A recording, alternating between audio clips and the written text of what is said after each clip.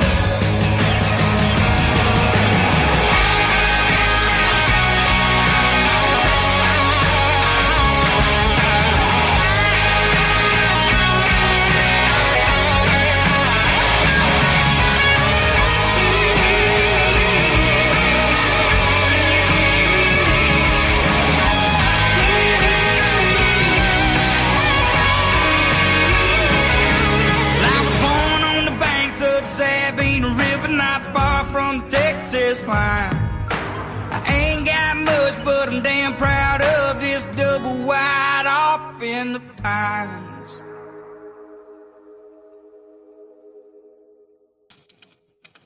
What's up, Huckleberry? What's up, William? Can y'all hear me? You got me 5x5?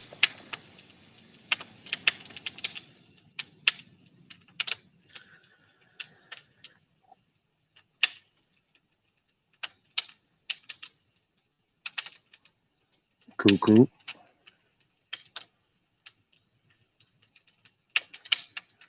Yeah, been working on cleaning stuff up, taking the porch apart. And I don't know. I guess I did this just to see what y'all were up to. Figure I'll drink some coffee, shoot the shit with y'all for a few, watch the fire burn. About the time this dies down, the chickens ought to be waking up.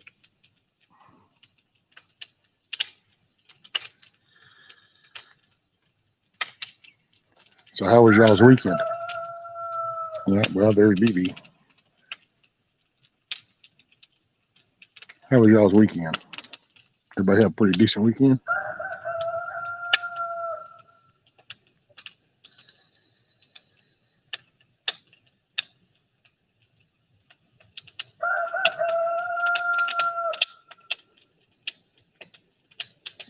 Hey, morning, Lady Smith.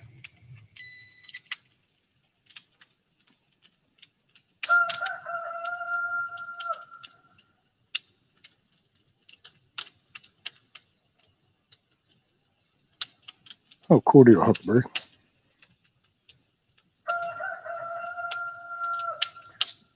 Oh, BB be getting it. Hey, Shift Kicker. What's up, man?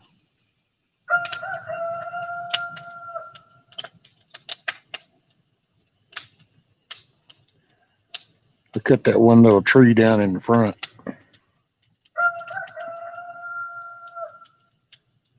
And then I got it cut up, put on there, and then I've been taking the porch apart over here.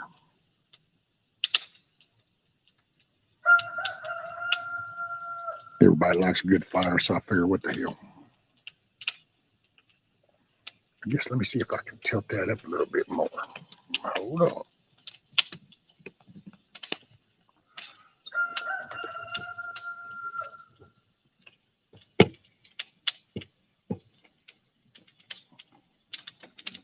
I think that's about as high as I can get that on that stand.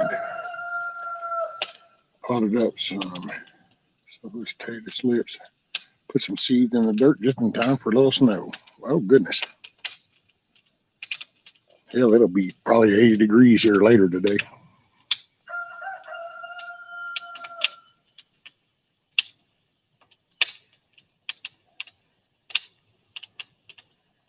Yeah, I was able to dig, which I don't know anybody that heard me last year, but my mom had a rose. And when my mom passed away, I had this rose bush.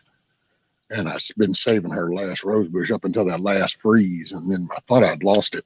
But then it came back, and I ended up transplanting it this weekend in a big pot and stuff. So hopefully it's going to take and come back. Oh, man, what's up, Grumpy?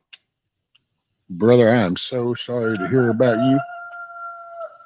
Man, if you were closer, I'd come camp out on your place and I'd help you with those predators, brother. That was so sad. I'm sorry to hear that, brother.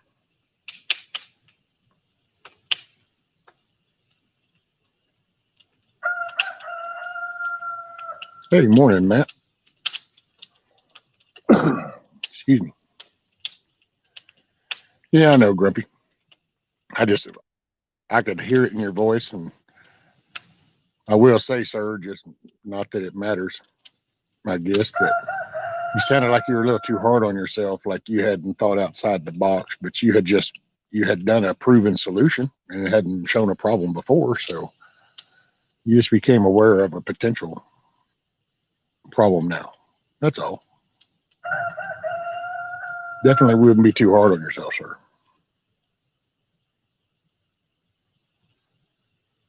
I think my fire just fell to the left a little. It's leaning to the left.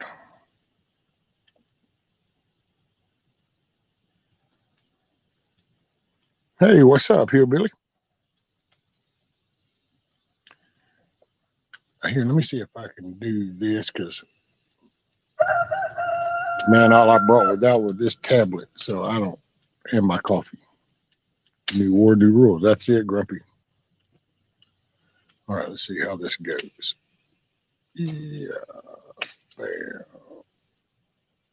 bam.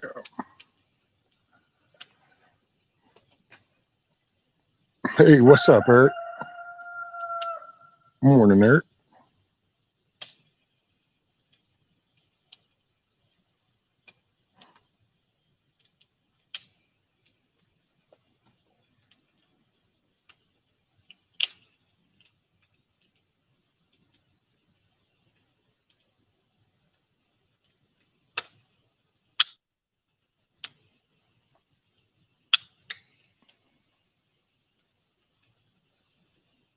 Finally off work. Right on, Eric.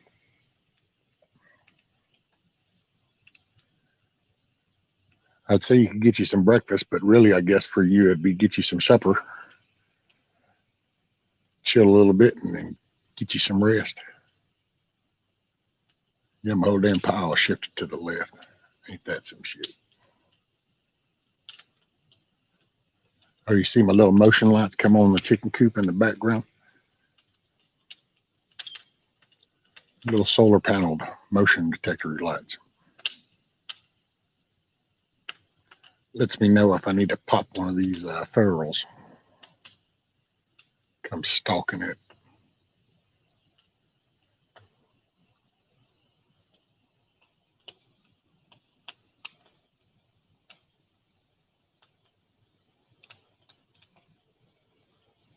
That was the link if anybody wanted to come up.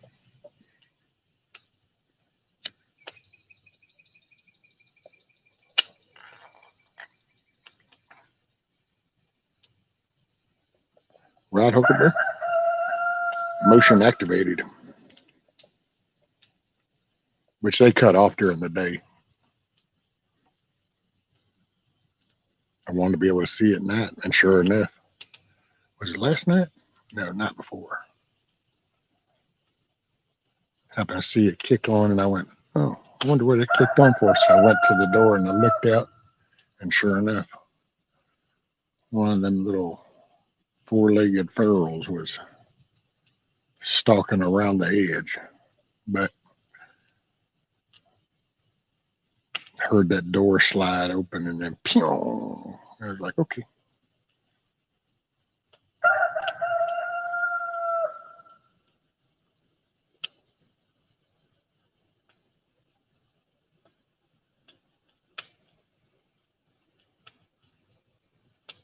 Yeah, predators can peek at your girls while starting the coffee. That's it.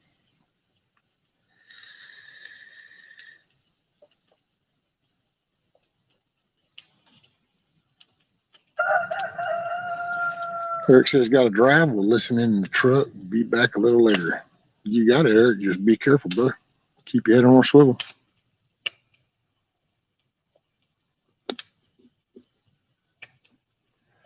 Yeah, I think I might have to go poke a stick or two. Looks like the shit all fell over to the left.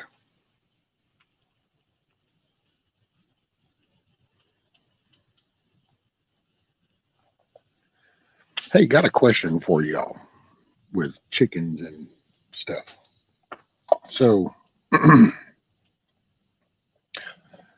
got the three birds, Thelma, and they were all three hatched at the same time and everything. But Thelma still isn't laying any eggs.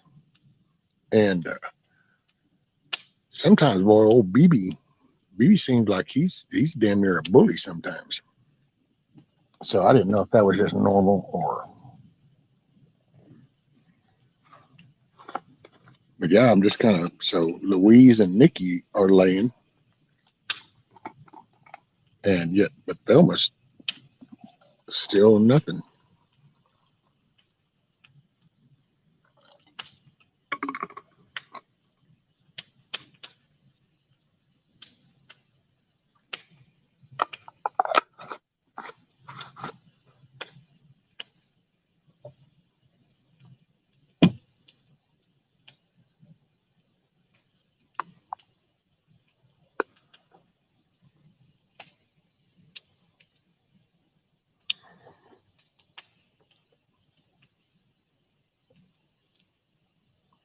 Maybe separating her from a. See, that's what I was. I it's like you, because I will say here the past 4 or 5 days, I guess I've noticed that they'll like all go up in the coop. So they go up in there. Well, then he won't leave them alone. And so I've kind of wondered, going, well, is he stressing them out?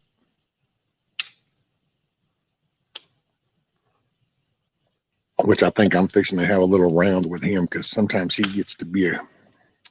We just gotta set the rules. I guess he needs a reminder. I was feeling really bad the other day, and the missus come out to open the door and let him out the other morning. And he come barreling out that door and did his little prancy ass around her, which I told him just to slap him. And she did, and he backed off. But I thought, okay, well, we just need to come to terms. We'll have to go over these rules again. Growing up, we would have a hen not lay once in a while. Those became dinner. Okay, well, see, I didn't know if that was, I guess maybe she just ain't a layer, huh? Because let's see, because Louise is going on the third week, and Nikki's going on the second week. So both of them have been laying for 2 to 3 weeks, and yet nothing from Thelma. And so at first, I was even wondering, like, damn, are they getting beat up?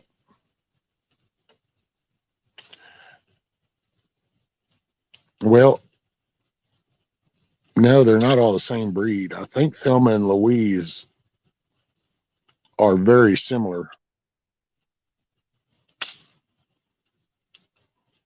because those are the ones that have more of that, what do you call them, the American Reds in them. And then Nikki, I don't know what Nikki is. Kind of a mix. But they were all like came from the same flock, and they were all hatched at the same time, kind of thing. You know, so they were all part of that same batch. But well, damn. Well,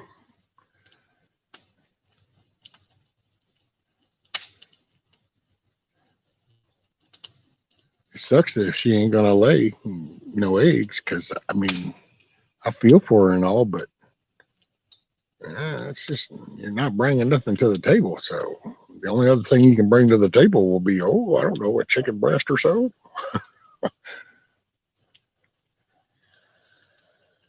So yeah, well, I don't know. I didn't know if it took a little bit or if I ought to. I don't know how I can separate him.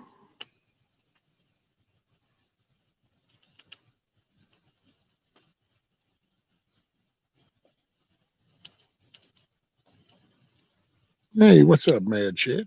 Greetings from the Erie Coast. Brother, I'm sorry I missed a lot of your stuff. I did catch some of the trial by axe because I noticed you had a series of headshots there for a while. Was it what is it? Mrs. Plummer got a headshot. Oh man, I can't remember the damn names.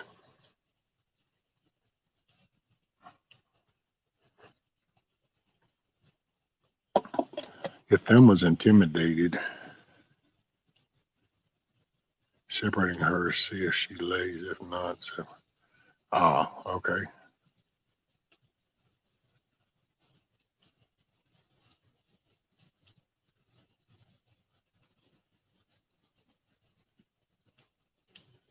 Right, Mad Shed. I know you had a few good cod shots in there, but I was rather impressed with the headshots. I was like, damn. Then you'd do another one and be like, damn. Just goes to show how popular he is. Hey, what's up, Hans? Wait till she's processing size and see what happens. Maybe isolating industrial protein. Well, see, because she's getting the same thing as the others. Matter of fact, I actually get griped at because I feed them an overabundance of mealworms. But man, they like them. I don't know. Shit, if I would want to eat shit that I like, so. But maybe that's what. See, I've been wondering about him because I just been watching. I don't know shit about chickens. I know behavior. I've watched enough behavior, and he just seems like maybe he could be being a dick, and so she's kind of stressed out.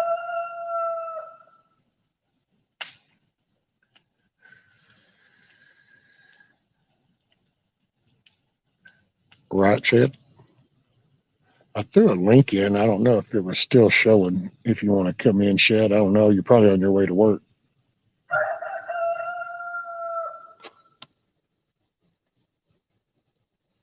Yeah, I'll put it in there again. I'm not on YouTube, so I can't pin it or nothing. And I don't even know how long I'll do this. I was just burning some shit. I'm glad I fixed. I have to go stir my wood.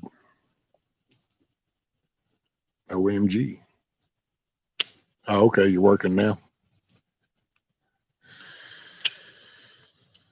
Man, I'd trade places with you in a heartbeat if I could, Shad.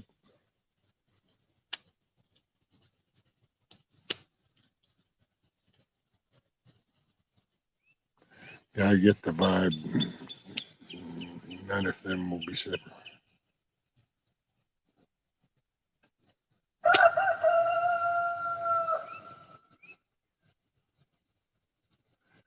Wait, what you talking about, Hans?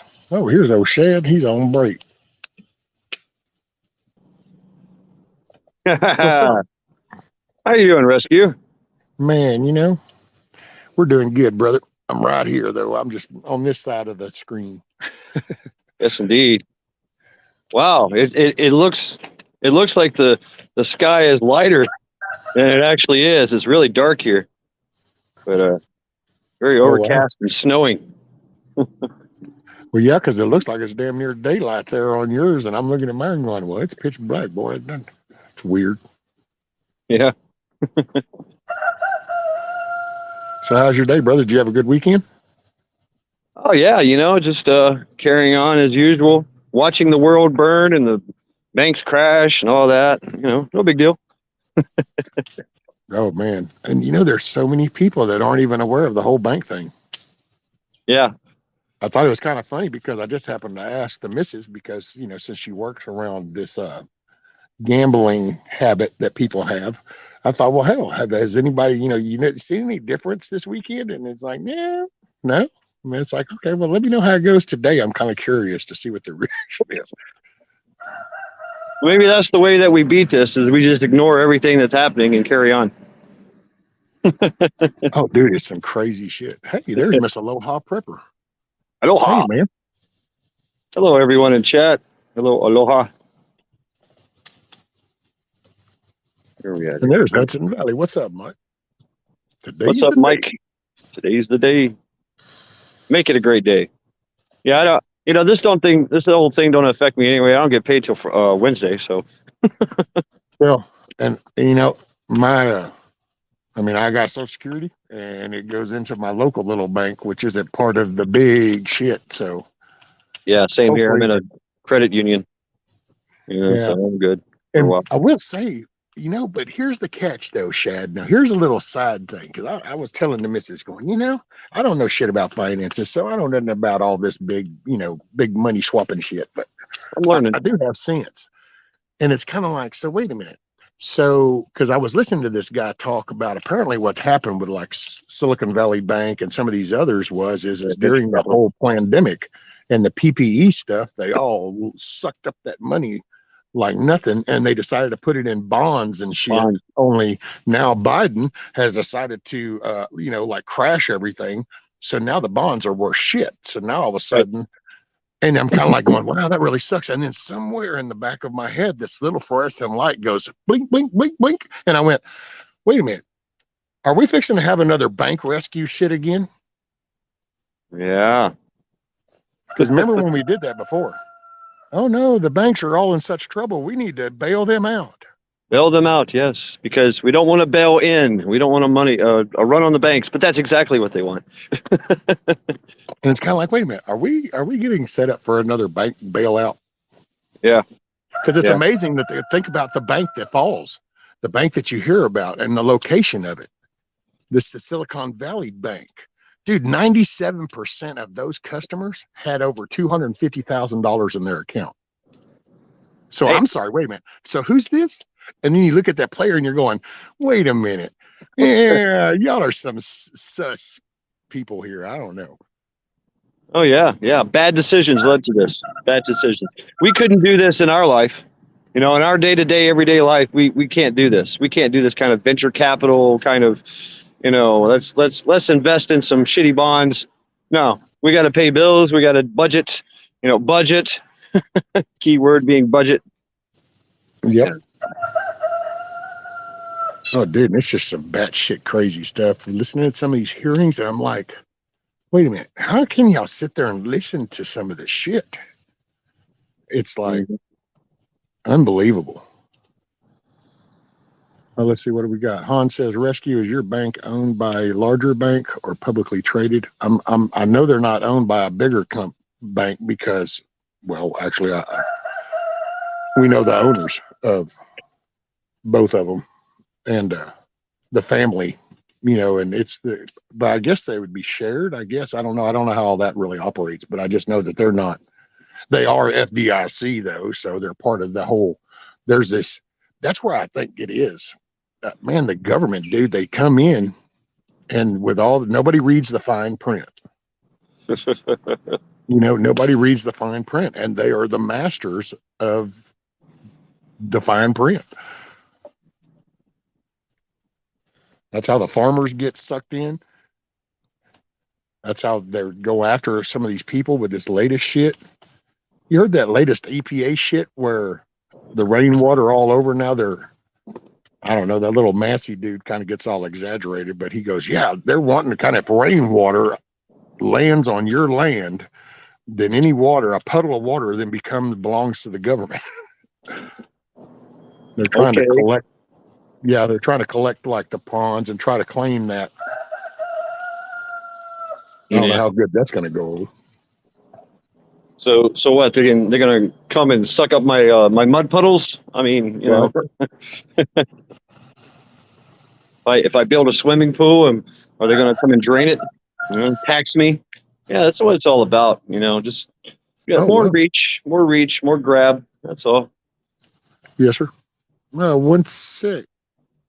Man, Chad, I got new visitors and now. I'll just welcome them aboard. Got Keep Digging, Metal Detecting. All Very right. awesome to see you. Thank you for hanging out. And I got another Maccabees, Everyday Survival. Yeah, I know Mac. Right on. Well, thank y'all for coming. Just welcome to the shit show called my life.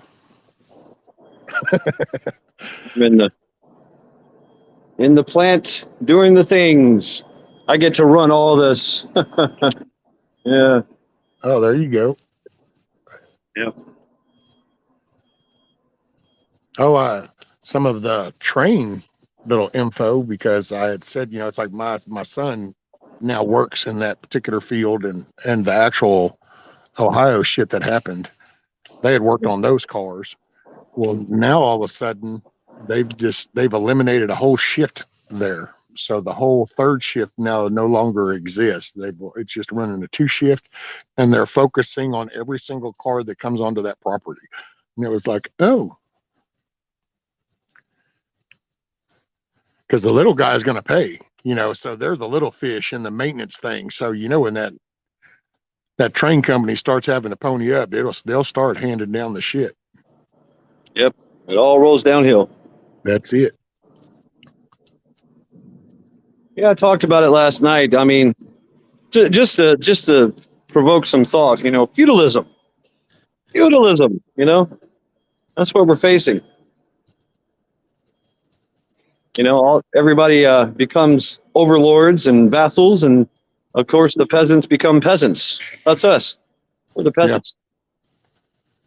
Yeah. Well, it's almost kind of like the whole baron and, what do they call it whenever they had them back from the English days, when you had all these land grabs, these land barons and shit. And then you had the peasants that just lived and worked the fields in each little sector. And as the oligarchs all met up and rubbed elbows and did reach arounds, then they would swap some property. And next thing you know, one person's harvest is now going over to another baron. And yep.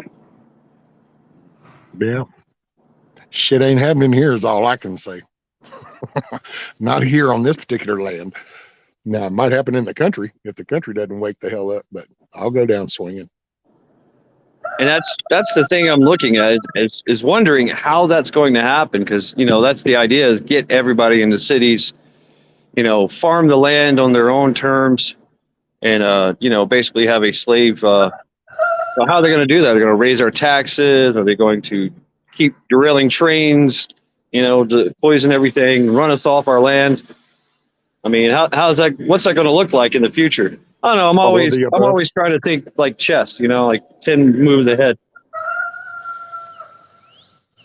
All of the above I can see all of that coming, because, here's the thing is we're trying to look at it like in a, I forgot the actual, like a military type terminology, but we're looking at this as an enemy, not enemies. And right. That's the problem with an enemy. Then we can get more precise. But with enemies, well, there's so many variables then now on play. So you've got people that are in it for this, and you're kind of stuck in the middle of all of them. Yeah, and if you're not careful, you become the enemy yourself. Exactly.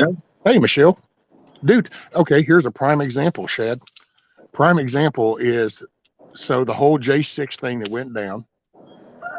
We literally have, there's somebody that lives right here amongst me that actually was up there, and, they did the little suburban train ride down here and picked him up and shit and all this. But this very person right here, because in this little 500 people community we have, they're looking at a Texas property code called 211 to where you can then have a more consolidated board, and it affects the votes. And dude, he's all for that. And I told the missus going, so either what exactly did you go to J6 for if you don't agree with stealing shit and you want your vote because now you're here flipping. So did you get scared into being a liberal retard or or do you just not connecting dots? How does that happen? And I've kind of listened to these country people around here, dude, and they seem to think that, a matter of fact, I even told her going, so much of their rhetoric, I can sit here and go back for the last 3 years and hear it from the whole other side. The justification, the attacking people that question this, that want to raise doubt going, I don't think this is a good idea that, oh, well, this is the better, instead of saving the children, well, you hear it's for the community. It's for the community. And I keep going, well, exactly. Tell me one thing. Well, it's for the community, Brian. And I'm like, nope, that doesn't work for me. Tell me a reason.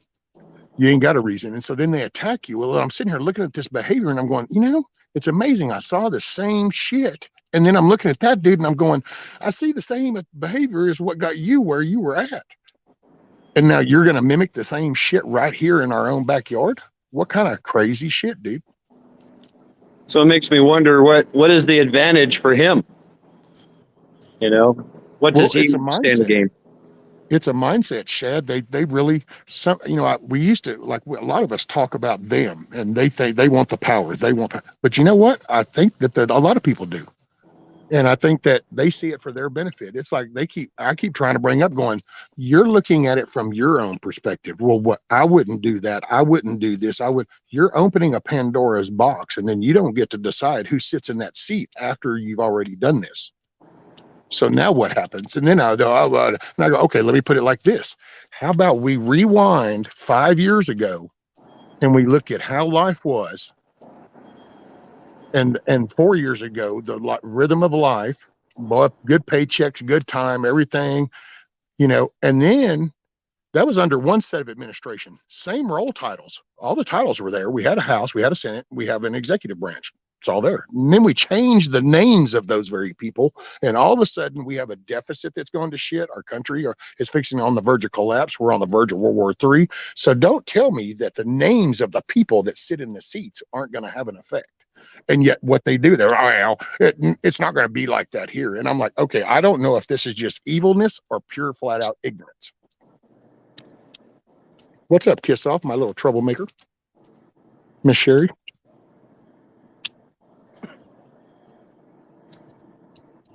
Yeah.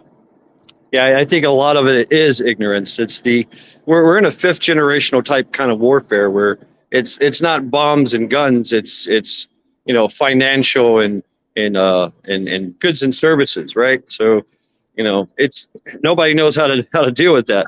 All we know about is how to budget our own lives. That's it, and that makes sense. When we're asked to, give an opinion on something, something like that, then it's like, well, not really real informed. So let me go to my feels. How do I feel about it? You're not willing to sit down and actually use logic, Right. Oh yeah, no, it's all emotion. I'm very hated around here because I call it out just for that. It's like, take your personal shit out of it, dude. Yeah. That's you. You do you, boo. But the role itself, no, don't need that role. Don't need those positions around here. We don't need to install power seats. That's not going to solve trash on the ground. I don't care what little shit you did. It's not going to solve the kid smearing shit on the wall in the bathroom at the swimming pool down there at the community thing. It's not going to solve any of that. Somehow they think it will. And then that's when I go, wait a minute, isn't this kind of like the big government democratic way is let's pass more laws to address things? I mean, but yet these are supposedly conservatives. Yeah. And it's like, cracks me up, man. Because nobody wants to do the hard things. Nobody has the courage to call people out, to make them accountable. That's the easy way. Hey, let's just pass a law, right? Well, then I don't have to come and tell you that your behavior was inappropriate, it's wrong, and it's not acceptable. See, because now I have to confront you with that. where if I just don't like it, I can sit on my couch and we'll try to pass some shit. So now we'll let somebody else deal with it. Yeah. Hey, what's up, Nikki? And I saw I saw a pilgrim come up in. Sorry if I've missed anybody, so I'm just going to sum it all up with good morning, good day, good evening, wherever it's working for you. Appreciate you being here.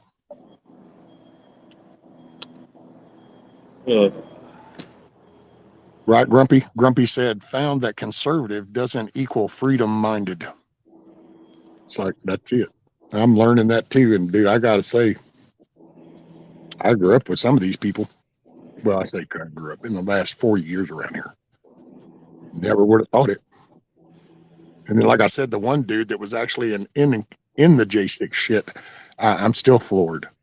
And then he even put this little meme up about what people think 211 if it's passed or something, and it shows Darth Vader and the stormtroopers, and I'm like, dude, you have no idea. So we're going to take a thing where you would have to have literally 51% of all property owners in this area agree to something before it'll happen. And you want to change that to just 51% of the votes you received. And you're okay with this. And it's like, well, yeah, this is the people that are participating in a community would have a say. Oh, you mean then you can run roughshod over other people? Well, no. It's like, well, yeah. No, we wouldn't do that. But what happens when you're not there? Well, it's like, there you go. We always keep hitting that dead end of, well, it's like. Yeah, we always think that that people are going to do the right thing, especially those in positions of authority, power, ability. That's often is not the case, as we've already seen. Right. Hey, Miss Tina, Miss Nancy, morning. Oh, I think Hudson was headed out. Let's see, where did I miss? Let's see, somebody said, yep, there you go. Got to get headed to work. Later, Hudson. Check your mic. Yep. Keep your head on a swivel, sir. Make it a good one. Yep. And yeah, he was talking about it. Yeah, okay, go ahead. Mike said it's 7:53 a.m. Eastern. Keep an eye on the banks today, folks. Stay safe. Yeah, I've already been watching all the European banks crash. All the markets crashing. Which we think of it as the canary in the mine, but I don't know. That's it. I mean, it's just a way to instill fear. If you're prepared, and actually, I'm kind of excited. I'm really excited actually, because that means that everything I'm going to try to buy a house, and so house and land, and this means that later on, when the real estate market crashes, I'm going to be set and pretty to be able to just get in there and take advantage and get something at a lower rate, something more affordable. There you go. And then the Carmageddon's coming. The high prices of cars are going to go down, and everybody's going to be trying to get rid of their stock, sell everything because it's not moving. Same thing with the real estate. And so, yeah, I'm going to get a house. I'm going to get land. I'm going to get a brand new truck. Well, fairly brand new truck. But just because I've been saving my money and I've been standing by and waiting and sucking it up and eating canned foods that I've canned, a year ago. I mean, it's so. Hell yeah. I will say my biggest fear is going to be all the businesses that are, because when I saw that Wells Fargo name, I know down around here that's, I wonder how many of the smaller businesses, like, 3 years ago, 4 years ago, when things were a little bit better, well, not 3, but more for like the 4 and 5 years ago, that went out and started these loans, and then they kind of rode through the past couple with the COVID shit, but now they're on this, and if that was their bank, well, now what? And it's like, oh shit. And then the stuff that they produce, I don't know, it's hard to say because, dude, they've pulled some nefarious shit, and so you don't know what was out of stupidity and what was out of planned evilness, or a mix. Well, I have to, just because I've seen a little bit of their playbook, I have to say this is intentional.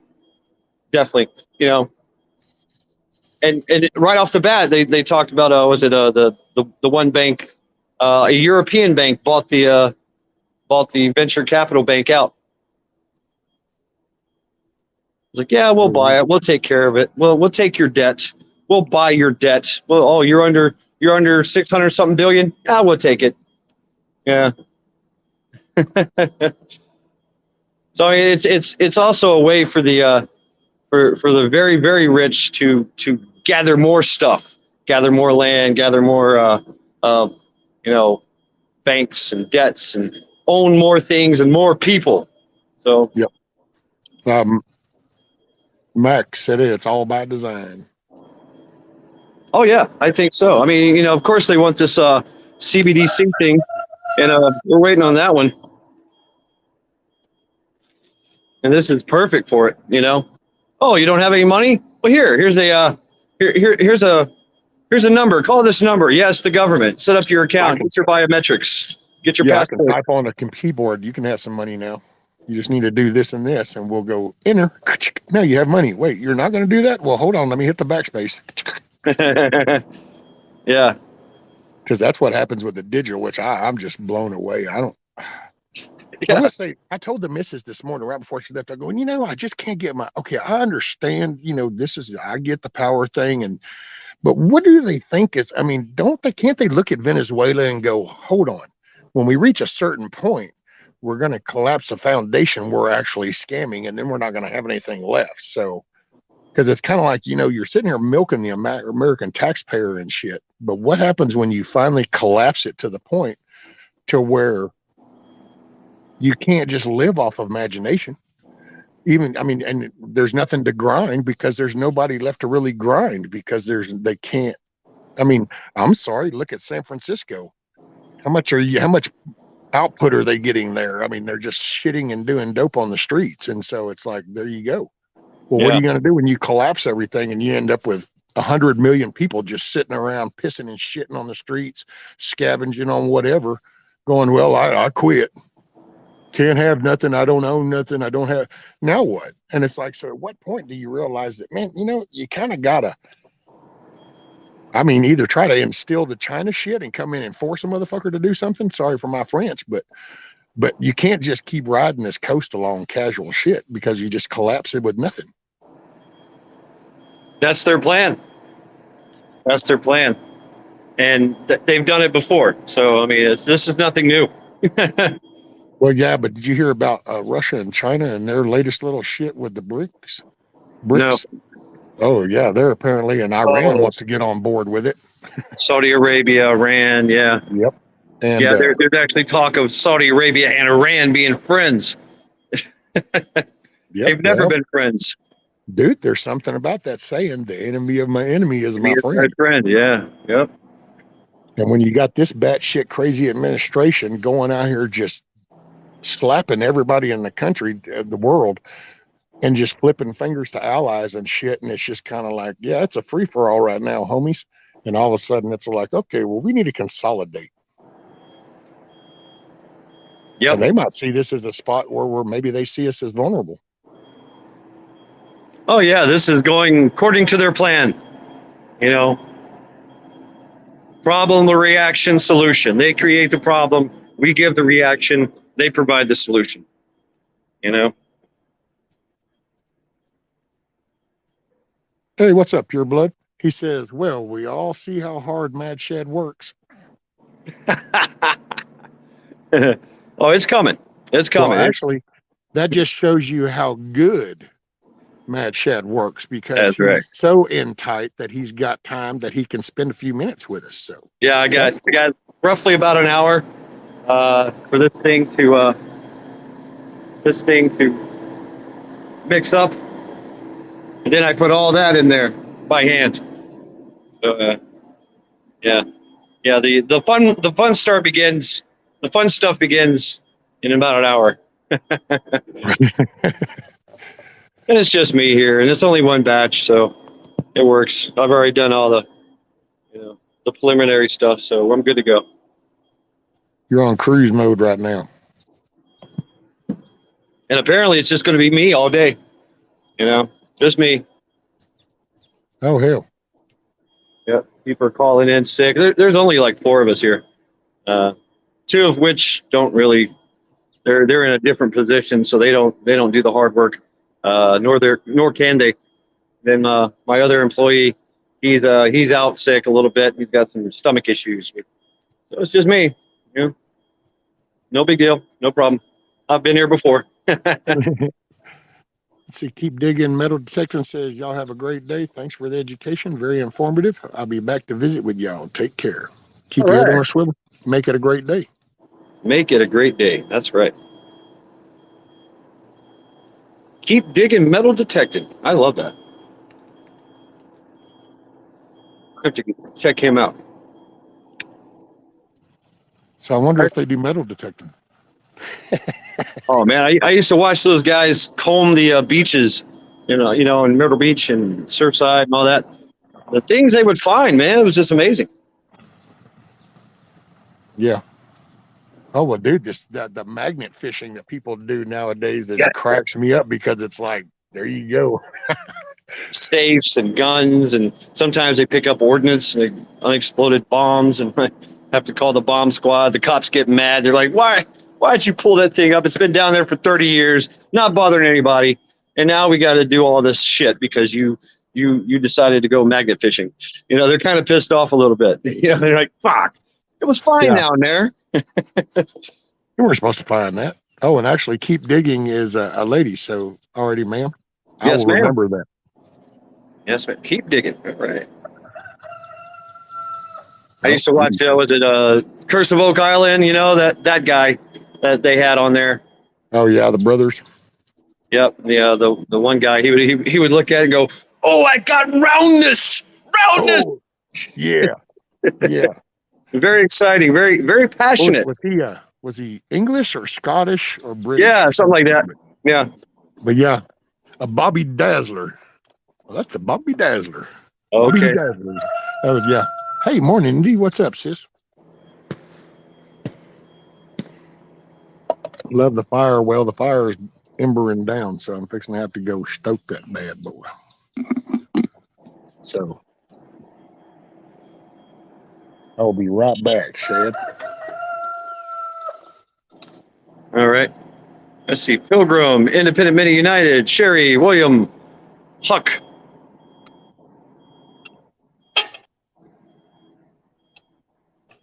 Tina, Macabus, of course, Sherry, Lady Smith, Han Solo.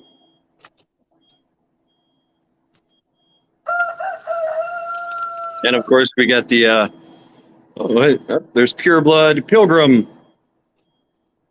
Hope everyone is doing well in this Monday financial apocalypse.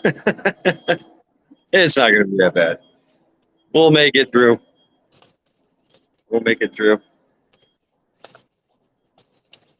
Right. Rescues tending to the fire.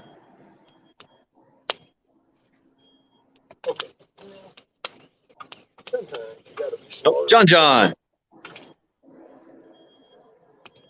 Oh man, John, I have to stop watching your videos sometimes, man, because my hunger gets overcomes me. I'm just like, yeah. I'm still inspired by the was it the Cajun shrimp Alfredo? Yeah, I want to make that.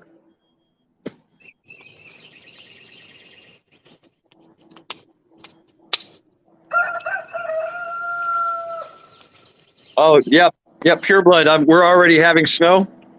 Let me see if I can go outside, get you a weather report. It's snowing. There you go. If y'all can see that.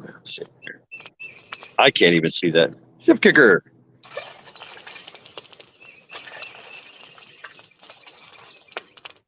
There we go. A little bit of snow everywhere on my car. Yeah. It's really not. It's really not sticking. I mean, you look at the ground. The ground is warm, so it's really not sticking. But we got some fairly decent flakes coming. And like I said before, the sky is in the video. It's lighter. It's a lot brighter than it actually is out here. I don't know. Maybe it's my camera. I got it set up somehow, but it's really dark and overcast right now.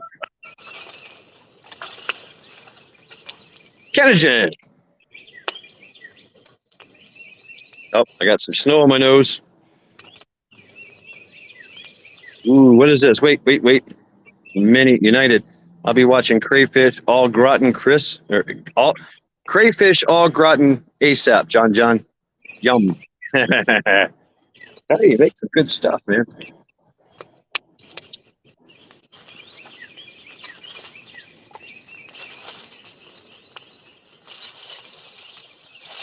All right. Rescue putting it in. Some work done. Clearing stuff.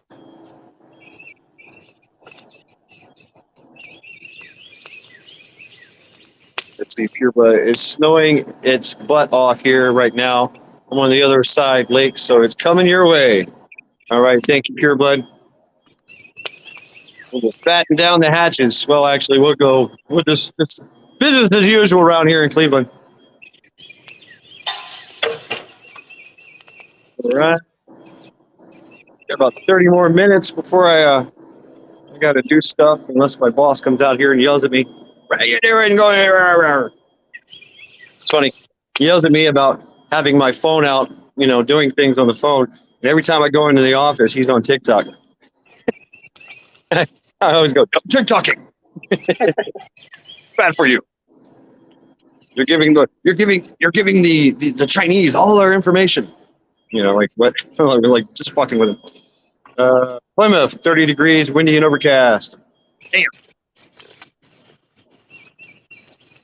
All right. Yes, indeed, Lady Smith. There we go. Got some flame back to it. All right. Rescue. It was great watching you work, man. Shoot, you're the one working. I'm about to. I don't know. I like to think sometimes how much. I guess I can show you. That whole pallet's got to go in there. They're all 50-pound bags. So I've already put 14, 15, 16, 17 bags in. The rubber. Put the rubber in. And now we put in the some other stuff. And it's all in different increments, different time. Everything has to mix. Yeah. Lots of fun. Oh, wow. So what is the final product for? Let me see if I can show you. I'm in the warehouse right now. This. That's it. Boom, boom. Pallets upon pallets of pails. There. What is that? What is it? Like a tar mix? Yeah, it's a rubber roofing product. Oh, hell yeah. Yeah. I could use about 100 gallons of that. I'd just coat my whole roof with that shit. Oh, damn. Oh, we also have 55-gallon drums. Oh.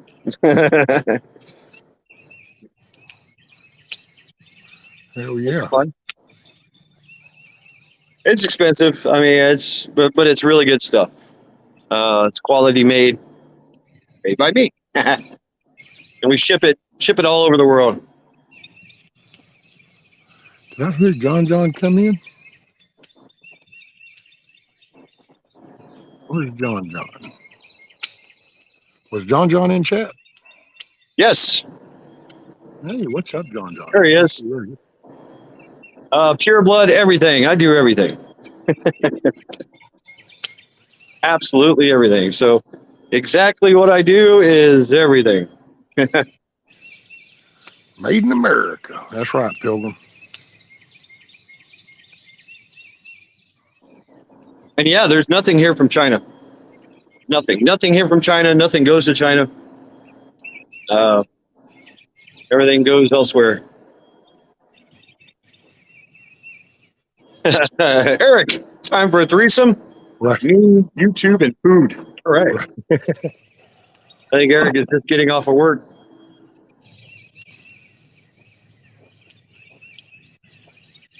Beeping. Right, Pilgrim said, just your phone. You said, nothing here from China. There's nothing here from China. And he said, except your phone. Yeah, what'd you say? You go in the office and the office people are on TikTok? Is that what you said earlier? Yeah. That's cracking me up. They're emailing, they're on the phone, they're doing their thing. You know, they work. They're doing other types of work. Sure, they can call it that. Yeah. Then they come out here and ask me some questions and then go back in there, you know. Come out and try to learn some words that they can go in there and use in their conversation to make it sound like they know what they're talking about. Well, I mean, in all fairness, you know, they used to be where I'm at. So, you know. Oh, okay. So Yeah, it's legitimate people that work there, not just desk jockeys. Right. They're, you know, it's more like, yeah, you know, they've done their time and now they're sitting on their ass. There you go. Telling everybody else what to do. Which is fine. That's cool. Well, yeah, that's the American dream. Yeah. Work your way up. Yep. Less work, more pay. Yeah, somehow we missed that part though. We don't get more pay. Or at least they fool you and they go, sure, look, you got a raise. And by the way, milk just went up this week at the store. So it's like your raise didn't really matter. Yeah. More money means more responsibility. They're willing to pay you to blame you. Oh yeah, that's it too. Yeah. Yeah. Sign here. Sign this piece of paper when you're done with that work. And then when something goes wrong, hey, it's your fault. Hey, look, there's Canadian. What's up, brother? Canadian. He said chief cook and bottle washer is a saying here. That's it. Chief cook and bottle washer. Yeah. I have a saying What's here. I'm head of labor output and I forget what it. Yeah. I'm the CEO of labor. There you go. What's up, Anti-Jack? How are you?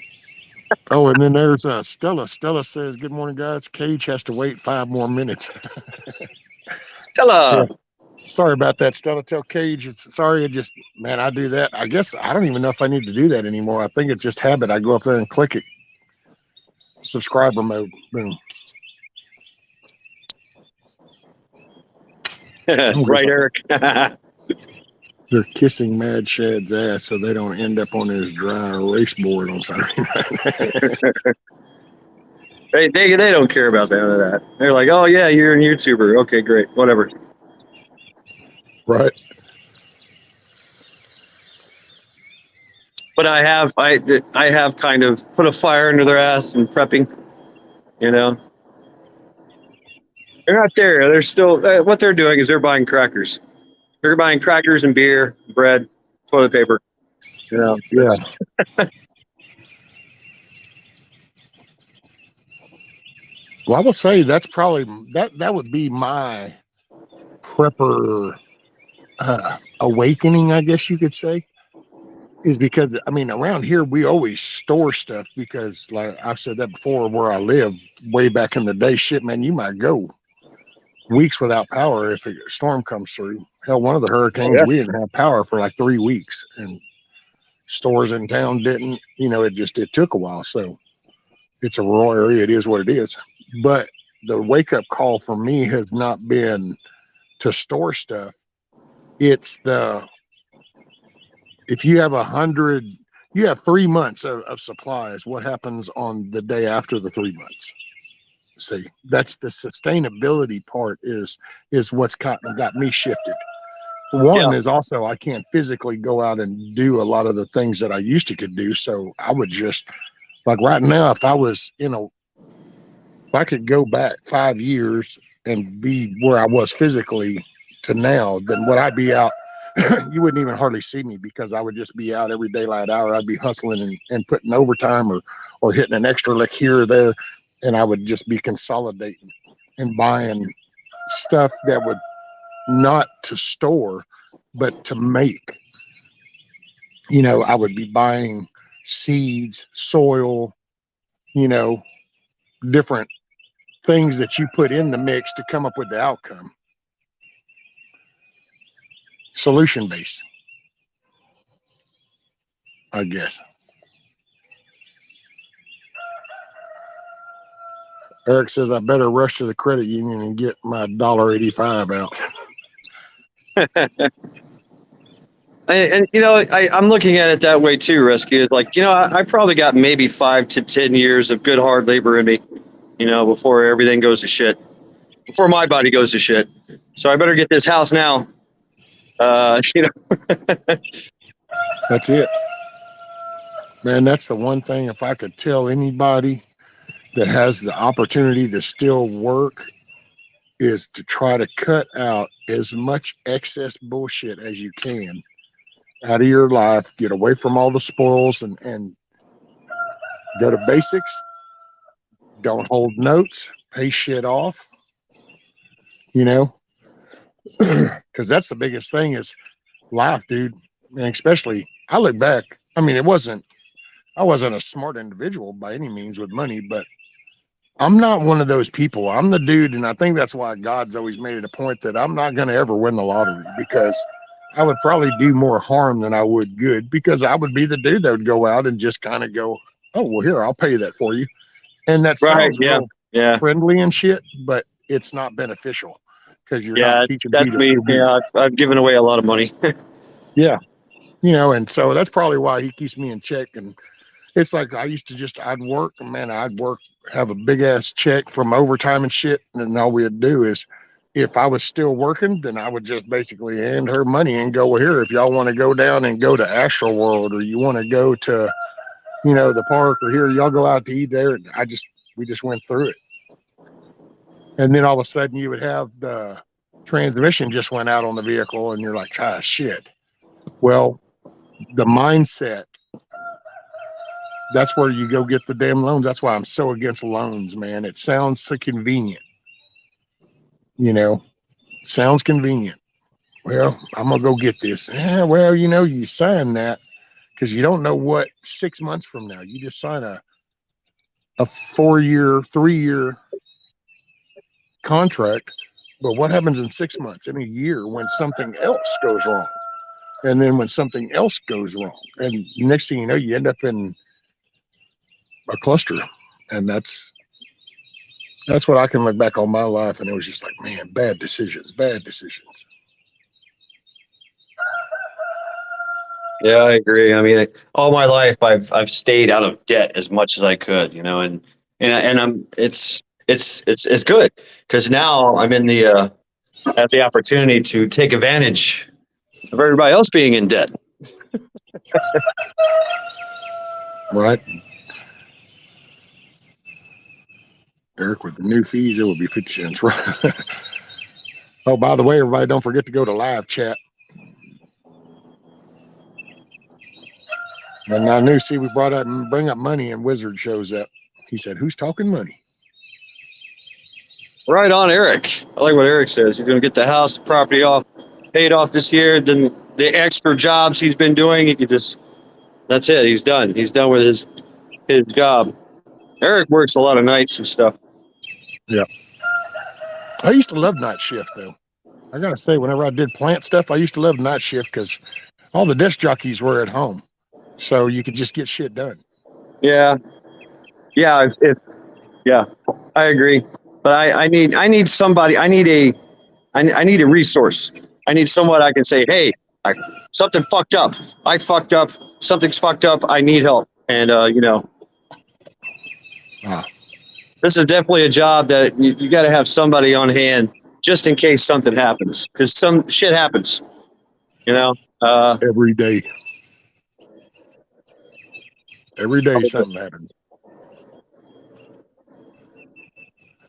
I was just saying, every day something can happen. Right. It's about time for me to start working. Oh. Well, what I'm going to do is just put the phone off to the side, and you guys can watch me work now. Hell yeah. I feel bad, but man, they got. And there you go. Pilgrim Prepper said, agreed. The first 40 years of my life were all bad decisions. Okay. There he is, Rage in the cage. Finally made it. Hello, Rage. Rage.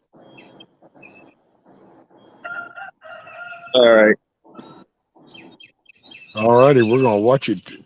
Hey, if you do your phone on the sideways, does it do it full screen then? Yeah, I'm also going to hit the what do you call that thing? Yeah, The mute feel the button. mic. Oh, great. What about the PPE here? Got to protect the beard.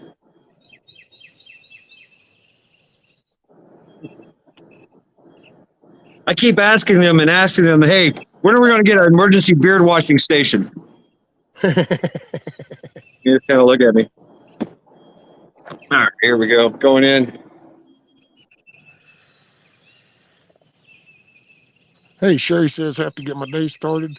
List the length of my arm to do today. Have a blessed day, everyone. Miss Sherry, you make it a great day, ma'am. Rage says he's checking the markets and the banks. Yeah, let's see. We're at 7:20. So East Coast, we're at 8:20. Banks are open.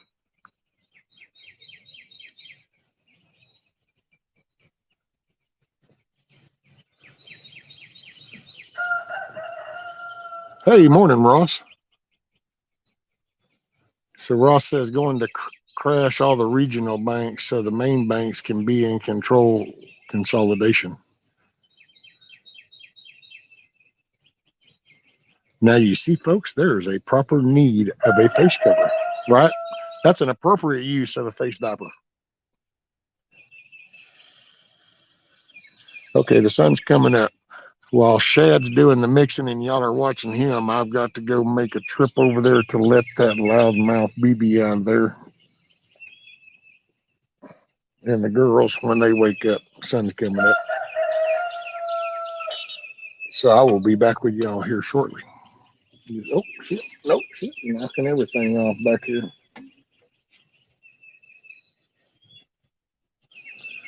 Let me put that right there. Try not to make a mess. All right, I'll be right back.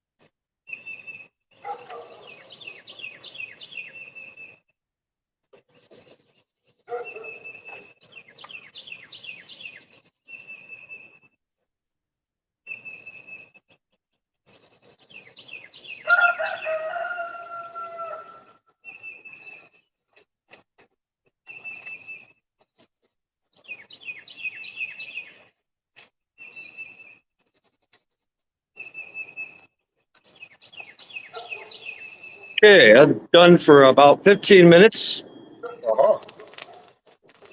And more stuff goes in. I don't think I can show. Yeah, I shouldn't show you that.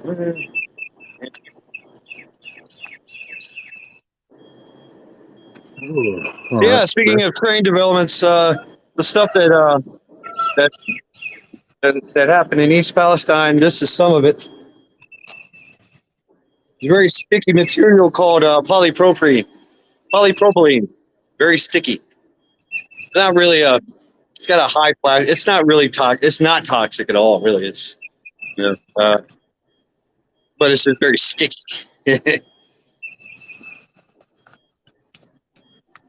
Very sticky. I hear thumping in there. Let's see. I was going to look and see. I think somebody was leaving. Oh, man. See how he comes chasing? Now, look, he's going to go in there and chase the shit out of her. I don't know why he's got to be such a little dick. Oh, that's Nikki that he's chasing. Ah. I don't know, man. Little prick. Just wanted to thank you for sharing fireside time. Hey, Lady Smith, thank you for hanging out. Stella asked me, is my bank closing or have you made a bank run? Nope. There's no money in my bank right now, not till Wednesday. So, I mean, I've got money. I keep money, keep cash on hand at all times. So I'm good. I was going to try to position it to where I get more of the. Oh, and by the way, that's what I've been doing on the porch. That's where we're taking the porch apart right there. I'm going to use that lumber to make my raised beds.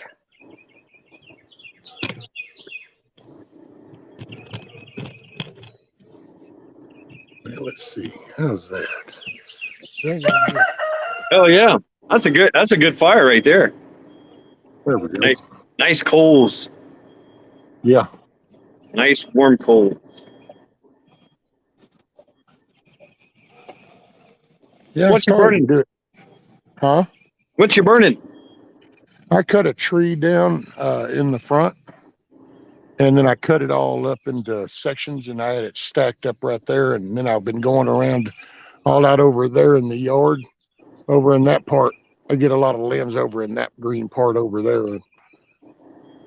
Just I was going to do it this weekend, but just didn't. I've been pushing the boundaries a little bit out of this chair, and it's kind of like I have these bright ass ideas, and then I go to do them, and then it's like, yeah, I think I'm going to go and lay down now because I'm going to puke my guts up. Yeah. I've been making because I come out, I find myself trying to walk out here and walk all the way out to them as much as I can. And I'm good for about 2 trips a day. And here lately, that's like, no, I got to stop. I'm grinding shit or something because I can't. At night when I lay down, my legs are going numb faster and stuff. They stay cold. Should be having another MRI, supposedly another one. My God, at some point you'd think they're going to know me inside and out. I don't understand how much more you need. Just maybe you ought to just give a shit and pay attention because all the facts are there. But we're going to do another MRI. I think that's the 23rd or some shit, 24th. We'll see what happens there.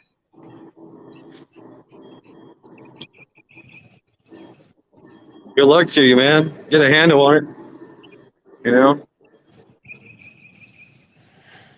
Yeah. Well, it is what it is. Yeah. I can dwell on it all day long. I guess that's one of the positives, I guess, from doing time before. You learn to just do it. Yeah. I guess it was like I saw something funny. Somebody said something about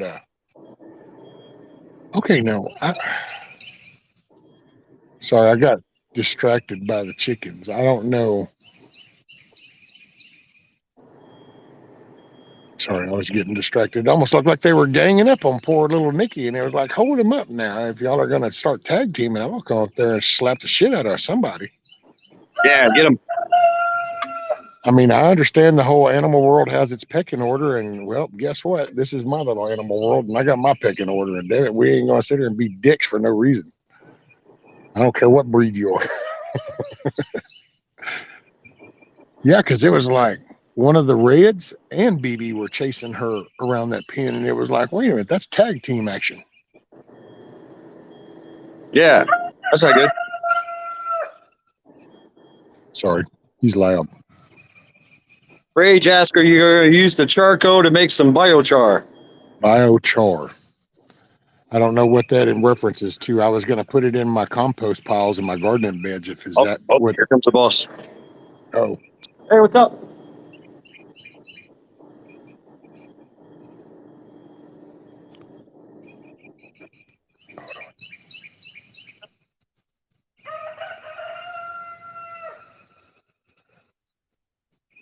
since I muted him for him.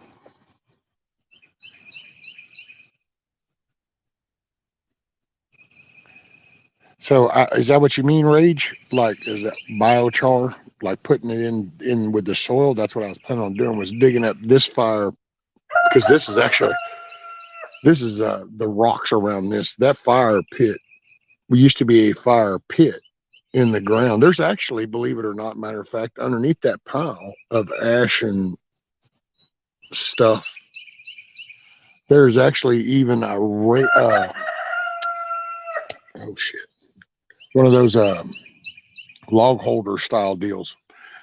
Um, Dug this pit in this ground a good 40 years ago, and then had the stones around it, and then it slowly has been shifted and changed, and yeah. I will say I forgot who it was. Somebody come by the channel one time last year and recommended. Oh, here, I'm sorry, Shad. I had you muted. Let me unmute. There you go. It's all good. I had to chase the boss out of here. I saw you how quick you set it down, and I was like, okay, I don't think he had a chance to mute that. So just in case whatever said, nobody else needs to know that. So I don't care. It's all good. Yep. But no, so last year somebody come by the channel and I forgot their name, but they actually talked about the charcoal out of the fires as a good way to keep the mosquito larvae down because you put that in any standing water you have, and it's not bad for the animals, but then they won't be able to lay their eggs in it. It has to do with the way the charcoal creates a film on the surface of the water, and they can't, if they've laid eggs, it'll suffocate, and if they haven't, then they can, or something like that. But that's what he does for all this, because he free ranges all his stuff, and he has like little half barrels of water for his animals and stuff, and that's what he does to keep the mosquitoes down. Wow. Charcoal. Yep. Oh, Huckleberry said he thought it was FSP. He thinks. I can't remember. I wish I could, because I'd give him credit. Hey, morning, Miss Sharon. For sure. Nikki. At Jack. Who is Heisenberg? I'm getting a real Heisenberg vibe. I don't know what that means. Heisenberg. Heisenberg. I don't know.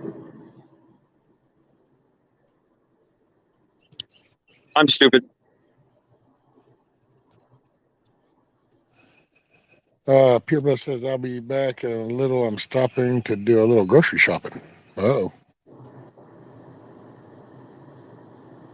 Oh, there's Wizard. Yeah, Wizard. Yep, he says he vaguely remembers that convo. Super interesting.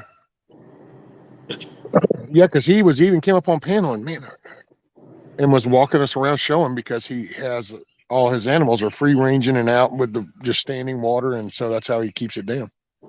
Wow. Oh, here's Cage. Yeah, it looks like Cage is coming up. Bam. What's up? Hello, how you doing? I feel Pretty like good. I have to What's go up, get my Rage in neck the guard so I Cage? can have get my neck guard so I can have my beard protector. That's right. You gotta protect the beard, right? Gotta protect the beard. Right on. Good looking yard rescue. Oh, yeah. Well, It's actually right there where that light pole is, and on the chicken coop, believe it or not, that used to have a whole herd of pine trees, probably about 20 years ago. Okay, cool. Cut them all down, grinded stumps up, and then the last, let's see, was it the last hurricane?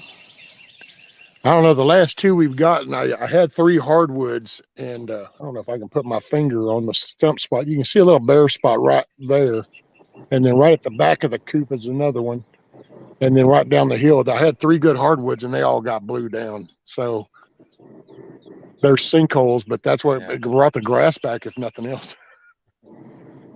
Yeah. I used to hate all that big old bed So do you of pine move your needles. chicken coop around? Yes, sir. Is that that's a chicken tractor that you can move around, eh? Yeah. I got a hook in the Yeah. front underneath the door, and I take my mower. I got one of those Gravely zero turns, and I put a little 1.25 inch bar off the back that sticks out, and I chain the dangles down, and the missus helps me, but I'll take my mower over there and I back up to it, and then I got this pry bar and a block, and I'll stick that bar under there with that block, and I lift it up, and then she'll hook the chain to the hook, put the chain on the hook, and then I set it down. Well, she'll move that stuff while I get on the mower then, and then I pull it. I've got wheels in the back. If you look right where you see the angled board that goes down, then that second one coming down, those are actually, I made some Fred Flintstone axles is what I call them. Matter of fact, here, I'll just take you over there. I got this little camera tripod. I can just take you on the move. Yeah. Well, how you built yours is exactly how I want to build mine. So that's see my little Fred exactly Flintstone wheel. There you go. Okay, yeah, that's cool, and that's all inside. Yep. I like that. And you're using that's the thing that you're doing too that I'm going to do is you're using landscape fabric instead of chicken wire. Yeah. It's at first when Nikki and Jeremy came over and helped me, I had 1/4 inch hardwire mesh, but then I've taken that off, and this is 1/2 inch because I can see them better, and I like that. Well, see, yeah, I don't know if you can see that little hook right there, but that little hook, it's in the center. Oh yeah. And that's what I do is I'll raise up the side of this, and then hook the chain to it so it hangs about that far above the ground. And then those are all, remember, you can kind of see a little bit of a gap, I think, but then it rides back on there. Those are bigger than I had planned on when I asked. I had bought these little cheap ass tires. Yeah. And right on. Right here. Cool. And I've still got work to do, so let me set this up. Sorry for the dizziness. There we go. But I'm gonna change that damn door style. I got a slider door, and I'm gonna make a taller and wider door that double opens. So that way, because I got the feeling bad going, man, this is damn Texas. And I'm talking about this summer, that thing's going to be like a little oven. And I didn't put much air. There's air gap at the top. But I want to put some kind of where they can get. Plus, I got to thinking them girls want to go in there and lay eggs during the day. Well, then they have some daylight and can see out at the same time, too. Yeah. Sorry. Excuse me. Yeah. Yeah, we're gonna put a nice window on ours too. So the same thing. So they feel comfy, and then they know when it's daylight, when it's not, right away, right? Yeah. So I'm gonna show you this too. Now I will say this right here. I saw somebody else do this, and I did it, and it's like, oh yeah, okay, you're a rock star. I get it now.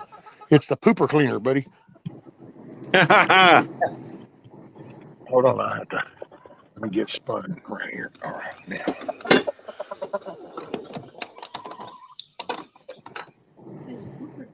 All right, let me take you up in here.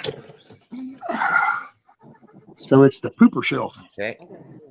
So what this is I angled it from over here to over here. The gap of this is the width of a 5-gallon bucket. So the roosting bars are up there. So what they do is they shit on that, and then I have angled hole that I just reach in right here and I can go all the way to that side. And as I pull them, this little edge, it keeps it all the way down. And I set the 5-gallon bucket right here and I just rake it into the bucket. Oh yeah. The bucket. Brilliant. Complete. Oh, dude. It's like, yes, Doing that. This should be. Hey, so That's my I like that. And they don't even can use you do it. the same Both thing of out them your use the main door version. too? You just clean the floor out? Sir? Yeah. Oh, I like that. Yep. There's Nikki. That's little Nikki. She's the raptor chick. She's the only bird that way. We don't really know what she is, but I know she's talking a lot of shit. Oh, I but like that idea. right I there, like that dude, a lot. don't have to clean. You know, there's no chicken shit down here. There's BB. Dude, don't you come in here talking no shit, homie, with your little stompy. You want to get your ass whooped on it? You want the world to see you get your ass whooped? Here, let me zoom this out so they can all watch you get embarrassed, because I will straight jack you up, son. Hey, I'm not fucking with you. Pardon my French. Pardon me. I'm sorry. I'm sorry, ladies. Get him. That's funny. Right on. But yeah. So, and then they don't even use all the damn boxes. All they use is the corner one over there, both of them. Okay. Right on. Well, that's that you built yours just like I want to do mine, except for like where your cage is. I want mine to be higher, like you say, so you can walk in, right? Yeah. Instead of having to bend down.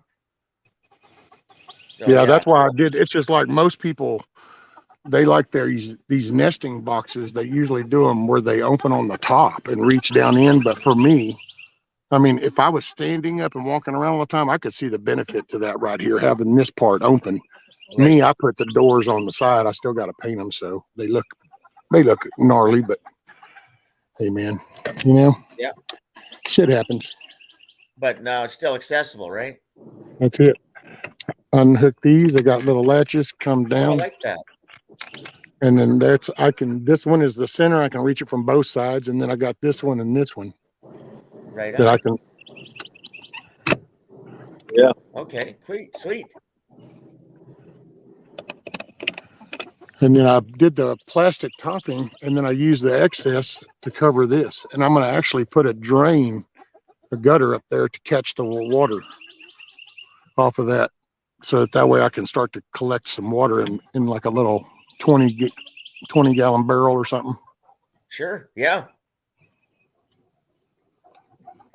But yeah, this is, and I pretty much, I built it on, everybody watched me kind of build this thing. Okay. Yeah. Oh, so you got a video on it? Oh yeah, you can go. You'll find it. That's a matter of fact, Kiss Off. She did a couple little collective ones. There's one when Jeremy and Nikki came over in between prepping. Nikki and her husband Jeremy, they came over, brought the chickens. So there's another thing you might not know. So in between prepping in chat, Nikki, she actually hatched all of those. Started out with 6 eggs, 4 of them survived, and 3 became hens and 1 became a rooster. Cool. And so yeah, and then when the day that they brought them over, matter of fact, we got a good little, we partied for a while that night. They brought them, we worked on that. The rain came, we barbecued, did a live stream. That was fun. That looked fun. But yeah, you can, there's I pretty much everything I've done on, well, I mean, there's been some stuff, like I did the whole door thing and I didn't do that live. This one, now the first door frame that we did, because when they got here, I did that all. Yeah, I did it all myself, except for right there when they come, and then it was Jeremy put that roof on, Nikki painted and shit, and Jeremy did all that all the final stuff is what, man. As a matter of fact, that roof right there, that whole roof wouldn't even be on there, none of it, if it wasn't for Jeremy and Nikki.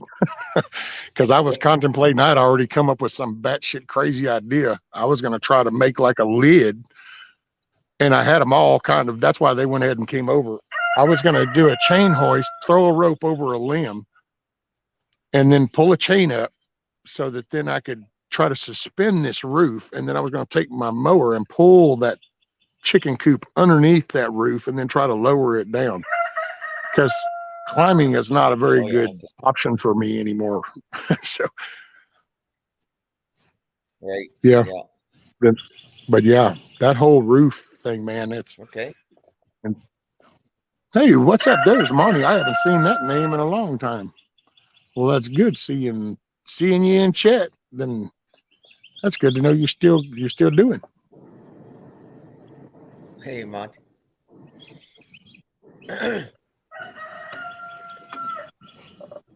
Yeah, I'll search your channel. Hey, Monty. Oh yeah. Yeah, I'll search your channel and find that that video. Oh, Mad Shoud, we can see his face again. He's done mad labbing.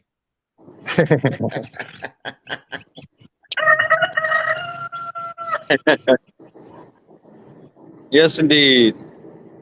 Oh, can you guys hear me? Oh, no. Yep. All right, good. Yeah.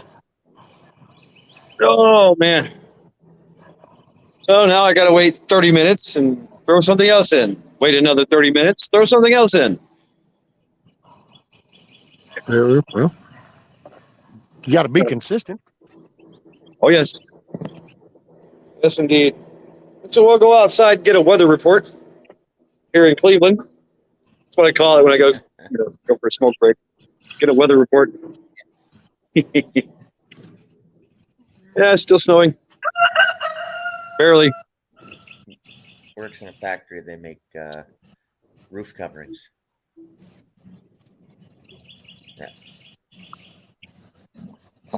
Now, Ray, you're up in Canada, right? Yeah, we're central Alberta.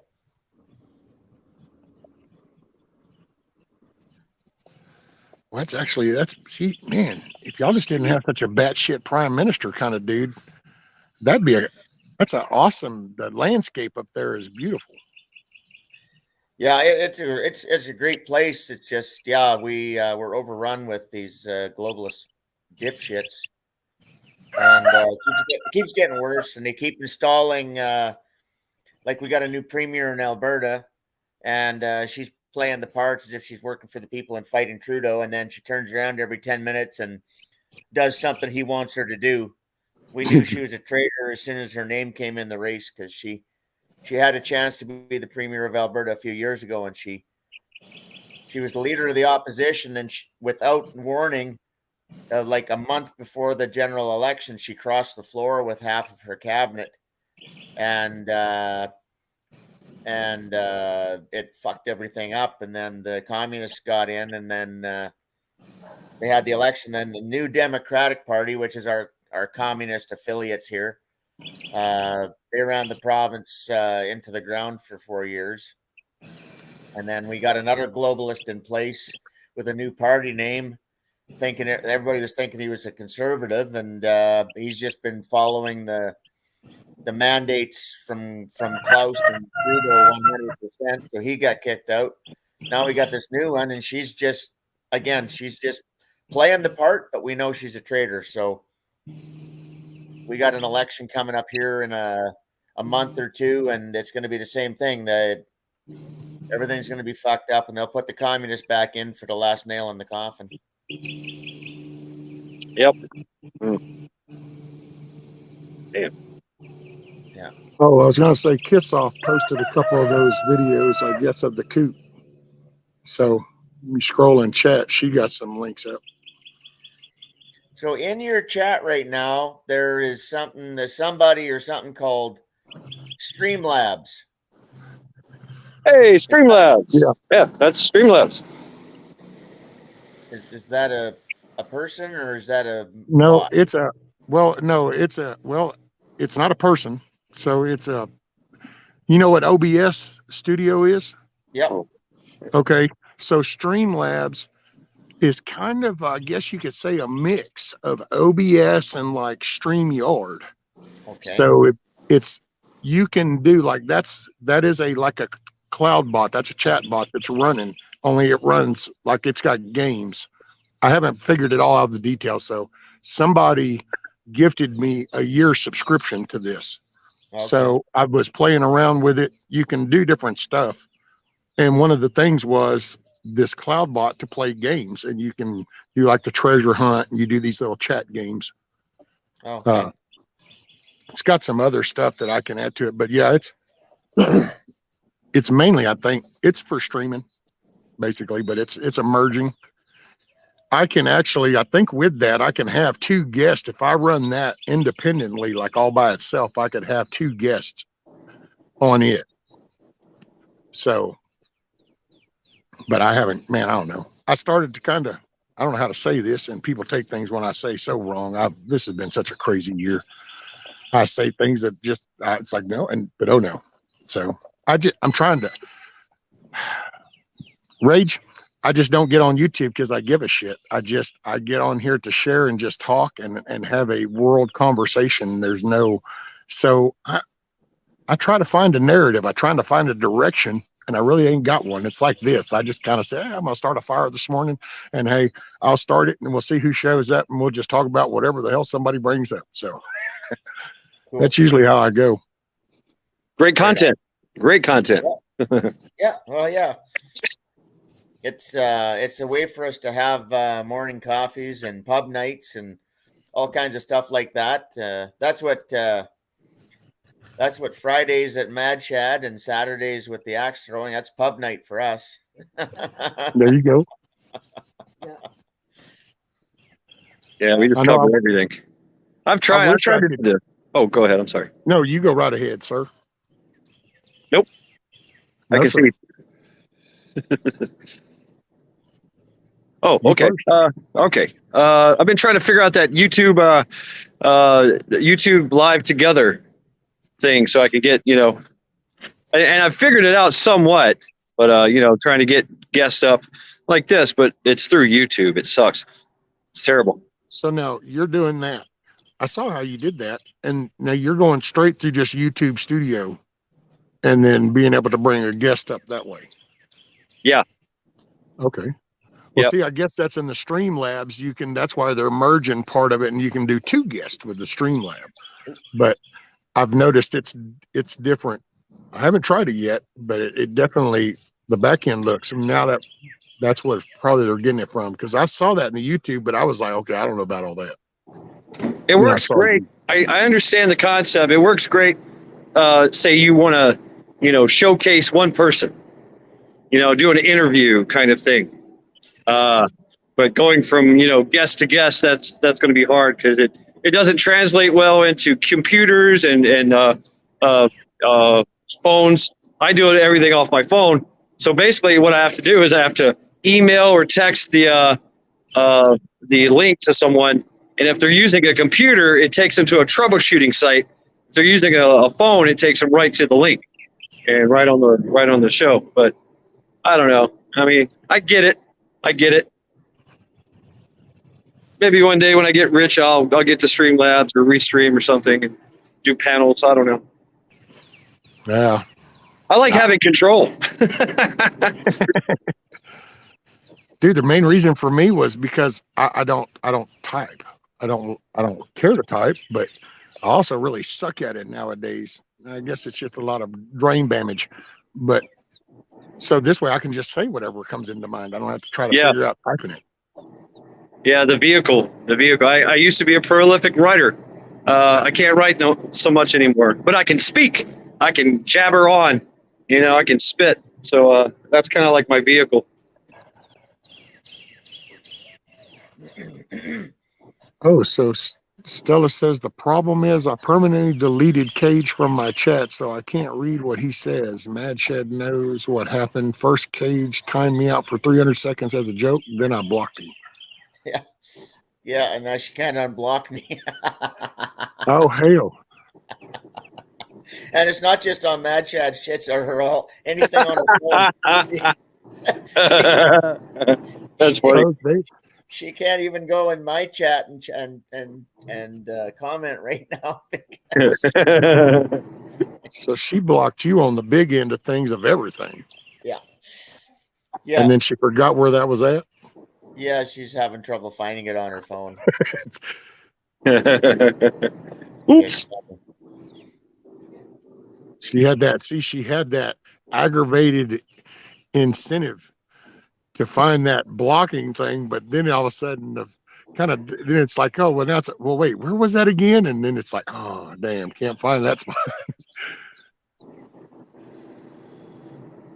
Cool. I found the chicken coop video. Kiss Off put it in chat, so I'll watch that a little bit later.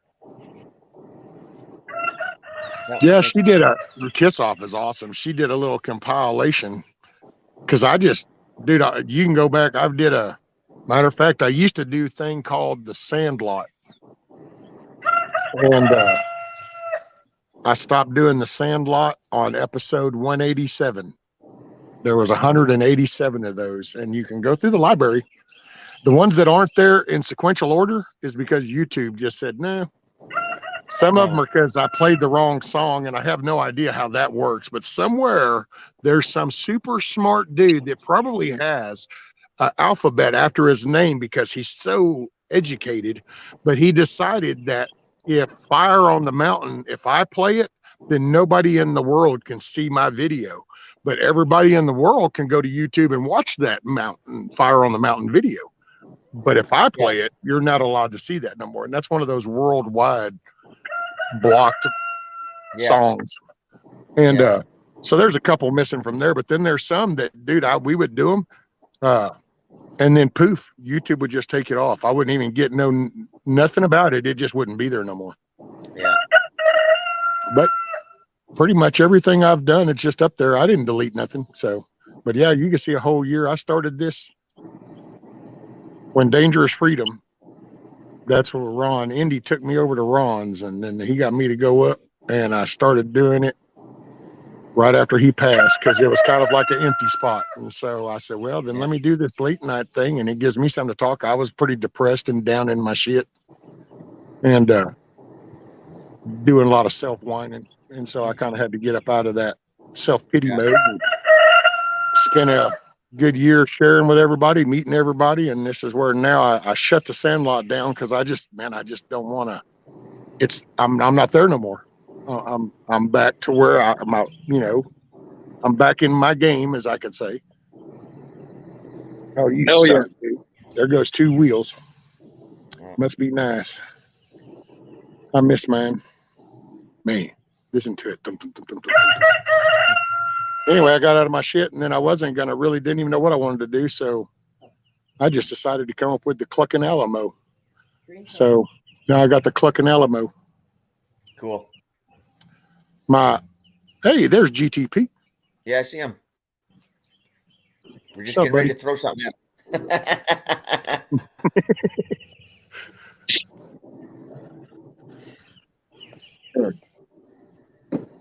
But yeah, it's just been a hell of a ride. Yep. Been watching it. It's great. Watching the journey. Hey, Miss Karen, you make it a great day, ma'am. Green Tone Prepper. What's up? What's up?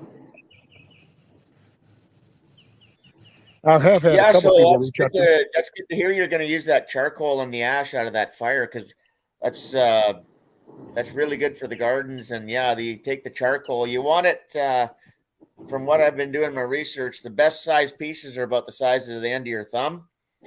And you mix that into your soils and everything. And then that charcoal, if you mix it into a compost or I'm going to be using compost tea to soak it up, and then all those nutrients go into the soil, and then all your microbes and everything they actually live in that biochar and live off it and move the stuff around, and it's really good for your soil. So all winter long, ever since I got the wood stove for the shop, I've been once I get the fire down, so I got a good bed of coals in the bottom. I take a flat shovel and I have a big bucket and I just clean the stove out. I leave enough to get the fire going again, and then I put it in a pile outside because it's winter right now. So I just throw it on the pile, and then I take a snow shovel and I put snow on top of it, and that puts the fire out. And then in the spring, I will I'm going to run all that stuff through the grain auger and break it down, and then put it in compost tea. And then once the biochar has soaked up all that compost tea for about a week, then I'll mix it into the soil and put it on the gardens. Hell yeah. Yeah, I'm gonna do the same with wood chips. I did it last year as a test. I ran a bunch of wood chips through the stuff through the chipper, and then I soaked it in biochar in 5-gallon buckets, and I put it in some small gardens and some growing pots, and we had problems for a while. The plants weren't doing well, and I think it's because the wood chips were still kind of sucking the nutrients out of the soil for a bit, even though they were soaked with the biochar or the compost tea.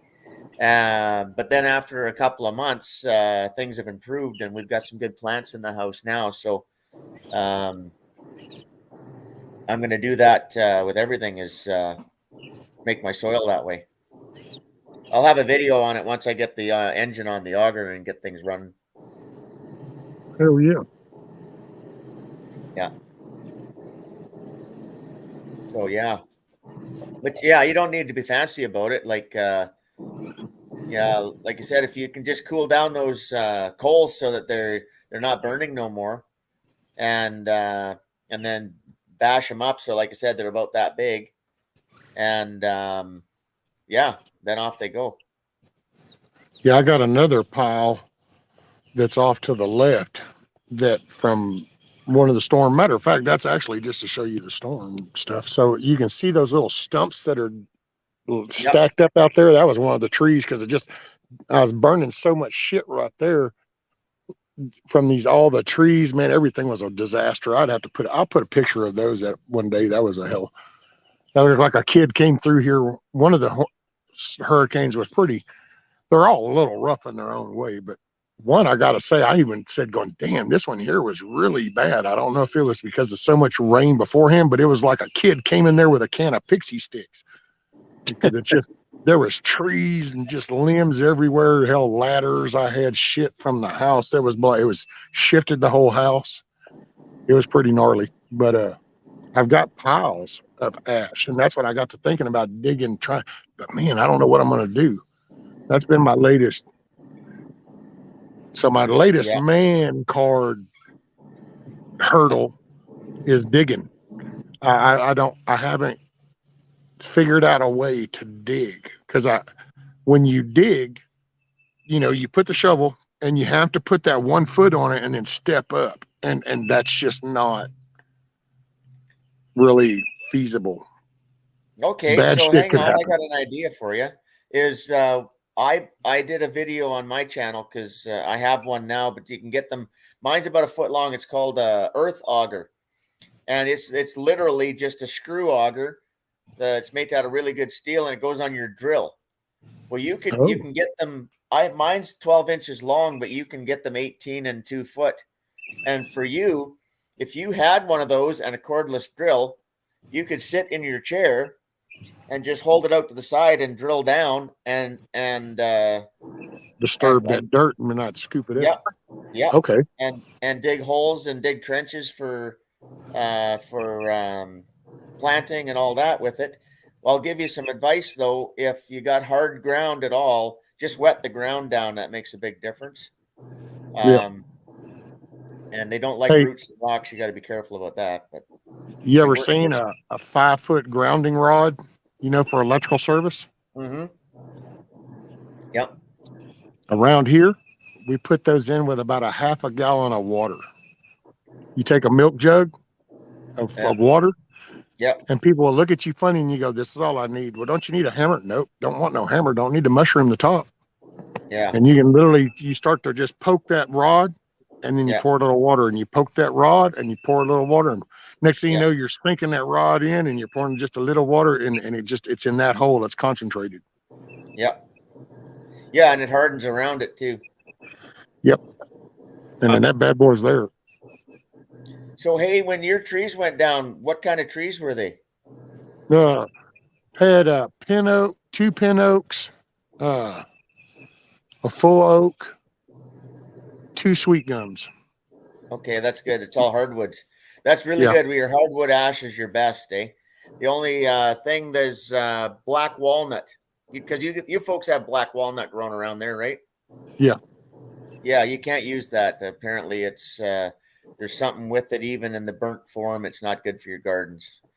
Oh, So yeah, but yeah. I was other than glad to. that, yeah, I was glad the sweet gums were I made gone. my first rifle stock out of black walnut. Oh, I bet that was beautiful. Yeah, I wish I had pictures of it. I was 13 years old and I had a Remington pump action 22 and it had plastic stocks and they were breaking. And so I went to my uncle who was a gunsmith and I said, "Hey, what do I do with this?" And he looked at me and he said, "Well, I don't know. That's a pretty old gun. I don't know if we can order parts for it and get because at that time, I mean, it was still hard to get." Anyways, he said, I think as a joke, more off the cuff, he said, "Well, you could just get a piece of hardwood and make a stock." He said, "Well, alrighty then."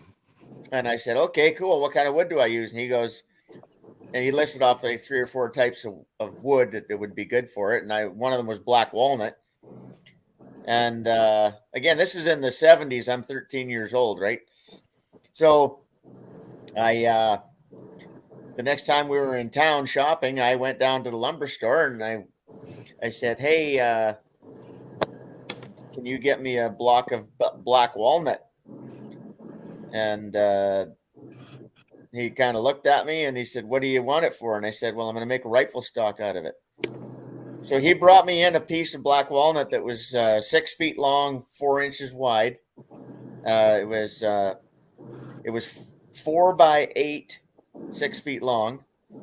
I remember I could barely carry the thing to get it back into Mom's car to go back to the farm when he'd actually ordered it in for me. And Oh, dude. I made the rifle stock out of that, and then I made a bunch of other stuff out of it. And I don't have any of it anymore because of the house fire. But and I don't have the pictures of it. But yeah, I made a thumb hole stock, and the grip on the front of the pump had finger grooves in it too. Hell So it was yeah. right hand only. One sec, Rage. So, okay. So, what's up, Ridge Runner? I saw you came in, and Oh then hey. so to answer Anti's question about the egg, it's too early this morning for eggs, and then for the second thing, I'm not ignoring chat. And then let's see, who was the other one? There was another. Oh, Huckleberry. Yes, I pay attention to chat. I was just letting the guest talk because he was telling me something. And then where was my other one? And no, I have not forsaken you, Anti. So there you go. I just had to address them. They were, since I was letting you talk and I was Okay. listening, but I was not answering them fast enough. And so they were acting like 6-year-old grandkids that are just needing an answer right now. I gotta love it. Acknowledge me. Acknowledge me. Just too good. I got the best chat though, I gotta say.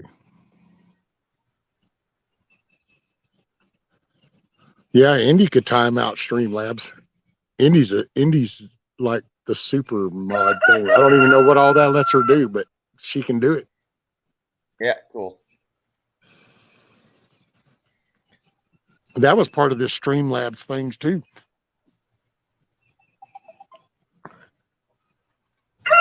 Oh no, I know you were a Ridge Runner. It was, it's Huckleberry and Anti. They were bored. They needed some attention.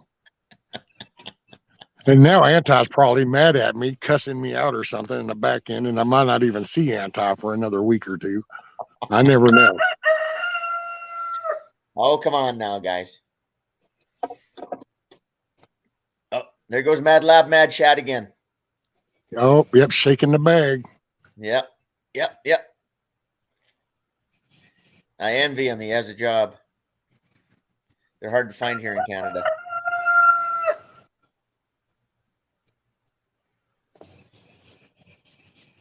Right, Amy? Neener.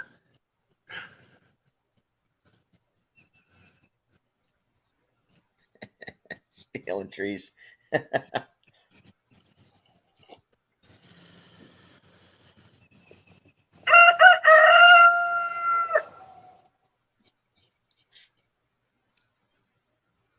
Don't tell me, Eric.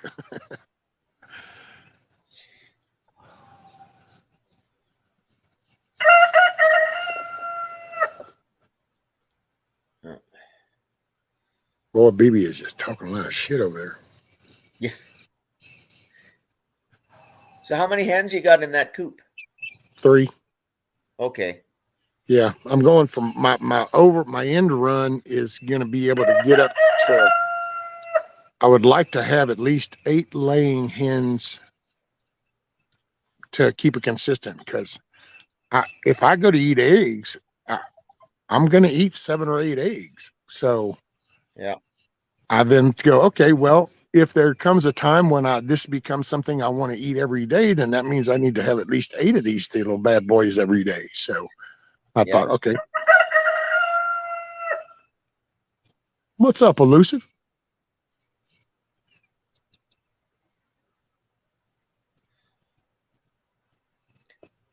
But yeah, I'm gonna get an incubator.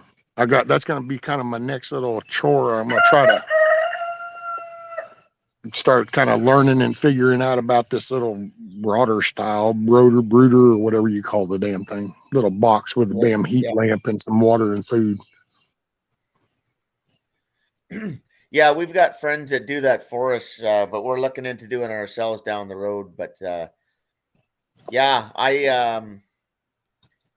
I wasn't sure what the number of chickens would be the best. I was thinking if I had 10 or a dozen chickens at the most in that size of a cooking tractor. And because I'm going to move it every day too, right? It'll be on fresh grass every day. There you go. So I know with just the 4 of them in there, I can leave that thing sitting there for almost a week before you start to see the damage. But then I also have to learn control, because see, I have an addictive personality, and that fluctuates in various forms of all kinds of things, and caretaking can be that same thing. So I have been totally trashed by the missus that I feed them way too much. I've even been corrected, even in chat on live, because I feed them too much, because but I don't look at it as feeding them too much, because hey man, they eat, and then I'm going to end up moving them. And you know what? When I move them, then all the cool little birds come down and they feed on all what's left over. So it's not really that I'm overfeeding them. I'm just feeding the birds afterwards. yeah, I don't know if you get the same with me. Like this is before we just got the dogs, but in the fall, after I harvested the chickens and did all that, everywhere that I had the chicken tractor, where they were pecking out of the feeders and stuff was going on the ground. Everywhere, every spot that I moved the chicken tractor to, the deer were coming in the yard at night and eating that.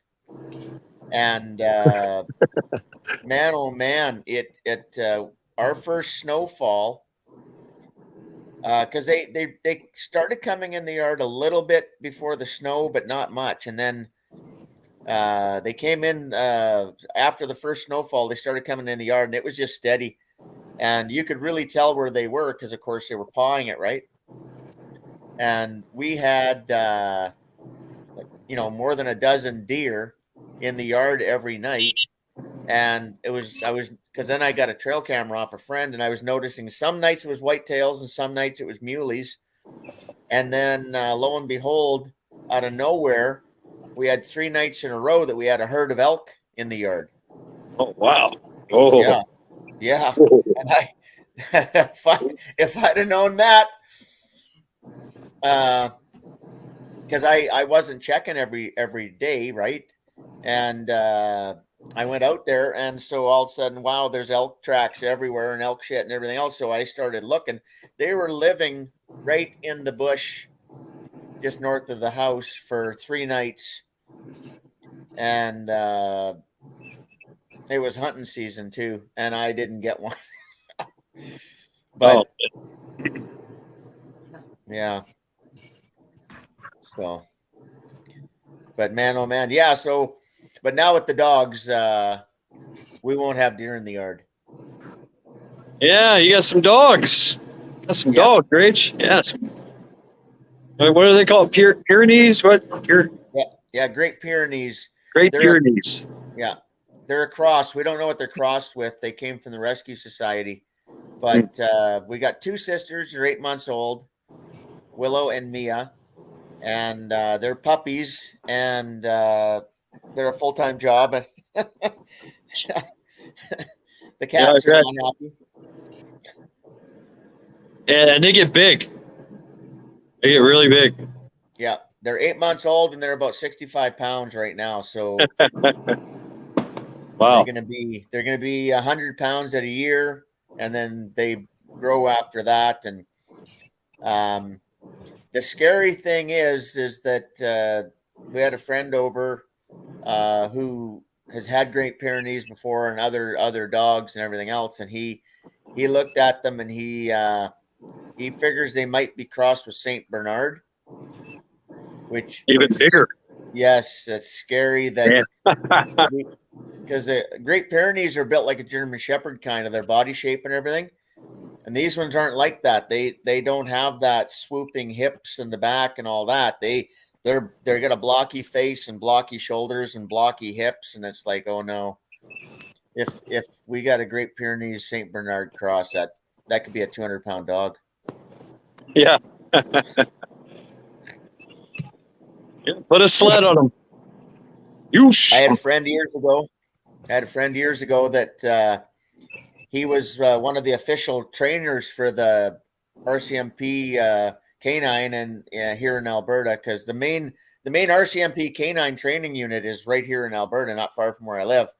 And the Edmonton City Police also train their dogs there. And he was the head instructor for all that. He was a civilian, but that was his job. But he had a dog named Rex, and Rex he grew Rex from a puppy as his protection. And Rex was, get this, Rex was German Shepherd, Great Dane, and Saint Bernard. What the hell? He was a horse. He was a frickin' horse. A super athlete. Oh God. Yeah, super athlete. Damn. Oh man. Yeah. He's Kissoff has a 200-pound dog named him Chuck. Cool. Yeah, what that's kind of dog that's is her. he, Kissoff? That's her husband. Oh.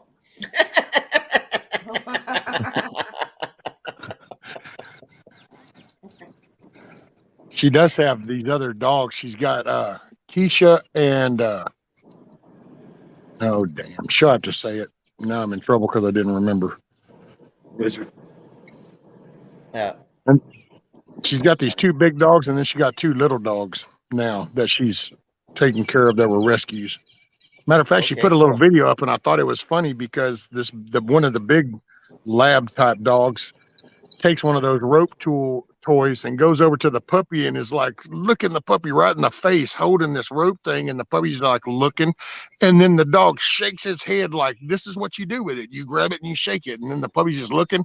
So the bigger dog just looks the puppy in the face, holding it, and shakes it again, and then it's finally like, look, man, I'm trying to tell you what to do.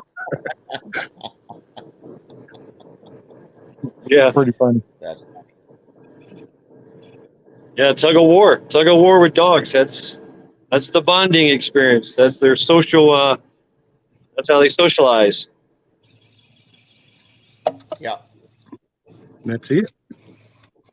These two fight each other constantly. It's kind of fun.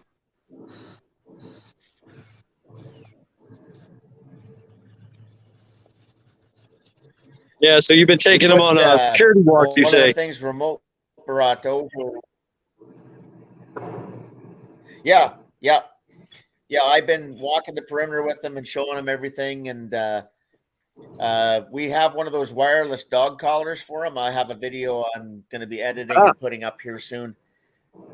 And they work okay, but the problem is it's kind of funky with the range. You can reset the range for them in a little bit, but the way it works is the minimum you can set them is 100 meters, and I was hoping that I could set them for 50 as a minimum. But when you put the transmitter in the house, when it's inside the building, it cuts down your range, and so I moved it. It's kind of hard to visualize without you seeing the house, but I had it out on the deck so it would cover the whole yard and it'd be outside. And then I brought it in and I put it in the office because they were able to go right out to the road. And I didn't like that. And they were able to get way out in the fields on their own where the coyotes roam. So I put it in my my studio kind of office room. And that did cut it down, but only on one side of the house. On the side of the house that room is, it just goes through that outside wall, and they still get 100 yards. Oh yeah, but yeah. So last night I had it set at 50 or 100, so it's 50 yards for most of the yard, and I'm glad I did it because, like I said, they were out doing their thing, and then I put them in around 10:30 into the doghouse because they're still puppies. I don't want them taking on coyotes or anything until they get bigger and learn a little bit more. And it's a good thing I did because this morning when I let them out and went for the walk with them, and it's still dark outside right now too, the coyotes had come in the yard. There was coyote tracks coming across the field right into the yard. So I'm going to have to be winking at some dogs. Yeah, and coyotes, man. Yeah. Yep. So they're puppies too, so they wouldn't be able to withstand that type of onslaught. No, they wouldn't. No. Well, the other problem is these coyote packs around here are severe. Like their scouting parties, there's 5-6 coyotes. Like there's Yeah. like the one coyote pack that I saw when I first moved here. And I know they're all this big because again, I've been around. I've got to know neighbors, and I got permission for hunting season and all that kind of thing. And I've been walking around and checking tracks. There's 3 packs within, a couple miles of the house, and each one of them has 20 or more coyotes. And there's one pack is at least 30 coyotes. Yep. Yeah. It's just unreal. So yeah, that's how Tennessee was. Yeah, I want these dogs to be a lot bigger and have a lot more training and time and stuff before they start taking on, that many. Because even 5 or 6 coyotes could very well keep one dog entertained while they kill the other one, right? Yep. You know what I mean? Yeah, yeah, they're smart. They're smart like that. They will. Yeah, I've been fighting coyotes all my life in Tennessee. Yeah. Well, same here. We've had them on the farm. Like growing up, there was always coyotes around. And again, every chance you get, you drop one because it's not to come back for a while. But yep. Like I said, there's so many around here. And then we also have the pack of wild dogs. So there's a bunch of dogs that have packed up and they roam, and that's what killed you is the wild dogs. And so I don't want these dogs becoming friends with the wild dogs either. Right. So, yeah. So. Yes, you gotta watch them. Gotta watch them. Gotta cull the population too. Gotta go hunting. Can you trap for coyotes in Alberta? Yeah, it's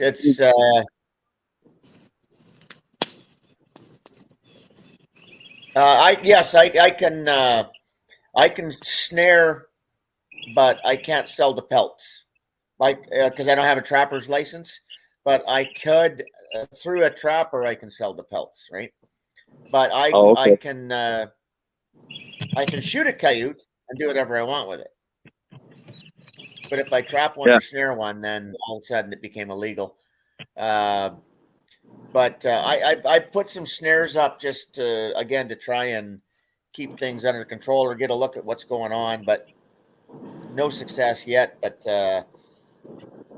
again, it's I think that there's just so much activity around here that they're hard to get a handle on, and even I think I'm going to have to be, on nocturnal even Yeah. to have a look at them because they just don't come around during the day. Like I said, when I first got here, I was just lucky enough that I was able to see across a neighbor's field, but it was like, well, more than a mile away. But I was using my big spotting scope, but it was tough to count from that distance. But there was easily between 20 and 30. There's just that Yeah. many. It was like a carpet.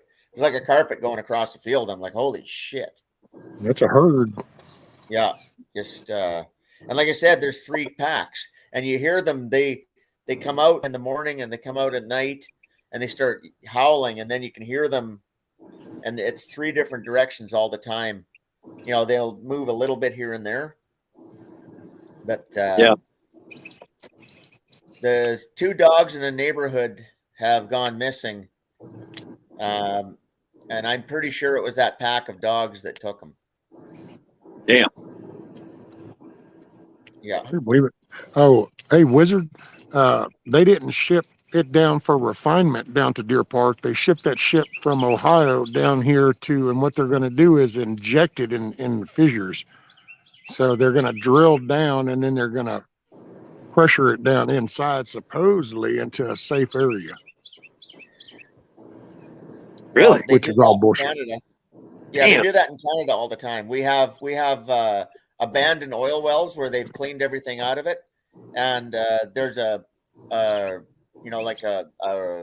hole in the ground that's all rock, right? I guess it's like an underground fissure, like you say, that kind of thing, but it's enclosed, and they take all of the oil field waste and condi and things like that, and they pump it down into those.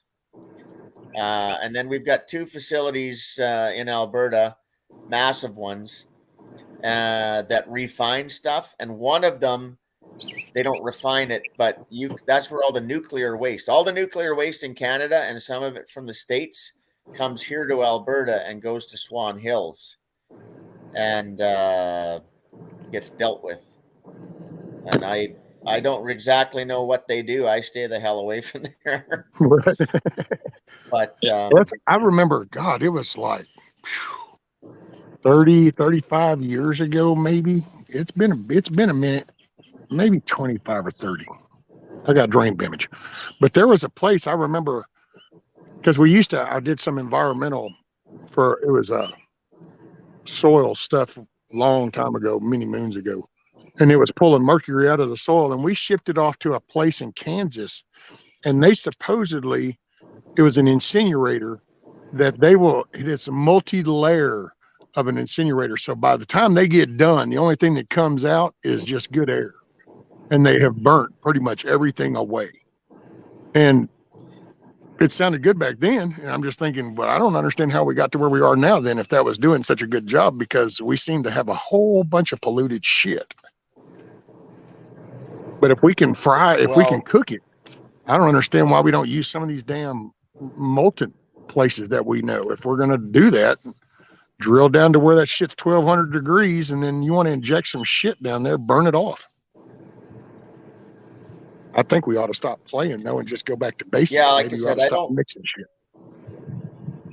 So interesting that you bring that up. Yeah, I don't know what the process The stuff in is. Ohio, there's a place here that they have a world-class incinerator, and that's where they were doing it. They said, hey, we're ready to take everything from East Palestine and incinerate it. But the thing is, it's extremely expensive. And like you said, it literally burns it into nothingness. Like the only thing that comes out the stack is water vapor, steam. That's it. Everything is broken down to nothing. Exactly. See, and And you think, well, okay, well, why not? Well, what do you put a value of life on?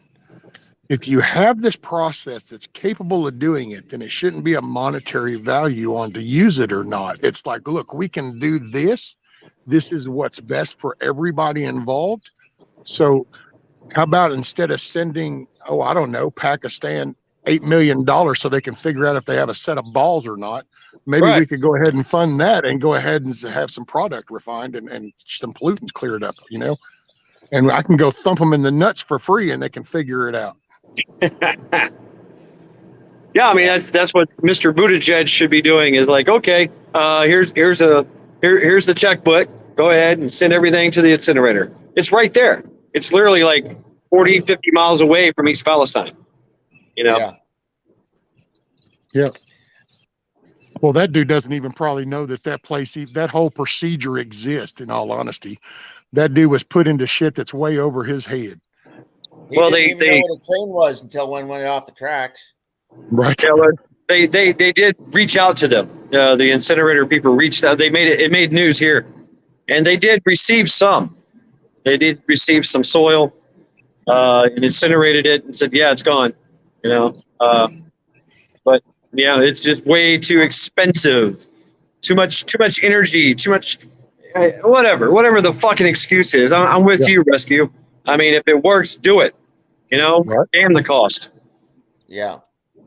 If you're going to play around in these fields and you know that this is a cleanable solution to any of your fuck ups, then this ought to be just across the board. This is what given, or else stop playing in those areas. Stop doing that shit.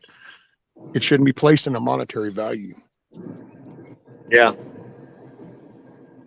Well, hey, Mad Shad, I mean, where you work, you must deal with a lot of the kind of same shit that they're talking about was on that train, like some of that polyurethanes and.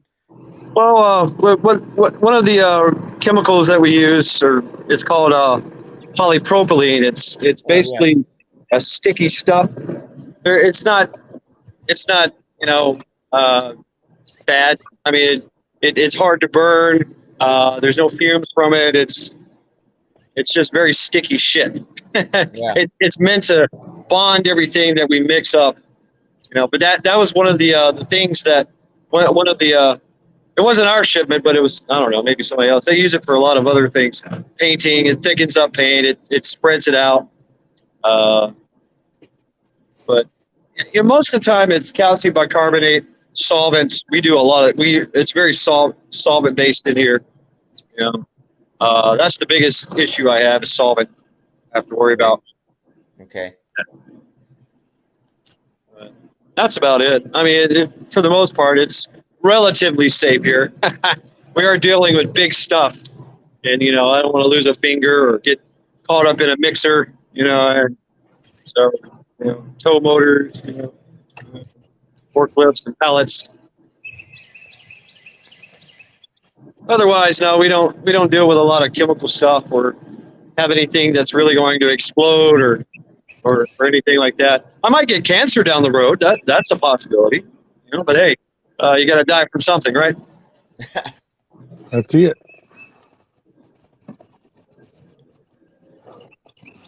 Well, I'd better get going. My daylight is on the way too. So stuff and things.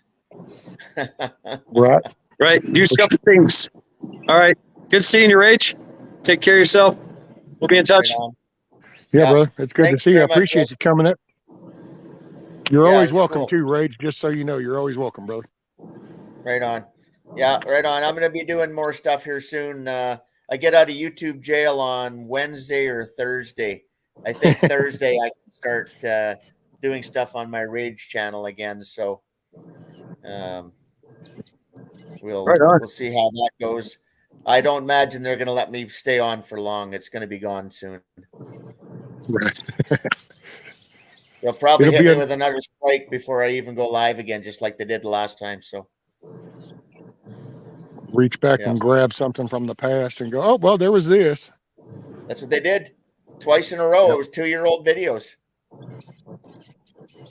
Yeah. I think we're, and I said this a few months back, but it's coming. There's gonna fixing to be some crazy shit because we're coming up on some of these little critical times. It's like right now there's a lot of some serious hearings coming out. Yeah. You know, I mean, so there's stuff coming to light, and so they're going to start monitoring even more. Yes. They got to shift the game, man. Yeah. Oh, whatever, Kiss Off. You just now tell me this. I'm 2 hours, almost 2.5 hours in, and now you remind me about the names.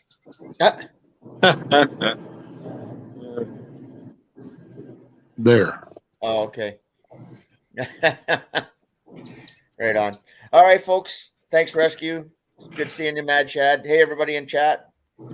And we will yak at you soon. Nice to see you in chat. Okay.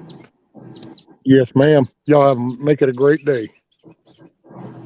Take care, Rage. Take care, Stella. All right, I'm going to see if I can spin this around. And then I'll talk to y'all. Hold on, let's see. What am I going to do here? I'm going to do this right here. It's off. Close that. Spin this way. Yeah. Oh. Then I can see closer to the fire. Although ain't much fire left no more.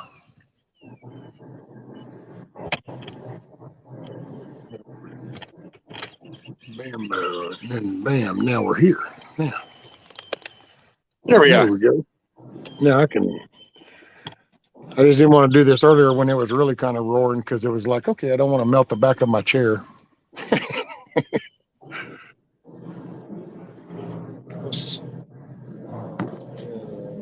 Kind of Jimmy rigged this little camera tripod.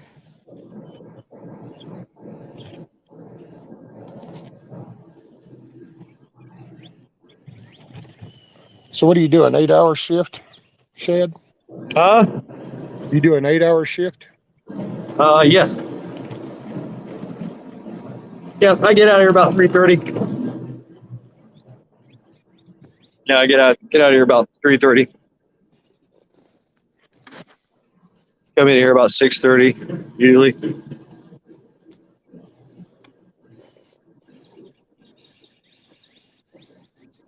But I'll stay if we stay sometimes if we have to. It's just one of those things. We try to keep a consistent thing going, but this summer, a lot of overtime, a lot of weekends. A lot of orders to fill.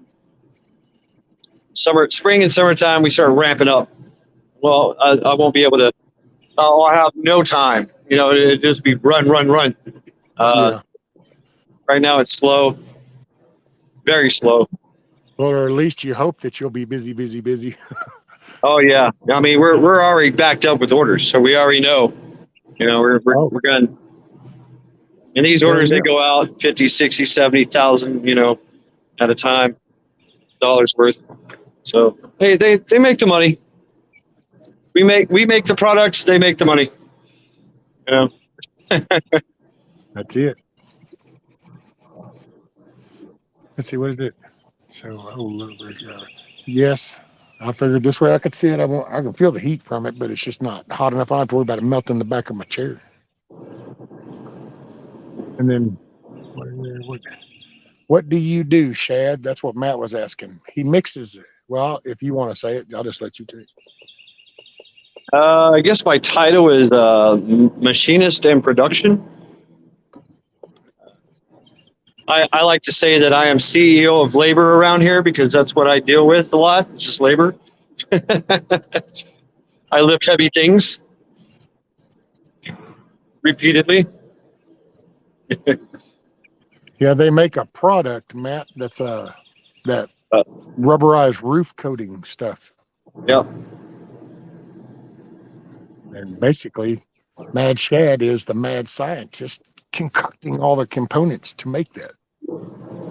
Yeah, on a very large scale. 300 gallon tanks, We put them into pails like this, or we put them in 5-gallon buckets or 55-gallon drums. All depends. But nothing is automated. Nothing is automated. There's no automation. It's all manual. Everything, even the testing, everything in the science lab, in the lab it's all manual, all 1930s, circa 1930s technology. Hey, hold on to it while you can. Hopefully, the owners of that company will be like, no, we're just going to stay right here where it works. That's basically the idea. It's so easy to automate that shit. I mean, I'm kind of torn because I thoroughly, I get excited like over CNC automation. It's making parts and doing all that and stuff. Yeah. But then I also see the downside because it's making people need to be putting hands on stuff and doing stuff and staying involved and invested and not lounge chairing or couch surfing and shit. And doesn't need to be about bookworms, and it needs to be hands on. Enjoy the world. Put your hands on something. Start taking pride in what you do. Yeah, and I guess that's why I was picked here, because I'm very hands on. That's it. Everything has to be done with, you got to be smart, but brute strength is needed. When you're say you're dealing with something like this, you got to have some brute strength. You got to turn things and bend things and. Well, and think about just the basics. This is what's kind of gotten me, Shad, is, when you just kind of take general look at the overall kind of the way people think and the thing, not so much with us, but just every day outside. Dude, basic mechanics of screwing stuff on, righty-tighty, lefty-loosey, the force of driving a nail, drilling a hole, and then why would you put washers on a bolt, and it's just the basic micro stuff. Yeah, I used to feel funny whenever I was a kid, and I would ask about, well, I don't know, Dad, why you got to put that many washers on there? Well, because we're leveling that up, but it didn't. Like, I didn't have to have that repeated for 5 years, and then I still didn't get it. Well, now all of a sudden you realize that, wow, we don't even talk about shit like that no more because nothing evolves around that hands-on style work. Yeah. We're electronically spoiled. Oh, yeah. I mean, and most of Cleveland is like this. Most of Cleveland is little plants, little factories that make stuff, and lots of manual labor. It really is. That's it. But see, and that's one of the places I grew up. I grew up around Bethlehem Steel, one of the steel places down around Beaumont. And so it was just, I don't know, man. Which I babbled about that before, but what a different world today is. Yeah. And that's like even with these latest conversations I was griping about earlier, just, wow, even these people, it just blows my mind. It's like, how did we get so far? People just, and what's funny is these are so many of these people are the ones that care. Oh, no, I care a lot. What? It's like, man, you don't even pay attention to basic shit. Convenience has made us weak. Oh, man, so complacent. That's what I was talking about the other day. I was like, wow, whenever I finally saw this little even delivery shit at Walmart and then realized that, oh, yeah, this is where all the metropolitan cities are. So this is common in these large places. But to see it finally come out here, it's like, so you're so lazy that you won't, only because we're rural. I guarantee if it wasn't so rural out here, then we would probably have Uber delivery. We just don't have it because it's not affordable. Because we're 14 miles into town. So you can't do that shit round trip for a damn $30 worth of groceries or some shit. But dude, so now you click on your shit on your phone and you say, oh, I want this, this, and this.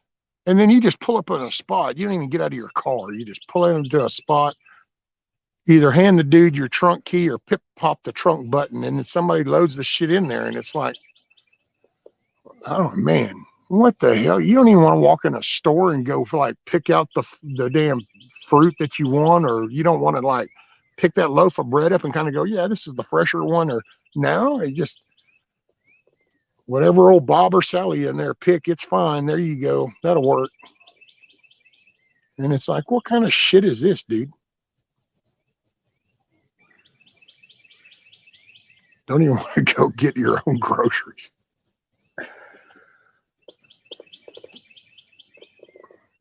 Unbelievable. I watched some speech from a judge at this law school. I forgot which one it was. I think it was, damn, where was that at? Was that in, I know the school district was Washington something, and it was, I don't know if that was Illinois or somewhere up around in there, but dude, all these law students are like doing this woke talk shit, trying to heckle the judge. And then he even kind of chuckles and he goes, so you invite me to come talk. But then they found out he was a Trump appointed judge. See, so then they flipped switch on him. That's what happened. But he just kind of chuckles all the way to the end. And then I'm just thinking, this lady is steadily up here doing all this hand stuff and talking about feeling comfortable. And I don't feel comfortable, you know, and with what you, and I'm thinking all this hibber jabber gum bumping shit. And it's like, oh my God, you people don't, you're supposed to be on the law. And it's not an emotional thing, it's the law. And it's like, here we go. I don't know, man. I'm old enough. I'm going to ride this bad boy out. I just feel for the next wave if we're still here. You younger bunches better get this shit in order. Because it's a coming. A wave of stupidness. This ain't nothing.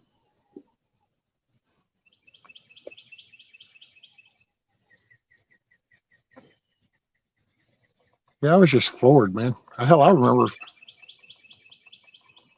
Hell, the missus used to make a big deal out of it. It's like, oh, got to go in there and make sure you're going to get that fresh loaf. This loaf, I did not. No, this one felt fresher, so I'll take this one. And now we've reached the level where now who gives a shit?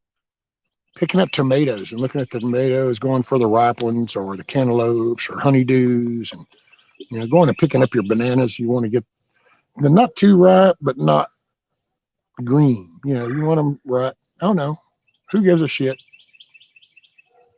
I'm just going to type this on the phone. Yeah, that's what I want. Okay, yep, pay. Okay. Let me go back to the Facebook, TikTok, Instagram. Gosh, I don't know what's wrong with everything. Why is everything so back? Why is it, what's wrong? I don't know. By the way, Matt, I think you did a great job at your little video. I think you were nervous as hell sitting on that sofa, sir.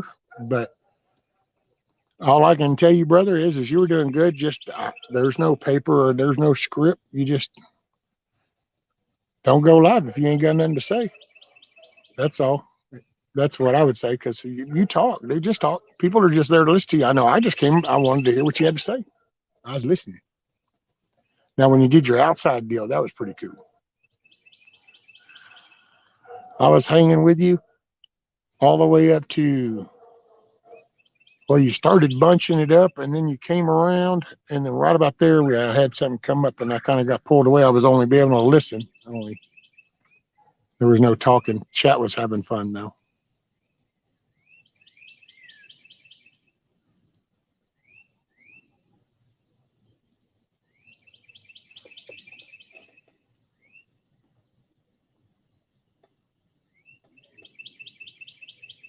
Yeah, all the smaller wood done burn it. Nothing but coals.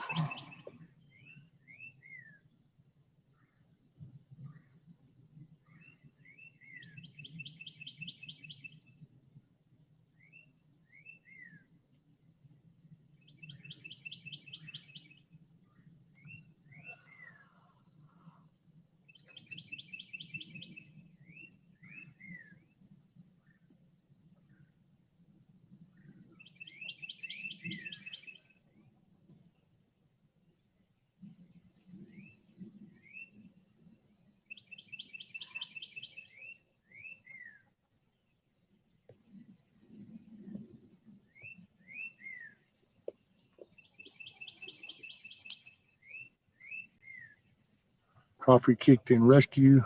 You soaking wet.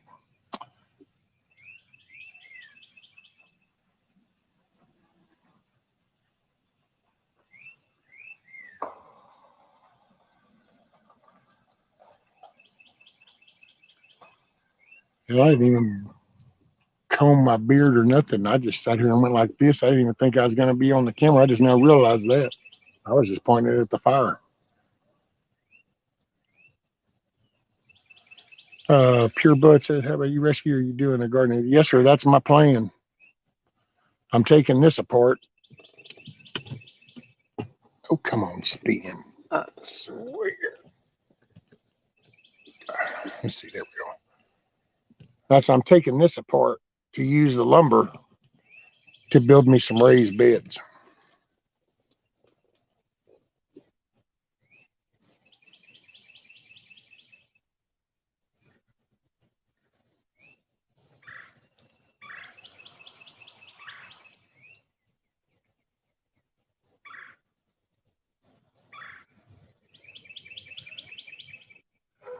I can keep a fire going. It's done its job. All some other shit's burnt. I'll wait till I stack some more up. I might rearrange that center one. The other one's still long as shit. I got to burn it down. This one's there.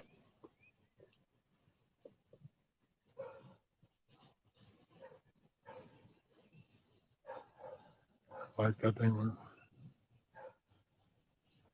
Right? Oh, I didn't even brush it, dude. I don't know. I thought about even cutting it, but then it's like, oh, but man, then I'd have to shave.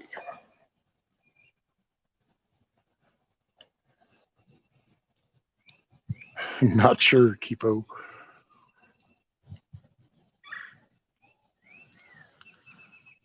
I mean, I don't know how much progress I'll make with the whole timing of the year shit, but I'm going to do what I can do. But I'm going to try to take that apart. That's what I cut that one little tree down for and burn it up. And then actually those pieces are from the bigger tree behind there that everybody watched me cut it. But I got some more, 2 little shrubs up there. And then I don't know. I got to figure out how I'm going to do this. I might try like what Rage was telling me about that bit and see if I can get that and I can go along and then I can disturb it and make it where easier to move.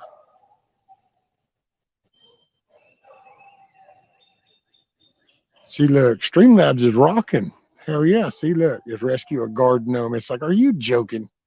Streamlabs even knew how crazy that was. Cray cray. Yeah, Shad's making a batch.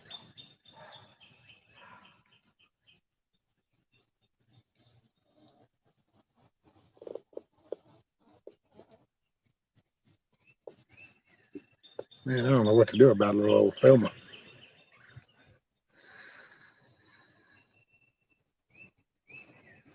Feels like the temperature dropped down here, so I wonder, is this the...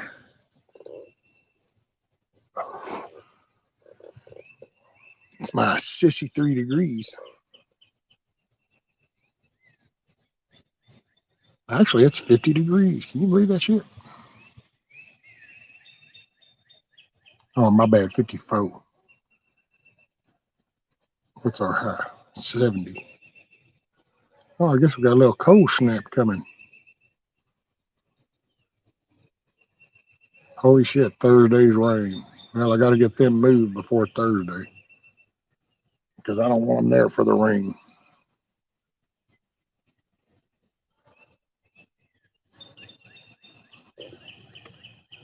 I don't know. Not record that. I recorded tearing this apart, but just don't know what to do with it now.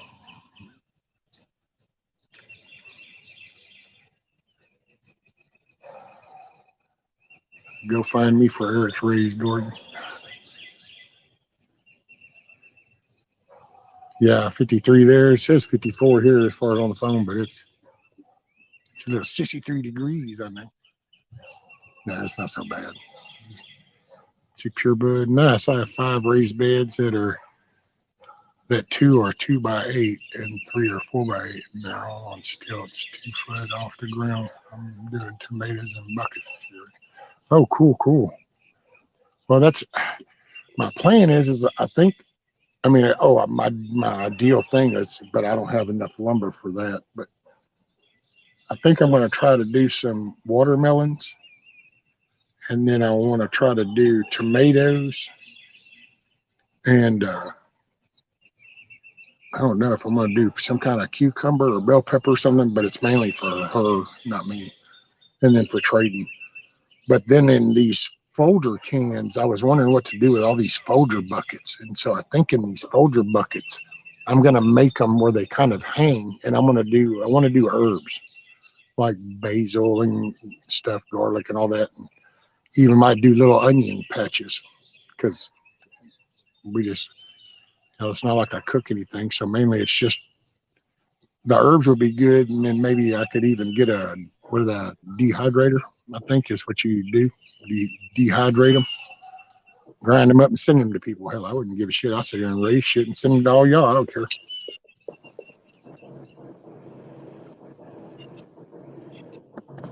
But I want to do mine. One thing Pure Blood is I'm trying to do raised ones to where I can access everything from right here. So it's like I can stretch across the bed, I can maintain it, I can tend to the plant. Everything's kind of right in here, you know.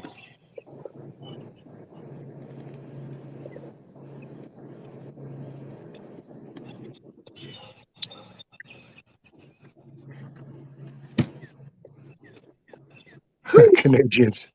He says he's waiting on Shad to yell order number 64. Number 64, Chef Rice, pick up. Oh. Sure, fried rice. That'd be good right about now.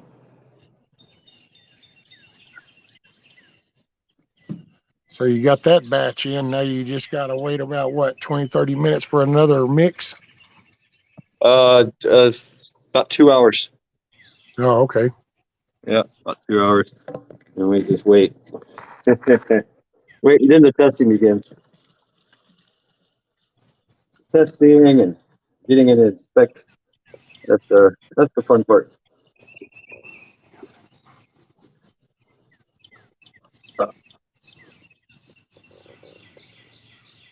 I don't know, Miss Amy. I don't really know, to be honest. If Nikki in between prepping, she might know if green beans do good down here. I would think they do. Well, let's see now. Wait a minute. Okay, I know snap peas do. So if snap peas do, then surely green beans would. Because I know snap peas do. Because we used to go to her grandmother's.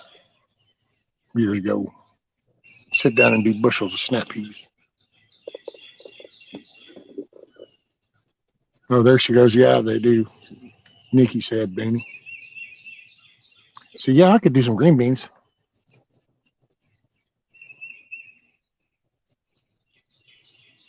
Because now green beans would be more of the trestle style of growing, right? Yeah. Because they kind of see, because that's what I need. They'll creep along the ground too. See, and I want to take the stuff that'll creep on the ground though, and I want to do these trestles in the middle of the beds to get them to go up and around it, so I can keep a cover of this hardwire mesh around. So then the cats and the animals come along and jack with my shit. Right. Matter of fact, what I want to try to make are little square covers that are a box style that'll flip off whenever I go to work on them.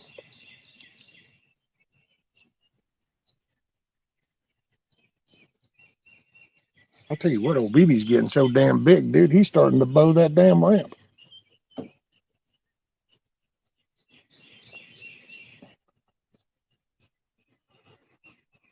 I'm gonna have to reinforce that little ramp. That's a big chicken dinner. I'll tell you what, dude. When I just thumped him just a while ago, yeah, that was a good little. He don't want to keep pushing that line too far because I gotta say I have a feeling that chicken breast on that bad boy is going to be a good one.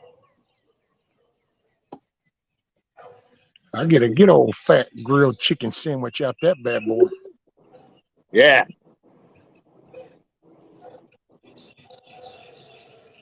All right. We'll get a weather report. Emily said you can grow bush or crawling types of beans. Oh, so I didn't know. Okay. Bush beans.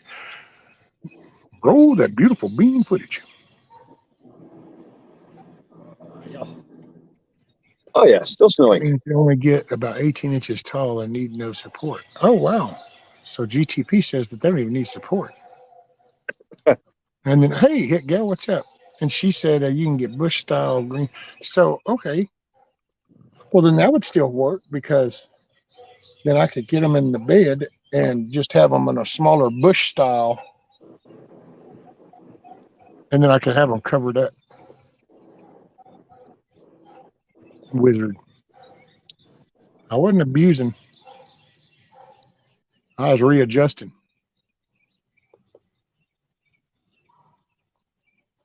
Yeah, man, he come in there. I was showing y'all that and stuff, and he come up there and had a little bit of an attitude and shit. And then he wanted to come at me all sideways, and he was like, "Man, I ain't jacking with you."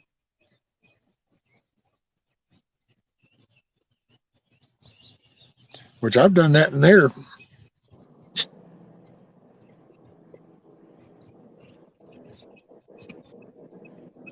When you do your cucumbers, use some of your old fencing as a wall so they can climb up.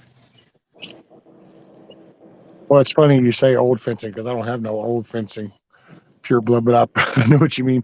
That was part of my auction sales and stuff. Was I bought my wiring and the stuff for that, and I got some of that utility type fencing is what I'm going to use.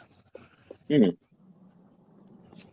I got to keep the deer out too. We end up with deer that come right across right through here, so I'm sure they get to seeing and smelling stuff, and they'll be wanting to nibble, and it's like, nope. Mm-hmm. Plus, I know that the people down there, they had a nice looking garden, but between the other animals and then the feral cats that pissed all over their shit, totally destroyed their garden. So that's why I want to do that hardwire mesh. I'm going to keep them away from my shit. Mm. Yeah. I know when I buy my house, I don't know if I'm going to get in the suburbs or, get out of town. I don't know, whatever's allowed me. But yeah, I definitely want a big fence, solid wood fence. I would say anywhere you get a place, I would recommend looking for any restrictions, any HOA, POA, property owner, so any of that stuff. You don't want it.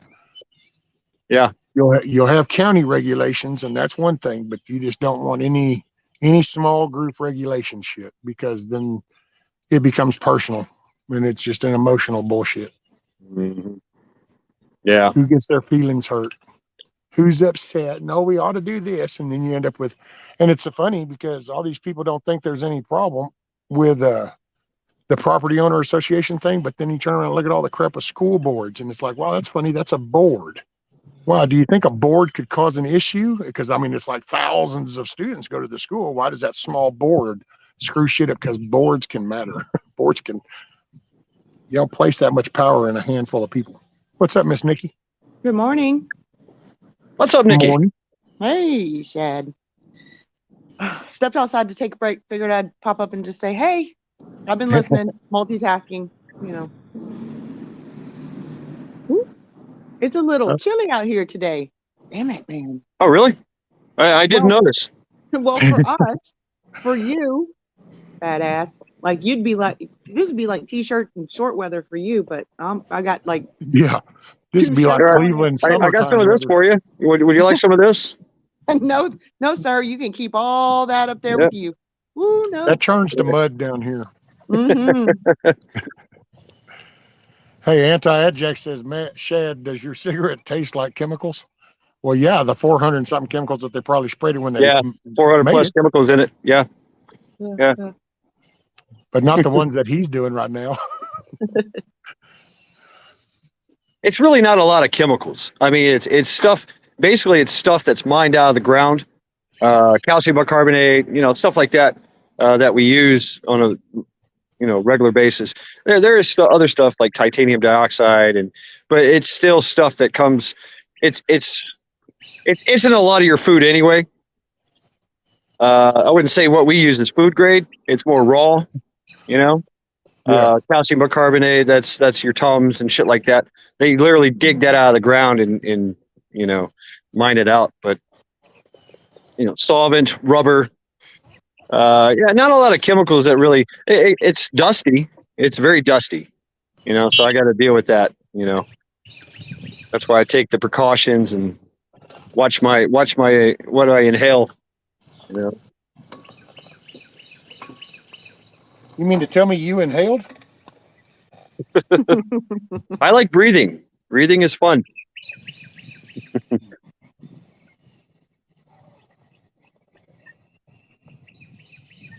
The good thing about the snow is I don't have to cut the grass.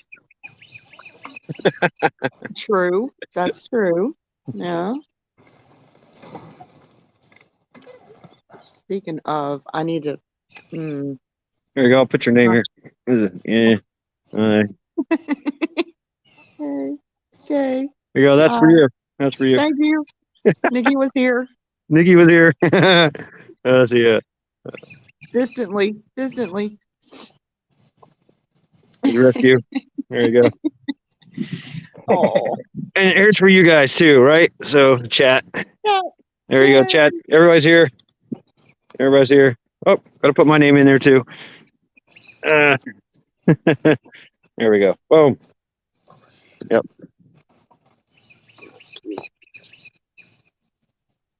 Ooh. I'm wishing I had Rescue's Fire right about now.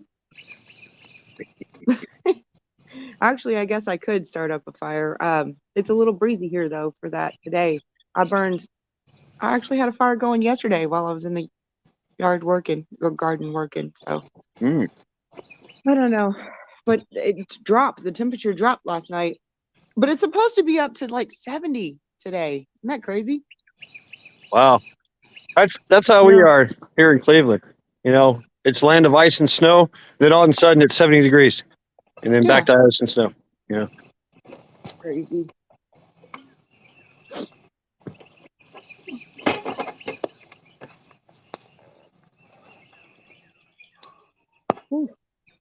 Ooh. I see smoke. Where there's smoke, there's fire. Or food. That's funny. I have a coffee cup a friend of mine bought me that says where there's smoke, there's food. The whole barbecue thing. Yeah. Speaking of barbecue, Jeremy and I went to this meat market down the street this weekend, and I got this really interesting, and I'm gonna have to do some research and figure out how I want to cook this thing. It's a pork. Like a cross section of. They called it. I forget what they labeled it, but it's basically not just the belly flat of a pork belly, but a cross section between the loin going down, the side, you know what I'm saying? Like a sideways cross section down, like half of this thing is pork belly on the bottom, and then half of it is like through the bone and the loin at the top. So I'm a little perplexed. I'm like, what am I going to do with this? I might smoke it. I'm not sure yet. Can't go wrong with smoking. Yeah, it looked interesting, and so we grabbed it. Got 24% on my battery. Wow. Okay. Oh yeah, Eric smoke says, it up. Eric says, Mad Shad, Nikki, everyone going to bed. Take care. See everyone later. Bye. Later, Eric. Okay. Make it a great day. Get you some rest, brother. Take care. Night, Eric. Take care, Eric. Dude, I'm going back inside. I'm done smoking. Nope, I'm done doing a weather check. I'm going back inside until the sun comes out. It's cloudy and breezy and cold for me, so. Yeah, sun's coming. Yeah, it will here in a little while, probably peek out, but See if I throw it this way, y'all can see it through the trees ooh, over that way. It's probably about good. 37 degrees out here. Oh, nice. Shit. Look at that. See the sun. Yeah, it's a little bit coming. Yeah, the sun's out, but there's clouds everywhere. So we have cloud cover. We have snow cover. Snow clouds. Yeah. Yeah, it's got the cold gray overhead right now. Yeah. Ugh. I don't like it. I'm ready for tank tops and flip flops. Damn it. You can wear those anytime. You just gotta, put a bunch of stuff over it.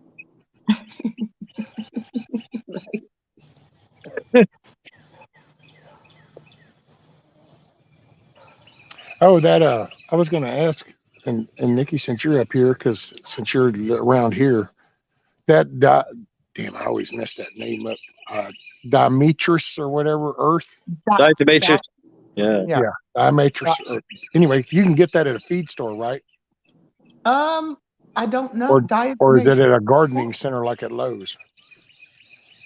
Oh, yeah.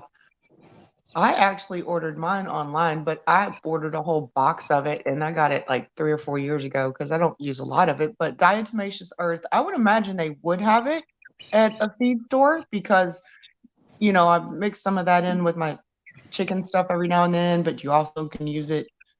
Well, I wanted to put it in there. I was going to put it in the coop because they were telling me, some people were telling me that's because I was wondering, BB's always jacking. It's like he's got the itchies. Okay, And yeah. so then they were telling me like, oh, well, that stuff because they like to rub in it and stuff, and it'll kind of help with those mites and stuff. Bath. Right, dust bath. You can also, if you can find diatomaceous, you can also buy a bag of like play sand and get you a little box, or maybe even like I would say some cheap, like a little shallow, cheap kind of container at Dollar General or Walmart or something, and put some dry play sand in there. And then if you can find the DE, mix a little bit of that in, and they'll get in there and fluff around. And yeah, I mean, that's a cheap way to go, I think. Bag of play sand's not that much. You know Well, what I'm talking Hutch about. had Like said something about that. Hutch had said something about it. He goes, well, if you could put you can put like a little sand tray in there. Yes, and then they get in there. It's like a dust, they call it a dust bath, or a sand works really well. Sand and a little DE mixed in. But yeah, they do like to take dust baths. They really do. Mine do. I might could put that inside in the corner then, like underneath their little roosting spot. I put it in that corner there. I could put like a little sandbox. Nah, I don't know if I would put it in the coop. I think I would put it on the ground under the coop because they're going to fling that stuff everywhere. It's going to be everywhere. It's an extreme desiccant. So it soaks up moisture really good. It does. And I'm not sure. See, I don't really put it on the ground where they do their dust baths because it does. That's how it kills the bugs is it causes little minute cuts and scratches, and then the pests and bugs dry out. So that's it cuts through their waxy armor. Yes, exactly. Now it will dry your skin. If you've ever handled that stuff, it is extremely drying. So I don't know if I would put it in the chickens. Just sand should be enough, probably. Okay. Because I wouldn't want to dry the I don't know. I'm not sure. I feed it to my chickens mixed in with their food. They were telling me how good it was with that. So I thought about just sprinkling it inside the coop in there for them to, because they get in there and screw that little bedding up all the time, apparently. Like, matter of fact, look at them now. Well, there was all of them had gone up in there, but now one came back out, but the other ones are still in there. I don't even know why the hell he goes in there during the day. Goofy bastard. Oh, he's got to see, he's the boss. He's got to go in, make sure everything's okay inside 10 times a day, make sure everything's okay outside. He's bossy. I can tell already. Oh yeah. I don't know if you saw, I thumped him a while ago. I did. I was watching. I've been listening and sort of watching. I had to do some. Which I was kind of proud of her because she thumped him the other day. That's good. That's good. Yeah. When he comes sideways at you like that, he acts just like his dad. I'm telling you what. I love that rooster, but he would do that to me too. And yeah, all you gotta do is kind of smack him. But I smacked mine across the head, and he would go away. Oh, damn. Give him a little slap. Oh, So Ron said, how often would you change out the sand? Well, they're gonna kick it out of there. Like they're gonna fluff and kick and roll around, and so just You would just as be adding needed. to it, really. You don't change it. You just add to it. Right. So a question I have for Diatomaceous Earth is, because I've never done it with chickens, I've dealt with it in pest control, is does it have to be food grade with chickens? Yes. Well, I would say yes. I got the food grade. Yes. If you're going to mix it in with the feed, I would assume that, yes, it has to be food grade. Because they're going to ingest it a little bit. Yes. Well, yeah. Yeah, but I bought a box, and it's not even that big a box. It's like a 2 foot by, 18 by 18. I don't know. It's not a giant box, but that stuff, you use very little of it at a time, so it lasts forever. Oh, and you can even put, I mean, when you have food grade, I've seen people put it in when people go to store their, your rice and your stuff in Mylar and buckets and so forth. There are people that mix a little bit of that in there just as another, precaution if it's long-term storage, because we can eat it. Safe for people if you get food grade. Wow. Oh, and Miss Amy said you can get it at Wally World. Can you? See, I don't shop it. I'd rather take an ass whipping than to go to Walmart, y'all. Right. I agree. She said you can get it at Wally World, feed stores, Ace Hardware, etc. Yeah. I've seen it in pet stores too. Oh, that makes sense. Yeah. But it's kind of expensive in a pet store. Yeah, I'd go to your co-op, your feed, feeding grain place, your co-op. They probably, I haven't really looked for it there because, like I said, I already had some, but I would assume they would have it at Tractor Supply around here. Apparently, if it's kind of that popular with Walmart and Ace and stuff like that, then I would think that they would. Yeah. Cool. Hit Gal says I use Vet RX. It's natural and is great if they get a cough or if they have bugs. You put it in bed or down throat in the water. It's on Amazon. Wait a minute. Chickens getting coughs? Yeah, look what somebody gave me. Oh, look at there. Ooh, that's a cool looking axe here. Yeah. Oh, is that the mallet or is it another small head? Or that's a mallet head? Oh yeah, there you go. Hammer axe. Yeah, got the nail puller, so I guess it's like a roofing hatchet. Oh yeah. Craftsman. Chrome Valdinium. I've been asking for axe heads, and this is what I get. I could do something with it.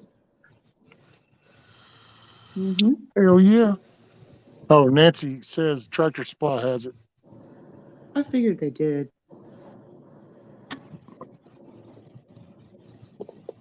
Yeah, I don't think I'm getting no flame back out of that fire. It's pretty much just a bed of coals now. I've done flipped and finagled as about as much burn out of it as I can.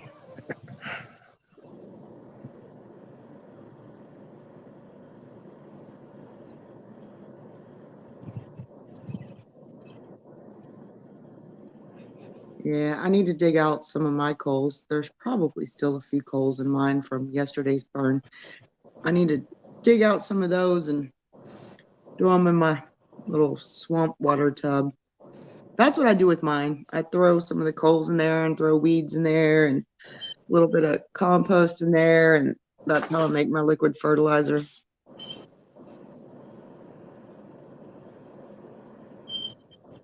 Hell yeah. Well, I want to dig this all out because, I mean, there's even,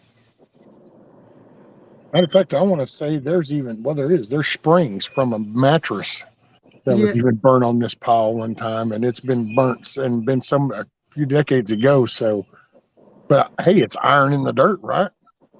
Well, maybe. I I was mean, gonna say I saw that pile before it got burned, and I'm like, be careful digging around in there because there's no telling what's in that pile. oh well, no, that's got uh my best friend, my dog, for 13 years. Oh, that's where he was buried, huh? Yeah. Well, you could say buried. I buried a part of the ashes afterwards, but I he I don't know, what would you call it? I guess that'd be like some kind of Viking funeral or an Indian funeral, or all these different cultures had it. But I pretty much just wrapped him up and I built a big fire and I cried for hours and hours and hours. Mm-hmm. And then when it was all said and done, I went into the middle and I dug and I found a few little pieces of bone that were left, and I took them and I buried them over right there by the tree next to some of the ashes from my mom. Right on. Yeah. Oh, yeah. Now, my mom has a plot, so it's not like my mom doesn't. But a little part of the ashes were right over here. This is home.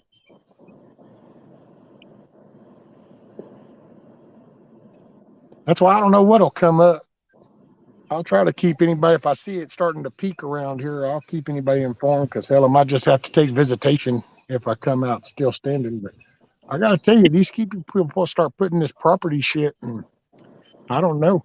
But I'm not from Seattle. I'm not from a big city, and I don't play that shit. You come here, and I don't give a shit. I don't give a shit what you got on. But when you cross that ditch, I'm going to tell you about 3 times. This is my shit. You get up out of here, plain and simple. If I don't break the law, you don't come here, period.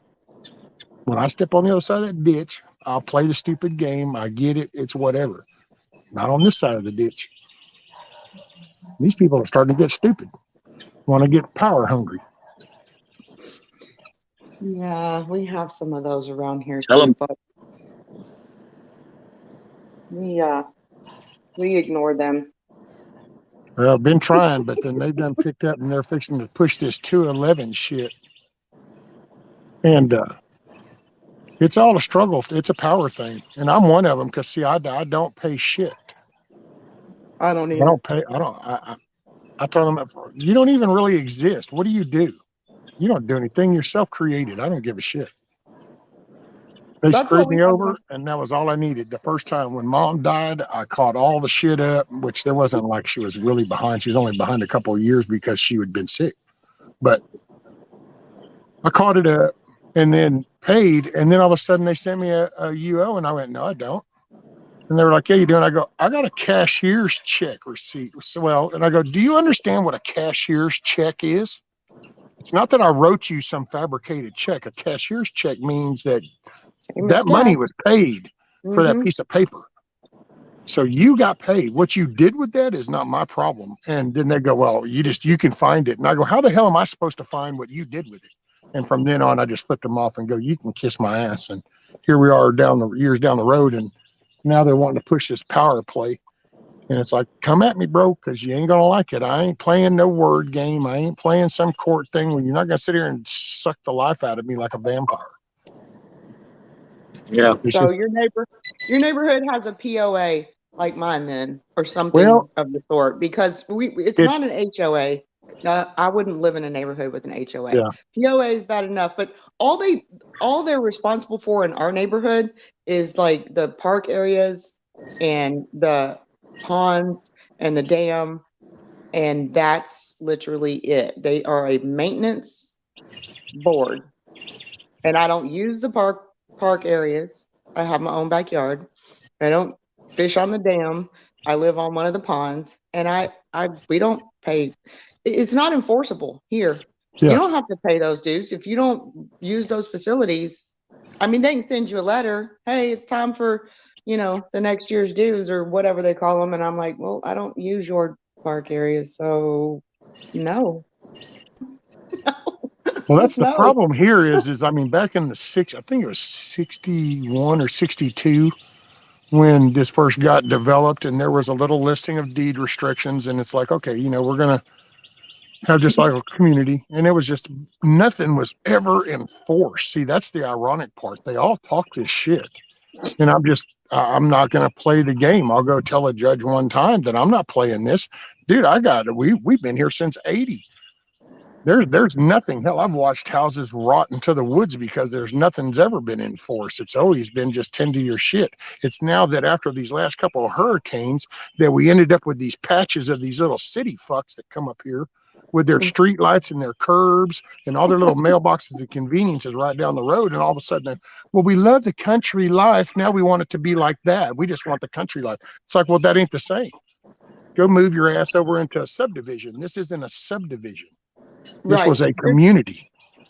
Yours and my neighborhood are very, very similar, and it started same here. The deed restrictions, the little you can look. I've looked it up, and they're back from the early 70s, and nothing has changed. And even since then, Conroe, city of Conroe, annexed damn near all the way down 105 to Walmart over there by Walden. You know what I mean? And so technically, we are now the city of Conroe, even though I'm nowhere near the city of Conroe. And now we are not allowed by their little, city rules to burn or to do this or do that. Guess what? We ignore them. We do it anyway. We don't give a damn. And they don't say shit to us either. They drive by and I just wave, and they're like, cool. Well, no, and I will say though, the problem here though, Nikki, is that. See, a few years back, like when we first came here after my mom died and we came back here, then I noticed that there was this group that had kind of come in and, dude, they sucked $750,000 out of the funds from that. And that's the ironic part. That's what I told her going, I don't think anybody really understands how this little community had that much money in the bank. And it's because this little community didn't spend all that damn money all these years because everybody was just tend to do your shit.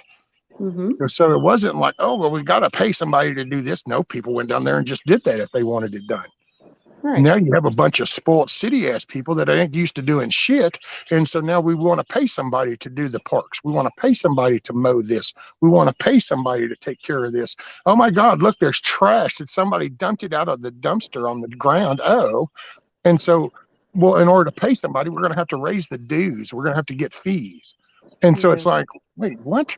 Do you listen to what you're saying? Because see, we lost that $750,000 damn near dollars over these little scam artists. That's plain to see, but it's kind of like talking about J6 to people. I did not mean these to people literally came in. This community used to get along. Not everybody agreed with everybody, but everybody agreed to just do themselves. Yes. Then this little small group came in and created this division and these little cliques and started having people bitching about how, well, these people are having little meetings trying to change stuff on back porches and then this money just gets sucked out the fund over these repairs. All these repairs were done by companies that they came from. And then it was funny because these very companies that supposedly came here to do work on this little dam, that little spillway you saw, it's amazing that those companies actually were doing other work at this trailer park that, wow, after all this money was gone here, these people left here and went over to that campground.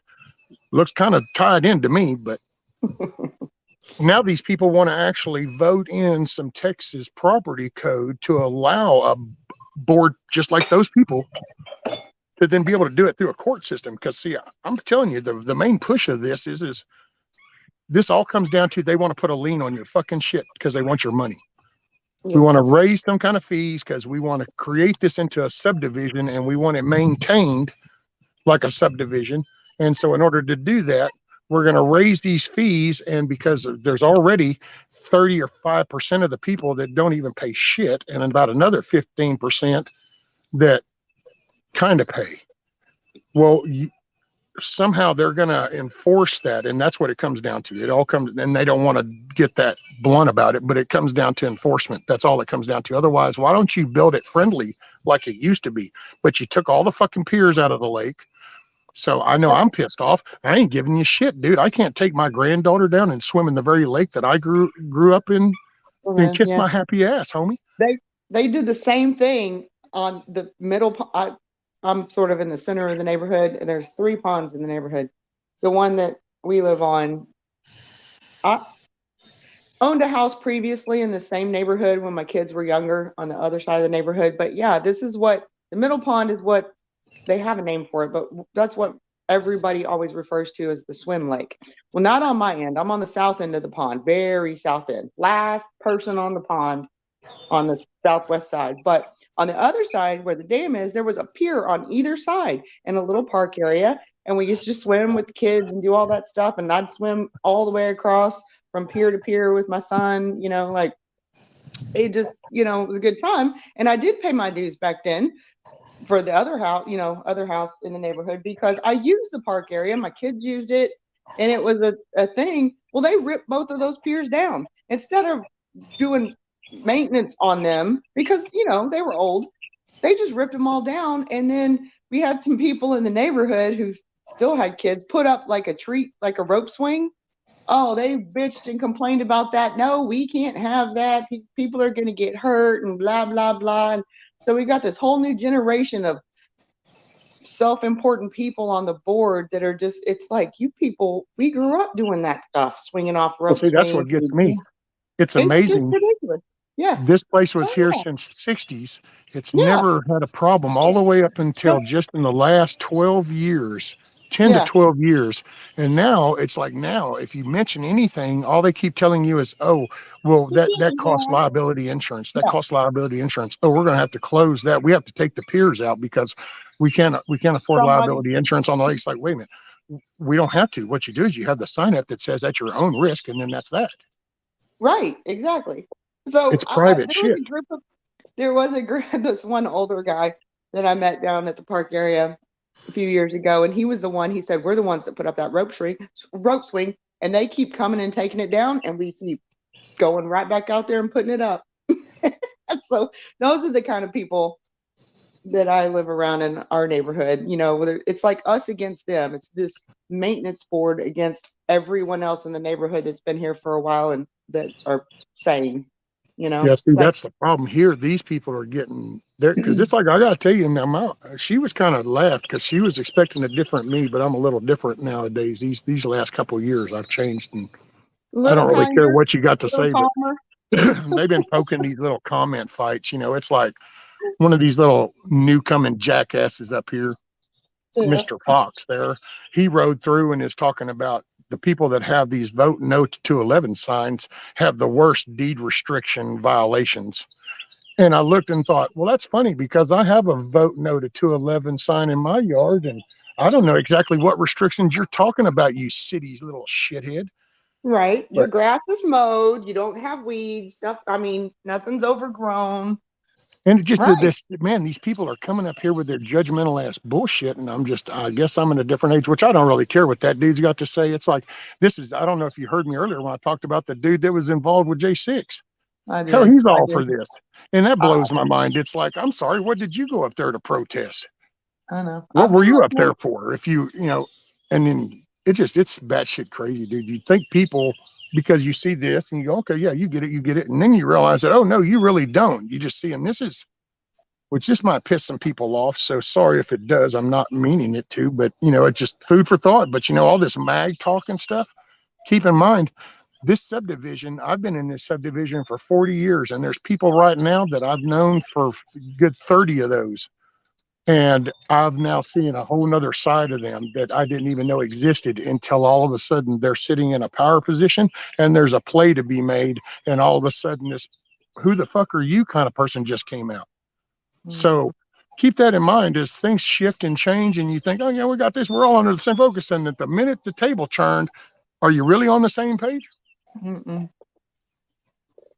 So I'm not trying to knock nobody in particular, but just to reference this little scenario, because I got to say, I'm shocked by some of these. Some of these people are just blowing my mind. It's like, wait a minute, so you really don't get it where this could go bad. You're really going to push for this because all you're creating is division. You're drawing a line in the sand that's going to be ugly. Well, it might be eventually. Oh, I could see some of these arrogant fools, which I can dude, these people have been so stupid. They had a fight up there at the fire department over a fundraising barbecue. In the middle of that, they have a scrap between the board and the fire department because of an electrical cord, because somebody was plugged into the other one's electrical. And it's like, well, and so there's the mentality. You have a board building, and I don't know which one was which because I don't give a shit. It's all a bunch of stupid juvenile drama. I'd have slapped both of them if I'd have been there. But because one was plugged into the other's electricity, then they got pissed and they unplug it. And then that person gets mad because they got it unplugged. So then they pop the cord. Well, it hit the person. So then they pick up a stick and go smack this. And these are older people. These ain't no young bucks or some shit. These are older people. And it's like, what kind of stupid shit, man? You people need to go back wherever the hell you came from, because apparently you felt really out of place down there and didn't, because now you want to come up here and start fluffing feathers and shit like you're somebody cock of the walk, and you're not, dude. Chop your ass up and grill you in a heartbeat. I didn't mean to get you all fired up. I did not. I just came up to say, hey, morning. Oh no, and I'm just venting. I mean, I don't stay mad at this. You can't stay mad at this shit, otherwise you'd just be mad all the time. So okay, so the fire department was doing a fundraiser for something, and they just plugged into the board. Yeah, it was either they were plugged in or and then they end up. I mean, that could be worked out. Somebody could have talked about that ahead of time and say, hey, do you mind us being plugged up for a few hours during this fundraiser? I mean, it's a board. It's the board of an area. And guess what? If the fire department that responds to your shit in that area happens to want to borrow an outlet to do a fundraiser for some money, I don't understand how that even became an issue. Exactly. It's like, oh, I mean, why can't people do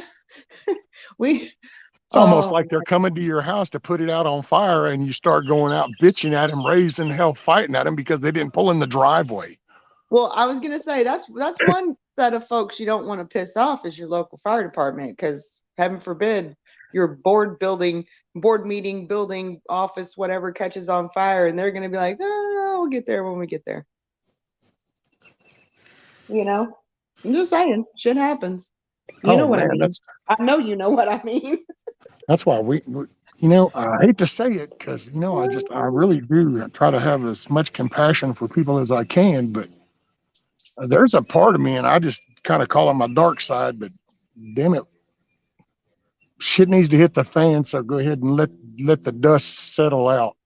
We can weed through some of this strong and weak, and let's sort through some of the shit and fix what's left. This is crazy, dude. The banks, man, I don't know what's going to happen. Thank God over here we ain't got no big banks, so we don't do all that Wells Fargo and Bank of America shit and all that. These are just little homegrown, home-owned banks. Yeah, we have the big banks. We have both, but because I got to say, that whole Silicon Valley, and then Wells Fargo, and there was another big name one, but the Silicon Valley Bank one, SVB, that I don't know, that's bad, and the other ones. But then I heard the one money guy or whatever you call him, but he was talking about the bigger names like the Wells Fargo and was it Bank of America and another big one. But they apparently lost like $50 billion or some shit over this. Had to do with bonds after the whole pandemic thing. And then they bought these bonds, and they were thinking that everything was going one way. But now with dipshit raising inflation the way he has and the deficit going to shit, then all of a sudden them bonds ain't worth crap. And they apparently lost like $50 billion of money or some shit. I don't know. I don't understand it. All I know is there's always that back there, like I said earlier, that Silicon Valley Bank being the one to kind of collapse first. And it's like, well, I don't know. Are we fixing to do a Rescue Banks America again shit? Is this what we're going to do? Are we going back for bank bailouts again? I don't know. To be honest, I'm kind of under a time crunch. I do not turn on my TV during the day, and I'm down to like 8 or 9 days before I have to drive my behind all the way to North Carolina. So I spent like 12 hours outside in the yard yesterday, not once do I pay attention to the TV. So, if it burns down, it burns down. I guess I'm just hoping not to be stuck in North Carolina when the balloon goes up. Well, I just, the main thing, I guess I don't really care about that because I didn't do good. I sucked at money anyway through the years. So I don't save. I don't got no big old stocks. Ain't rolling in the dough. I just got my Social Security though. And that's what I do worry about. Right. I don't have, I do have two banks, I guess. I've been a member of Chase Bank. I know, and everybody's going to go, oh, God, Nikki, Chase Bank, yes, for 30 years. I don't know, long time. But Well, some of also, these companies, I don't think, people talk like they've all been bad. And I don't think it's always been bad. I think that over the years that these places have on the back end have been being bought up and stocks been bought up and been shaved. And then now we're seeing things in a different light, but it wasn't that they were always that way. right.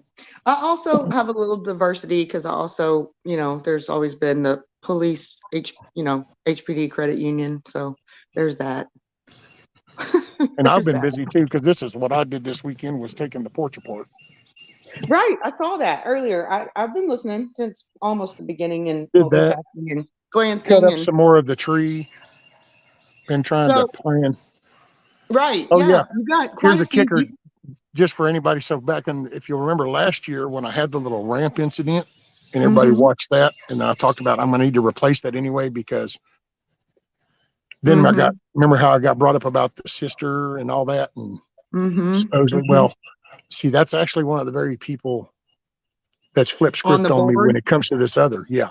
And so I told her that it has become my mission now that's got to go. I'm sorry. I'm not going to, I don't believe in being two-faced. And so if I do not want nothing to do with you, I don't want nothing to do with you, period. And so, but what I did do is while I was taking the porch apart, so that, where's my thing? This is the ramp that I had to connect it to it. And when I went to take it apart, I said, hey, wait, you know what? It's going to fit. So I'm going to put it over there on the lower end of the deck. Yep. Well, that makes sense. I was going to say, yeah, you could just replace that metal one with the wood one because that was a full ramp up to that deck right there by the shed. So, yeah, that'd work. Yeah. So that's what I'm going to work on trying to get to that point because then I want to rip that out. And I told her I'm going to hook my mower to it. Drag I ain't going to be polite about it, but I'm just going to hook a chain around it. And then I'm going to commence to driving across and take it right over into that yard and just let it out. Be like, there it is. You're not even going to do the come and get it. I'll bring it to you. Okay. That might not be a Texas attitude if I ever saw one. Oh, I'd do it with a statement.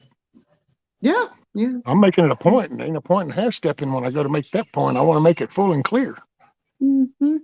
So, best way to do that is to bring it right to the doorstep.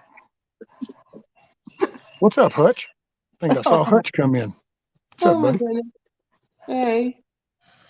Oh, I'm down to 8 days. I got to get some stuff in the garden before I leave because, just to get to this weekend meetup, it's going to take me almost a day and a half before and a day and a half after. So are you going to go halfway and then stay overnight at a hotel or something and then drive the rest of the half the next day? I'm going to wing it. I'm all about going with the flow. But I have to say my, when I switched from canceled the flight and rental car and decided I was going to drive, it's because my son is actually coming with me. So I don't have to drive the whole time. We can switch off. So I have a, Oh, yeah, I'll just drive straight on through then. Hell, drive straight through and get up there and then crash for a couple hours before you actually go in and then meet everybody. Well, exactly. And I have a campsite reserved for all 3 nights. So I've already got that campsite just Friday, Saturday, and Sunday. I have a campsite reserved, paid for. And so we'll have to leave sometime on Thursday. I'm going to have to think back and calculate how long I really think it's going to take us to get there. But yeah, I have a driving partner, so that's cool. Hey, Nikki. Hutch says, "Oh, does Nikki need a Weineken?" I'm not whining. I'm saying I'm going to drive. What the hell, Hutch? No, You I'm might not not be in lying. live chat, so that might have been when you first started talking. Oh, no. I went from flying and having to get a damn rental car to, you know what? No, I can't be stuck in North Carolina if something happens. No, nope. So it Now, what is was it? kind of Okay, so bugging hold me. on. So, when you think about that, though, what does that mean when something happens? Because if like Well, electrical goes out, then you're not getting any gas to make the drive from there back down to here. So you won't have the gas.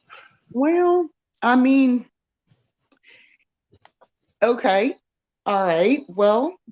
Then you just got to camp out.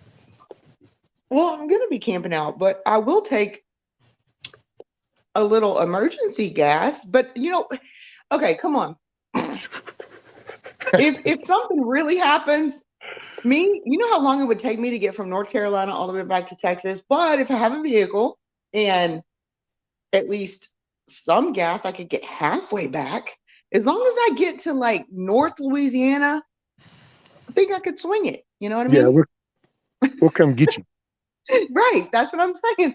As long as I can get to North Louisiana, pretty sure I could swing it somehow the rest of the way. Just saying. Well, damn, if Hutch No, was but going to the meetup, I I would get you to swing by here before you left out so I could give you a couple of boxes of stuff to take to him. well, yeah. I mean, But I don't think he's going to the meetup. who Hutch? No, Yeah, no. Oh, I don't know. I don't know. Has he? I don't know. I Is don't he? know. Hutch, are you? Exactly. Ask him. He's right there, right? I can't see the See it? cat. I'm walking around the kitchen. Is it? Or are you going? I'm going.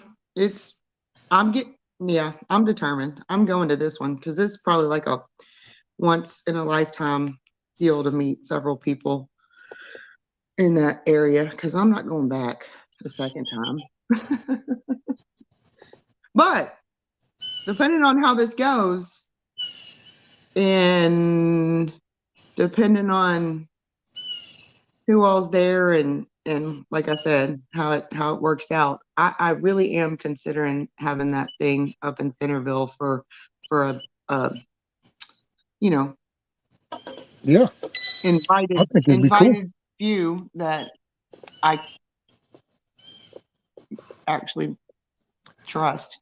Hutch Actually actually says it's a 50-50, I guess, for him. Well, 50 see, but I don't know what to do, Hutch. So should I send stuff? And then if you don't decide not to go with Backwoods, like bring it back to his house and then bring it over to you, I guess? No, I'm not too good to come to Missouri. I just got no way. I got no ride. If I'd have thought about that about 15 years ago, then I'd have probably kept a hold of a vehicle, but I just stopped giving a shit about having a vehicle. I never got to drive it. I was always in a company one. So it would just ended up going and then got her ride. And then, of course, she's like some kind of almighty deer hunter, only with vehicles instead of rifles. So we just seem to go through these vehicles. Well, that is kind of a thing. I have a dent on the side of my truck from them plowing into the side, deer into the side of the truck, not in front, straight into the side of the truck. Damn it. Oh, I'm not sure if Beckwood, I thought he had told Sophie and them he was going. There, Hutch, if you want to come up or something. Yeah, I think there's a group that, I mean, they've talked about it. I've watched some of their replays and stuff or whatever, and I think Backwoods and Hutch are they're not fully committed yet. It was kind of a maybe. So I don't know. Well, I knew Hutch was a maybe from the beginning because I remember when it first got brought up, he was, I don't know. Right. But I thought with Backwoods and everybody else kind of going that then he had finally been like, yeah, okay. Well, we'll see. We shall see. Canadian, that's where they've got family property up in there, deer hunting stuff, camping. It's a lease area is what's up in Centerville. It's not a lease. It's not a lease. Well, I mean, like a lease, like a deer camp, or it's property. I mean, It's not that anybody lives there. It's just camping and hunting and stuff, right? Right. Yeah. He was asking, he said, Nikki, are you near Centerville? Because I'm going to Texas in April. I have something I'm bringing for rescue and looking for someone close to get it to him. But she actually lives down here by me. He's going to be over in Palestine, though. I think we can, depending on I what can days it swing is, through. and if she's off, the missus, Yeah. we can ride over there.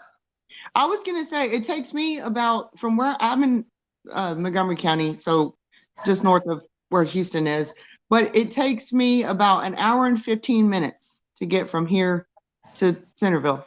So I could come up and meet him. Sure. That's not a problem. I could, not that far. Well, he's going to be in Palestine is where he'll be. Palestine's a little bit further east. Palestine is, it takes me longer to get to Palestine than it does for me to get to your house. It takes about an hour and a half from me to you, and about an hour and 15 from me to Centerville, because I go up straight up 45. So, but Palestine's a little bit further east, right? Yeah. Yeah. Well, so southeast from Centerville, because that's right. But east of me, like a little bit further, because it's that's up through what like so the Trinity area. It's up through Trinity and shit. And right. Exactly. Actually, Palestine is probably closer to you. Yeah, it's not too bad. I mean, we can get over there, I think. I mean, I haven't made that run in a few years, but right. It's a whatever. Yeah, Palestine is definitely closer He's to bringing you. he's giving me a drill. So, well, then I mean, that's worth the drive. I'll drive. Yeah. Mm-hmm. I'm within Texas, so I'm right here and I'm within my comfortable area. So as long as I'm traveling and I'm good with my medicine, so I'm okay. Mm-hmm. Yeah. And then Hutch said, when the hell is that Texas meetup? Well, I have no idea. Well, okay, Hutch, this is if we did, it'd be a June and July thing or something, probably. Oh, it may be. It's gonna be hot in July in Texas. Ooh, I know. I don't know. Summertime. I was thinking more of like a fall, like an October kind of thing up in Centerville, because it's cool. It's pretty chill in October in Centerville. I mean, sometimes it's warm, but it's not crazy hot like July in Texas, Okay, so then I guess October. Yeah. Well, that's kind of what I was thinking, right? No, well, shit. Hey, Ronnie. Sharon. Hey, Miss Sharon. Sharon said, how are you traveling again, Nikki, with a question mark? I'm in East Texas area too. I'd love to meet you. Oh, yeah. Okay.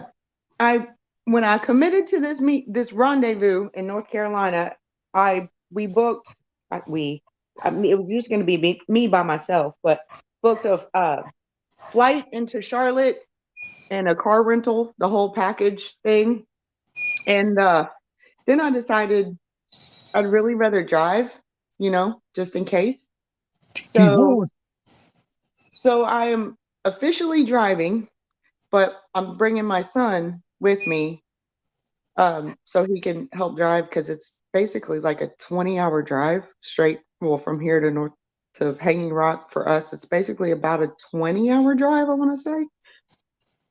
So I'm going to need a driving relief buddy. So my son agreed to come, because that's a long time driving, y'all.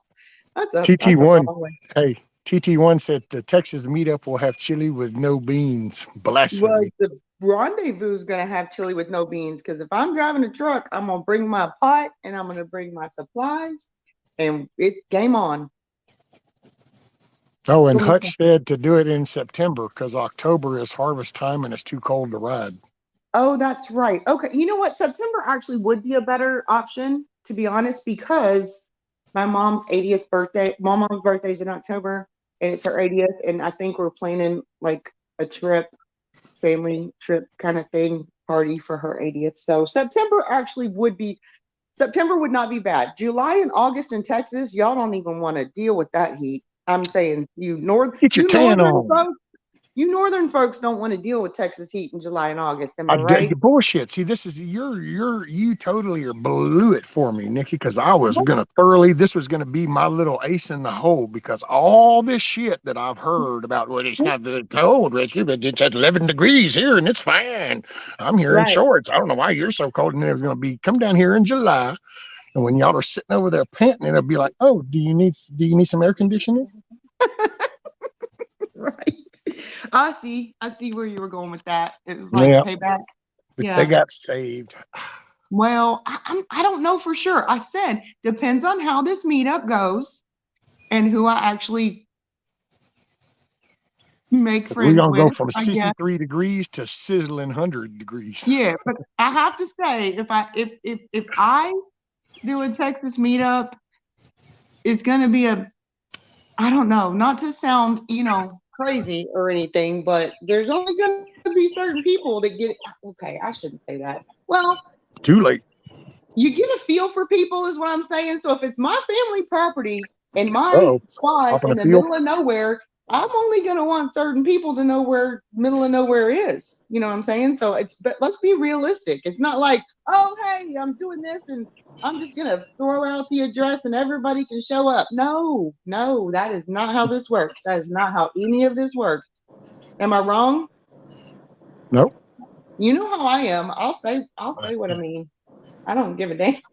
It's like, well, all right, you're cool. Okay, we'll see how this goes. And all right, come on. Sorry. I mean, Oh, y'all know like I I'm said, old. no I don't give a beans damn. and I'm just the old hamburger grouchy shit. get off my lawn, but I'm not just inviting it's like you don't just invite everybody to your house, right? Well, Right? no. I mean, that's It's not an open invitation for just anybody. So it is what it is. well, you do the RSVP. Well, yeah. Hey, Sharon said, what's your route? I-20 or I-30? Because she's close to both. Oh, girl, I don't know. I would have to go back to Google Maps and look it up. When I decided I was driving, I did check it out the other day, but I can't remember. I've never driven all the way it's been years. We have, me and the family, I other think you'd side of the probably be family. 45 up to 20 would probably be your starter. Yeah, of course. 45 up and cut off right about Huntsville. And then I start heading northeast and go through North Louisiana, straight across. And I don't know the highways or the streets or the routes or whatever. The way I'm going to go, because I had two options. Y'all know how Google Maps are. I had one option was going all the way through South Louisiana, and I was like, no, oh, hell no. So I'm going to go up, cut off around Huntsville, go through North Louisiana, and then I am going to be kind of going straight across Arkansas and Missouri. You gone, Shad? Yep, I'm out of here. You guys have a good day. It's lunchtime for Bye. me. Take care. Appreciate you hanging out with me, brother. Yeah, it was fun. Yeah, All right, have a good Always a one. blast. Make it a good day, brother. Yeah, so straight through Arkansas, bisecting Arkansas, Missouri, and I don't know. I didn't actually write it down. The Morning, Michigan. Flying Ryan. highway routes. I don't know. I have to look at that when I'm on my phone. But if that helps anybody's looking at a map right now in my head. Yeah, I'm not going way down South Louisiana. I'm not doing that. But Morning, everyone. You guys don't have a temp swing in a year like we do. Minnesota. Last year, when talking to a buddy in Corpus, we were as hot as they were. Well, I'll tell you, it's funny because today and apparently this week we're going to go into a dip. So we just we're going nice little summer days, and all of a sudden we're going to be down into the damn 50s, and it's like, well, okay.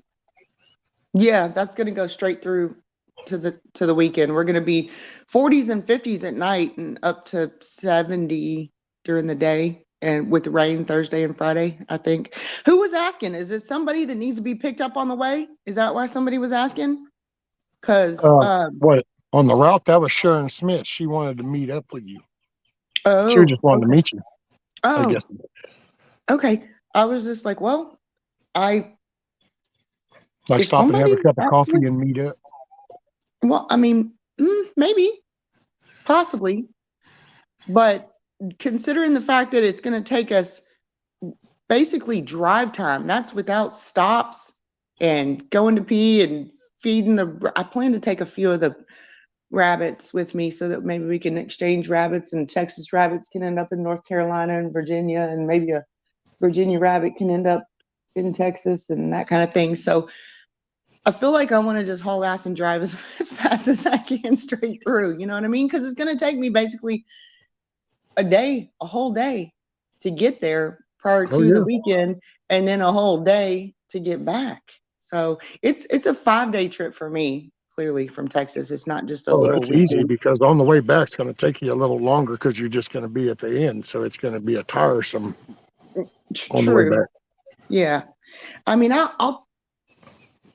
get I'll excited go. always going because you're going to the destination, but then after you're there and then on the way back, well, then you're exhausted. That's true. That is so true. That is absolutely PT1 accurate. says, I'm trying to get an idea of the weather on our meetup in North Carolina. Yeah, Michigan says it's snowing there in North Michigan. Somebody told me a few days ago that's in that general area that it would probably be, I don't know, kind of similar to what it is for us right now, right? In the 40s or 50s at night, and then up to pretty nice 60s, 70s during the day, maybe, hopefully. That's not bad. Yeah. I don't know. It'd be funny if we end up taking some kind of churn, and next thing you know, you got to meet up, and it's like, damn, I don't know where this cold snap come from. It'll be like, it's on. Well, but it's going to be fun just because you get to meet up with everybody. You get to have a little fun time. It is going to be interesting. Face the name. For sure. That'll be cool. It's going to be interesting for sure. Yeah, you're the only one I've ever actually met in person from YouTube, so. Hutch said 20s at night and 50 during the day. What? In North Carolina? 20s at night and 50 during the day. Okay. All right. All right. All right. Michigan said that he had heard it was around 45 lows and 65 highs, but he's no weatherman. Yeah, that's kind of what somebody in that general area told me it would probably be. You know, be. it's funny because we call it Mother Nature, and that's because it's a mother, like a female, which means it's pretty much unpredictable that she's going to do what she wants to do when she wants to do it. Yes. Yes. So, yes. Oh, Hutch said he really doesn't know, but it did sound good. He's trying to dissuade me. I could hear the wind pulling from that vacuum as it was like, what? Yeah, I think Hutch is trying to dissuade me because he knows he doesn't like cold weather either, and nor do I. Y'all can keep that stuff up there. Woo. You know what? I don't care. Whatever it is what it is, and I'm gonna deal with it. That's right. What it is. It is what it is, and I'm gonna deal with it no matter what. So when you wake up, when you wake up and it's cold or it's hot, you can't change it. So just suck it up, Buttercup. Suck it up, Buttercup. That's what I mean. So if I drive, that's another reason. It's like, well, I can bring everything from tank tops to flip flops to, winter coats and thermal underwear. So are you driving like your truck? Not my truck. I am either going to drive the other truck we just got, or maybe my dad's truck. I don't trust my truck to go that far because there's a couple of issues. I mean, I drive it. It's drivable, but there's but just the long trips, because that's right. Sometimes things do really good. It's kind of like old people. We do good on short bursts, but the long runs are just kind of done. Right. It will definitely be a truck, one of two trucks. But yeah, that's what I'm talking about. Like I got to thinking, because Ghost said something about, well, when you get up here, maybe you can make us a pot of chili. And I was like, well, damn, if I'm flying, I'm not going to have anything. I'm not going to be able to bring anything. And Yeah. since I'm only probably doing this that far to meet up with everybody once, it's like a once in a lifetime thing. I thought, well, I need to drive because then I can pack everything and be ready for anything. So There you go. that's why. So I'm driving. Hell yeah.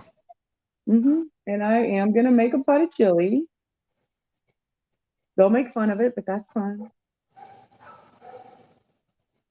And I am going to Hey, bring some I'd say rabbit. you could, you know what? You could always start a pot of chili when you started your trip if you had an inverter.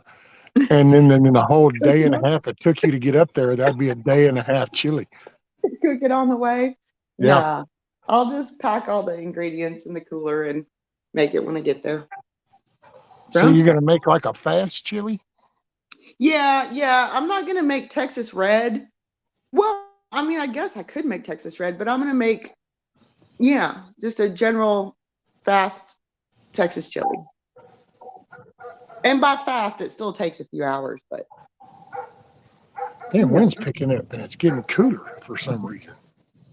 that's why I didn't light my fire back up this morning because it was windy. It's windy here, so it must be heading your way. Yeah, that just now started breezing. And it's like, damn, that breeze is colder than it was a while ago. What the hell?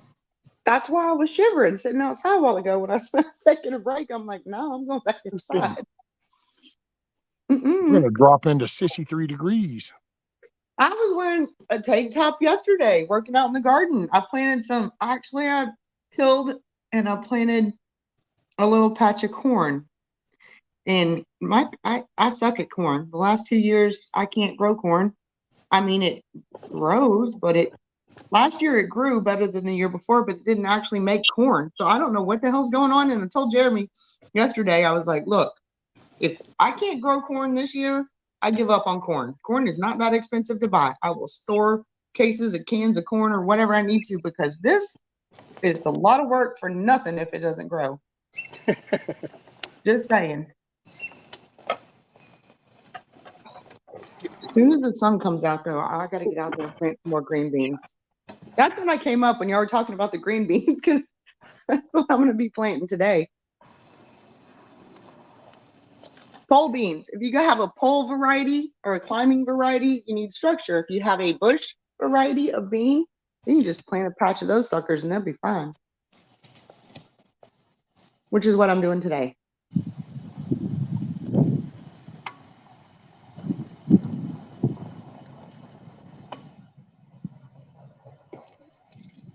I separated up my little baby tiny tomato seed starts a couple of days ago, and I have 40 plus little tomato seedlings going, and I'm like, that's way too many tomatoes. I don't know, maybe I have to find a place to put them all.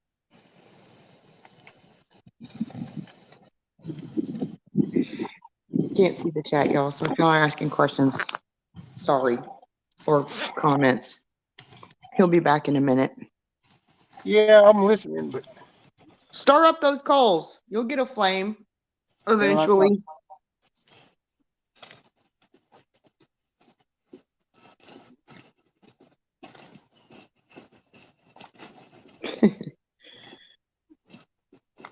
It's funny, yesterday when I had the fire pit going, that big portion that's still sitting there of that first oak tree that fell, Jeremy yesterday said, let's roll that thing up. Let's try to, shit, that thing must weigh, I don't know. Anyway, he was like, let's try to roll that over there and burn it. And I was like, I looked at him like, are you crazy?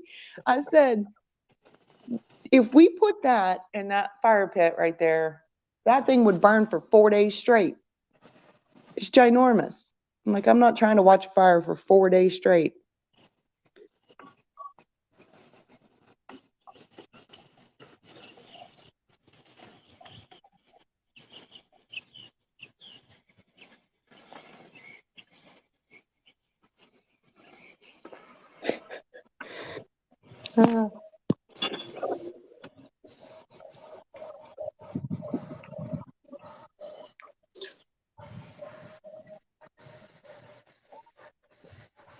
Well, I think I finally see sun. Not just clouds, but a little bit of sun. Uh-oh. What happened? No, it's probably my internet.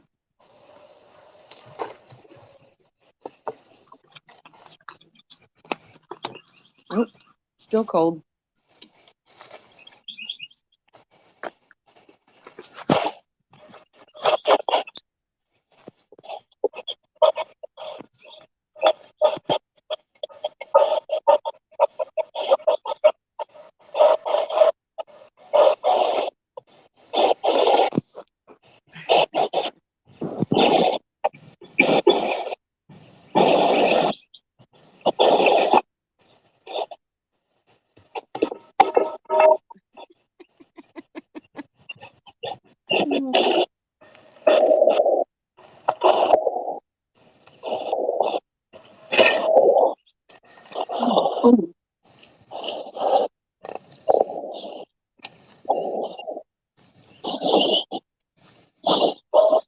As much giggling as you're doing it, you're not even going to need a fire to stay warm. Don't wear yourself out.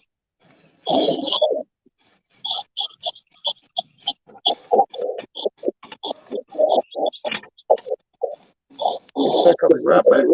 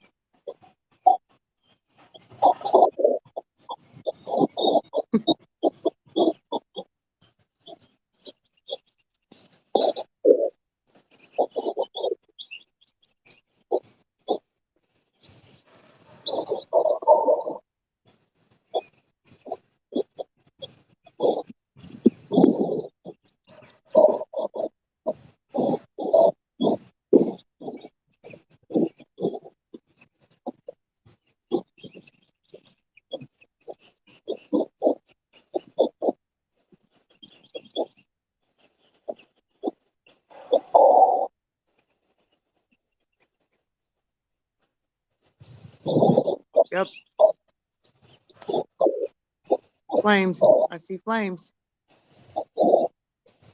Knew it.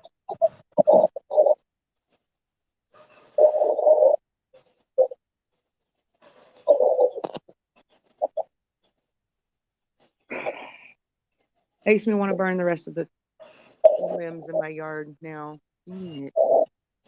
It's a little too breezy here for me, though. Just yet. Maybe this afternoon.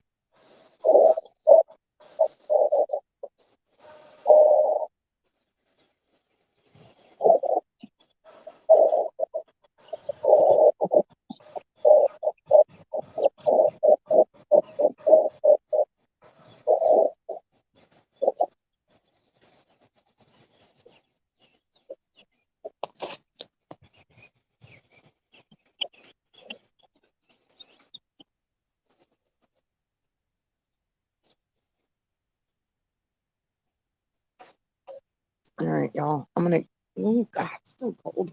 Come on, Steph. I'm gonna try to pull it up on the TV inside so I can see chat. It bugs me when I can't see chat, and I'm the only one.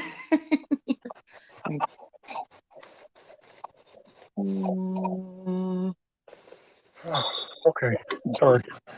Okay, good. I couldn't see chat, so it's not like I'm trying to pull it up on the TV though, where I can see the chat. Oh, brr, it's still breezy here. It's still cold. It wouldn't be so bad if the wind wasn't blowing like it is. I got my fire going. Yeah, that's what I said when you were gone. I was like, "Ooh, I see flames." I knew it. Get those flames back. That's some hot coals under there. I see sun where you are. It's still cloudy here. Yeah, yeah.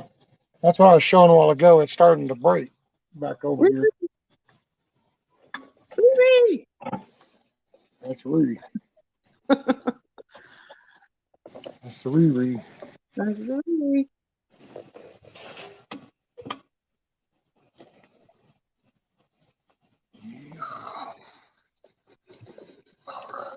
right about here. Oh, too far. Oh, Pure Blood said, what kind of potting material did you use to start yours, Nikki?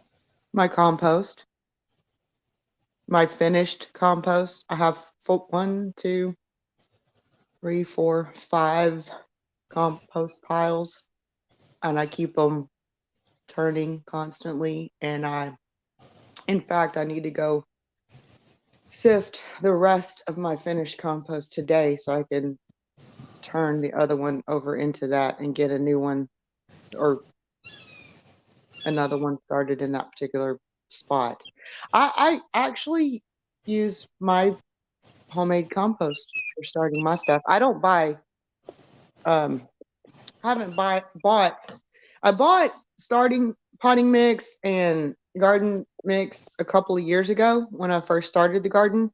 But like I said before, I started compost before I ever broke ground and started the garden 2.5 or so years ago. So I literally sifted out and used my compost, and it works. But it's fully broken down compost, not partial.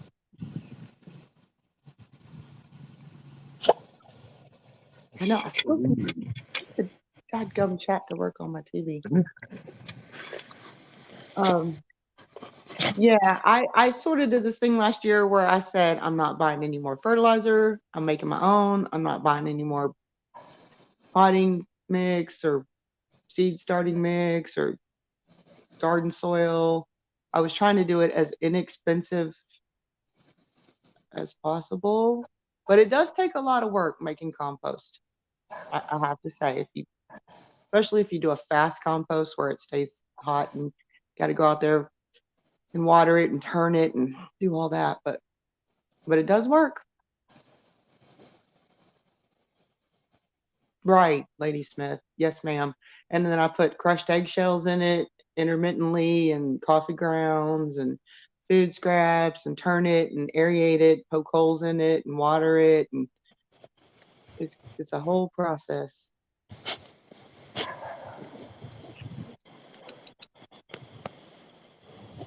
didn't think I see part of chat, I don't think. I can see it now. It finally popped up on my TV. Hey, Tiger. Morning. Hey, morning, Tiger. Oh, I think Tiger's making some homemade mozzarella tonight, right? In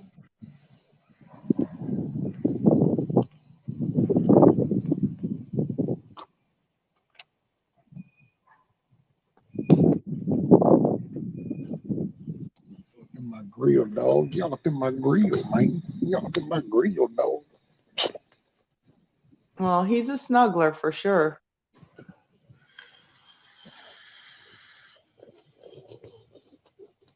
God, listen to that snort. Riri. Oh, Lord, we got smoking eyes. I know.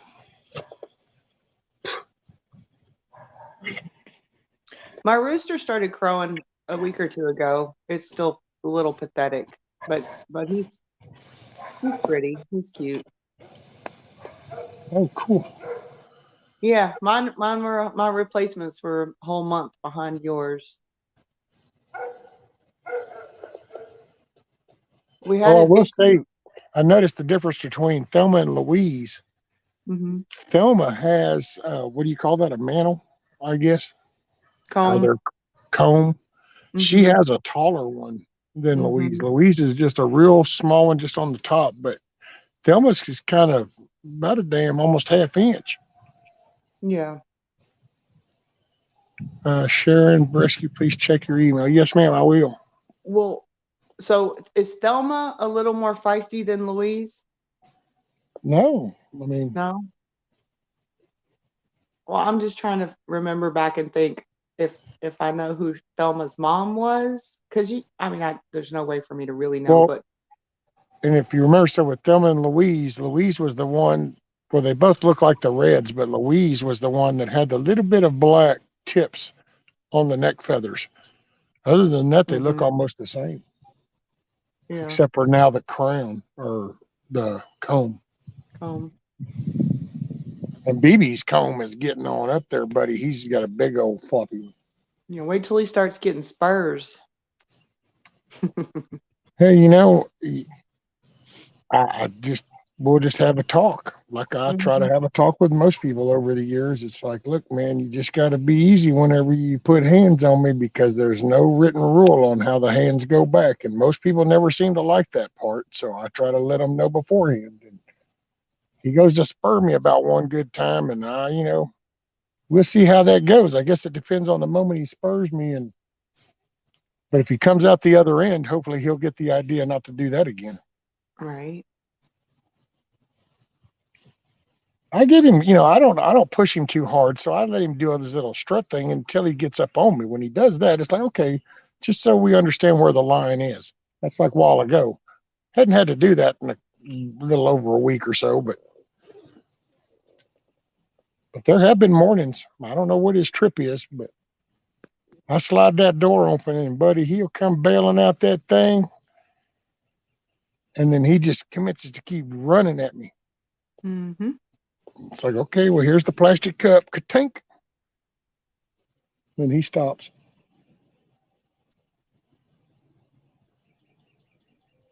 But I want him to be protective, so I don't try to get on to him.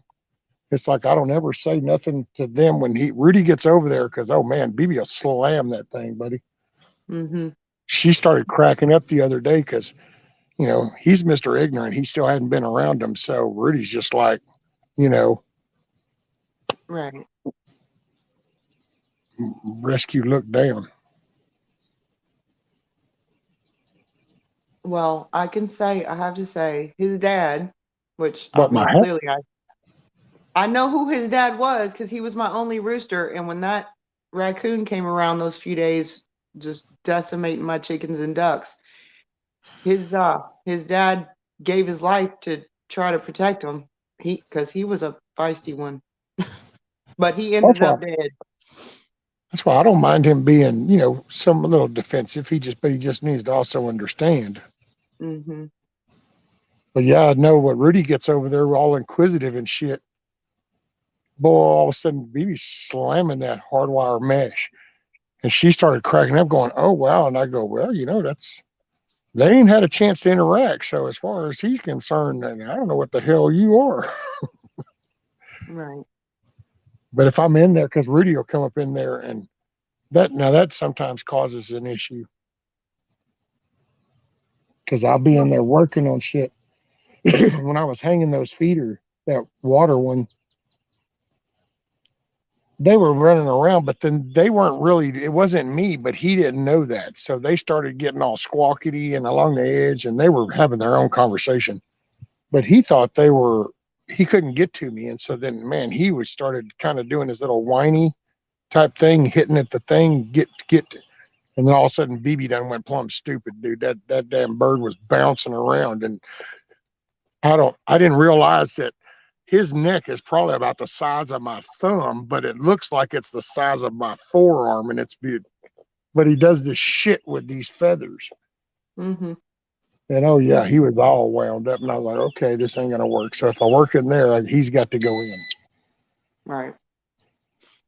Yeah, Rudy's trying to protect you, and he's trying to protect his girls. So it's kind of. Oh shit! See, he said look down. It wasn't look down. It was looking. It's not down. The private chat was over to the right. I saw this red thing, and I'm going, why did Nikki send me a private chat? She's talking to me right now. And then I looked over at the little thing and seen the shaded thing. What's up, Hutch? I was gonna say, it wasn't me. I don't put anything in private chat. I've never even done that. Oh, so you had him waiting backstage for like 30 minutes? Oh yeah, he's been back there for a few minutes. Oh no. What's going on? Hey, Hutch. Oh my goodness. I can't stay long. I'm taking a smoke break. I got to do some adult stuff. Mm-hmm. There you go. No, man, I'm gonna, if Nikki can get it up, but I don't want to send it up there if either you or Backwoods ain't gonna be. I might just go ahead and mail it to you, but there's some cool little things. You did your little short the other day, and I don't know, there was some. I sat there and I went, I got a few things I bet he could have fun with, and so. Which short? I put out 10,000 shorts in the last week. No, you did not. It's so much easier than videos. Well, the ones that you posted here anyway, I'll put it that way. It might be shorts that you've created while you were asleep in your head, but the ones that you actually uploaded, you were sitting there and you had your action figures. Oh. I did some I did cars and tanks I and did my shit. Medheads video yesterday. I got a little clip of what I'm gonna do. Well, a little clip of what I've got so far. It's gonna be the intro for my movie. I got it at the ass end of my Medheads video. Hell yeah. Okay. I was kind of out of it this weekend. I worked on that porch, and then I was so wound up. I hurt. I just laid down and kind of drifted in and out. They age restrict all of my weed videos. I never get more than 100 views on any of those things, and it's usually all the same people. I'm being suppressed by the YouTubes. Well, of course. Yep. Lady Smith, Mr. Post, what's up? What's going on, y'all? Chat, live chat, just saying. That's funny. That's funny. Oh man, oh man. You see that, right? What? Dressed No, warm, must I'm be asking cold. Brian if he sees your it's funny. Oh yeah. Yeah. What's it? Technically, Beans without meat. Technically, there are 2 different kinds of Texas chili. There's probably even more than 2. Yeah, but I mean, there's 2. Well, there's all sorts of variations, of course, but primarily there are 2 different types of what we in Texas would consider legit Texas chili. One would be the Texas Red, and the other would be the quicker version of Texas chili. And neither one has beans. But then see, once again, that's open for interpretation. True. To me, it depends on what it's going on. It's like 40 degrees. It sucks. Well, yeah, has it stopped raining? Because wasn't it raining the other day? Yeah, it was raining. Uh-oh. Uh-oh. Either he hit the wrong button or... No, there he is. He came back. Oh, and he came back on his own, so it must have been... Yeah. I gotta set my box on the door because I'm inside the cabin. I got no signal. Ah. What's up, Redneck Pepper? What? So yeah, it was nice as shit the day Backwoods was up here, and then a couple hours after he left, boom, it dropped like 30 degrees and started sprinkling. Mm-hmm. I saw him. Did he come up to help you more with the greenhouse? Pretty much. Or just kind of hanging out shooting the shit? I honestly don't know if that was the plan or not. He said he wanted to come up and get motivated to do some work around his own yard. And I was like, well, shit, I got stuff to do. And it kind of just happened. There you go. Okay. Right, Amy? 5-alarm chili. I'm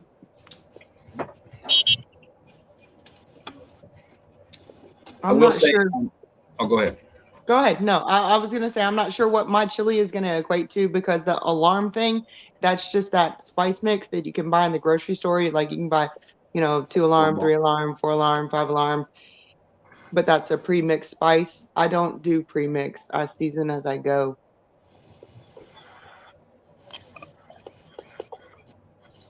So I'm not sure what mine is going to equate to on the alarm scale, but we shall see. The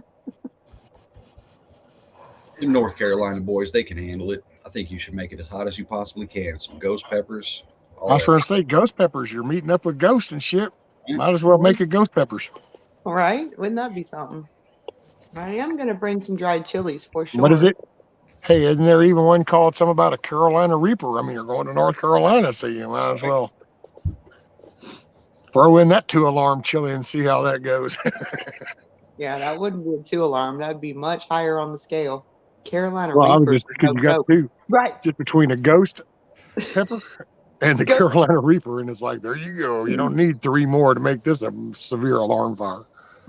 Dude, have you ever actually eaten a ghost pepper? It was about 10, 12, about 10, 12 years ago. There was this ghost pepper burger challenge thing, and we did this. Like, we had a, I would say a party. Yeah, with some folks we worked with. And Jeremy and I went over there and we were grilling those. I helped the guy, the guy's house we were at. He was like, okay, I'm gonna grill up these peppers on the back deck, and we're making burgers, and we're all going to stand around. And the challenge was to eat this burger. You couldn't have anything to drink. And that burger was topped with like sauteed onions and ghost peppers, like straight chopped up sauteed ghost peppers on a burger. It was good, but holy cow. Woo! Ghost peppers are no joke, man. Yeah, y'all can. I'm just saying. It's painful. I mean, and well, that's what gets me. That's what, I remember, because when that came out, I think I tried, and to me, I like jalapenos and shit, so I like the spiciness, but man, it's just like that Carolina Reaper shit, dude. When I went, it's like, so at what part, I mean, was it the beginning of the snot coming out of your nose and the starting tears is when it tasted the best, or was it at the ending tears and the ending snot and slobber?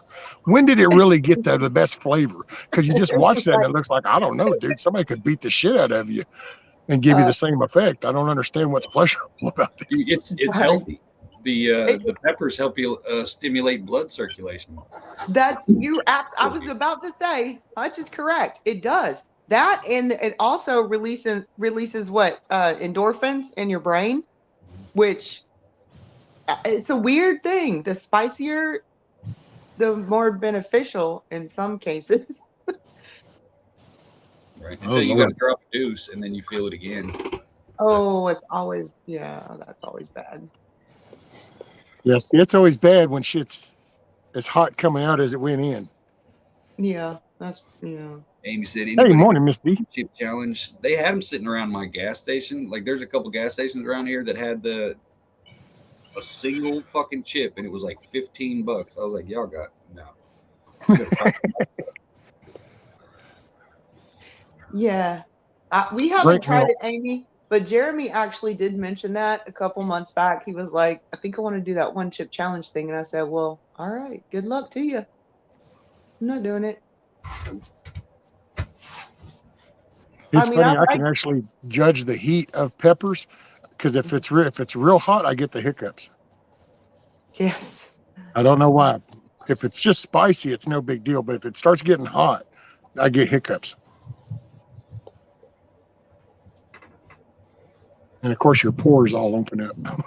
Maybe we should all do that 1 chip challenge as a group on a live.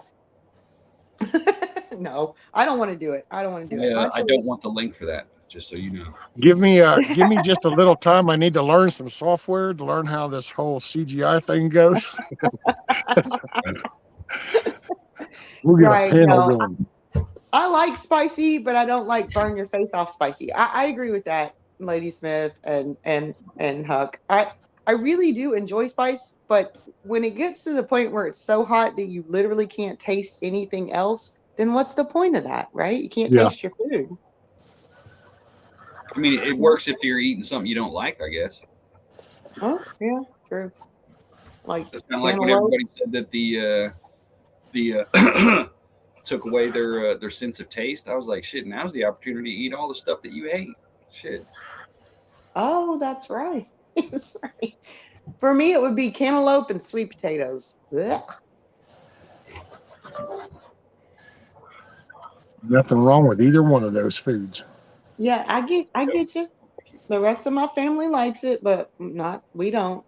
We I don't. had Now, I see, can't remember who it was, but growing up, I always had cantaloupe and cottage cheese, and that was their snack. I'm like, man, if you don't get that nasty shit away from me.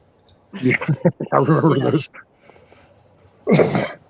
When my kids were growing up, what we did was we did cantaloupe, and then we would take some cream cheese and some of this marshmallow cream and Marshmallow. mix it together, and then put some red food coloring, and then turn it pink. And the kids would call it the pink sauce, and then they would just sit there and they would eat, but the bananas and cantaloupes, all the fruit, just dip it down into that.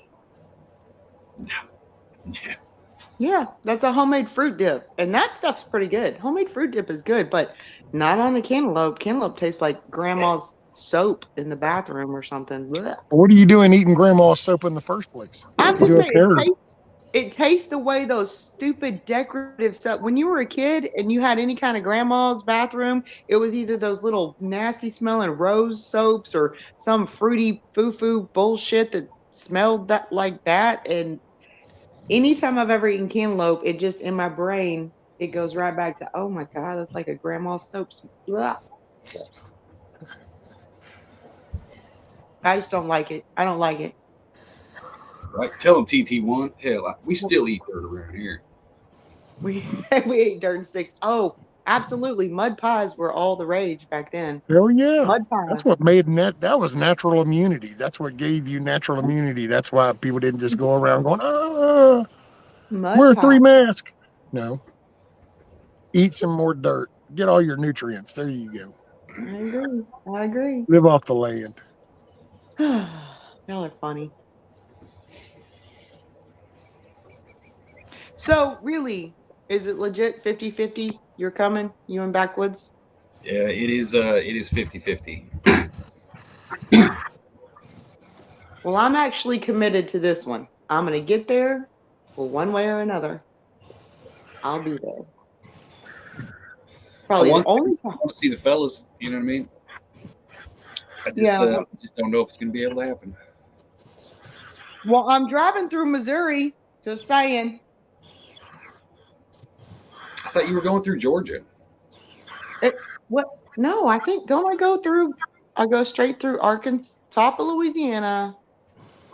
I don't know. I'd have to look it up on Google Maps again. Yeah, Man, you'll be going through you'll be going through the Arkansas maybe, yeah, but but if you're going all the way over toward Georgia, you're gonna pass right by Missouri. Whole okay. state. Well, I'm just saying. I don't know. I looked it on Google Maps and it gave me two options, and I damn sure wasn't going through South Louisiana because nobody. I mean, unless anyway, no. I'm taking the northern route. I'm going through the top of Louisiana and then whatever the straightest point is from there to Hanging Rock. So I don't know. Yeah, I don't know. Louisiana is the bottom of Arkansas.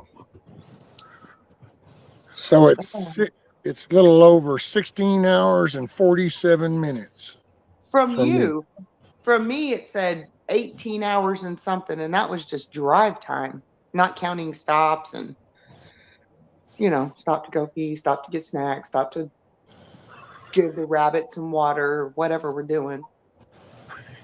All right, let's see. Where's it got you going? Right? I don't know. I just glanced at it once. Got through. I do believe just Josh is flying into Atlanta and then driving up from there. I think. Is he? I was wondering if Josh was going. Mississippi, Alabama, I think as Georgia. it's getting closer, he's trying to find excuses. Oh, I can't bring my tent on the plane. Things like that. What's up, Bougie? I was doing the same thing. To be honest, I was doing the same thing. It was like, man, flying's gonna suck because I had that all planned out because I was gonna fly into Charlotte. Had the rental car and everything all set up, and I thought, well, I can't bring anything. That's not as much fun, I mean, you still got 2 weeks left. Technically, you could send your tents to like Ghost or Native or something. Be like, hey, hold this shit till I get there. No, I got like 8 days left to square up my stuff in the garden and do all that before I have to head out on the road. 8 days. I looked at it.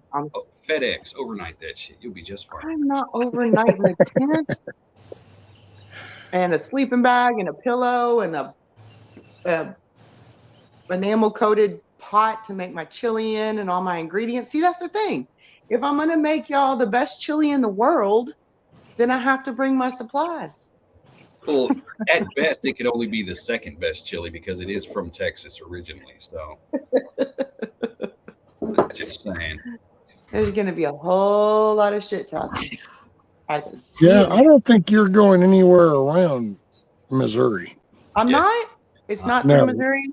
And I don't even think you're not even going into Arkansas. You're going into Louisiana, Alabama, Mississippi, Georgia.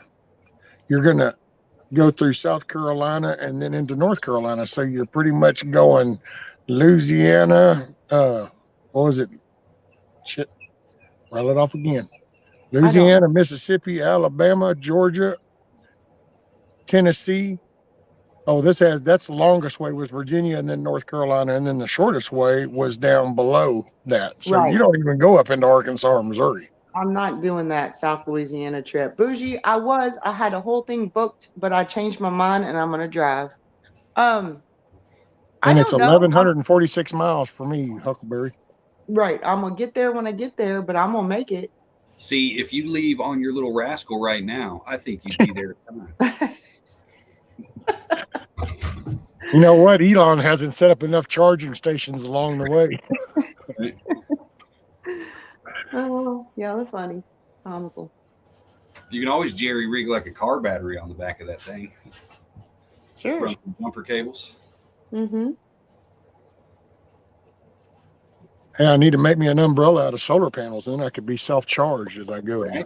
See, you can carry one of them house speakers and a car battery on your lap. Then you can just fucking rock out the whole way. You know? Just don't eat the Ohio dirt, right? Don't eat the Ohio dirt. Don't drink the Ohio water. Don't breathe the Ohio air. Well, people in Ohio put their so-called chili on top of spaghetti, which is weird. Yeah, Then that's not called chili. It's called spaghetti sauce. But that's that damn Canadian influence seeking down is what that is. What do they call it? Cincinnati chili? 2 ways, 3 ways. which I 4 will ways. say the best MRE to this date to me is Chili Mac. I'm just saying. Chili Mac's okay, but It's I the don't. best MRE. Well, I don't know No. about the new ones. Maybe the new ones. Good God, BB, would you shut up? I know he's on it today. Don't they put cinnamon in their chili in Cincinnati? Ugh. That's a little weird. Yeah. See? Yes, Lady Smith. That's what I heard. They do put cinnamon in it. Something wrong with y'all up there. Well, okay. Y'all go check this out. There is Matt Mitchell. I don't know if y'all know who Matt Mitchell is, but he's funny. Matt Mitchell, and it's been a while ago, but I just recently watched it like 3 or 4 times. But Matt Mitchell if you go to Matt Mitchell's YouTube and just type in or search for the barbecue map from hell by Matt Mitchell, it's pretty comical because they have just go check it out. Just saying. It's funny. Why do you think a rooster crows? What is the purpose? He crows to wake them up in the morning and to get them going out because he wants them to go out. They crow when they sense any kind of danger to alert his girls. Sometimes they crow when they find a food source to get his girls over there to eat. So it could be any of those things. So lock him in a dark box so he can't see anything and don't feed his happy ass. And then he won't do this all the time. Right. But he'd hear other chickens do it, and then he'd have to join the conversation. Well, I gotta say, because dude, there's no rhyme or reason. It can be 5 o'clock in the evening, and that dude will just up and decide that, hey, wow, you know what? Now's good.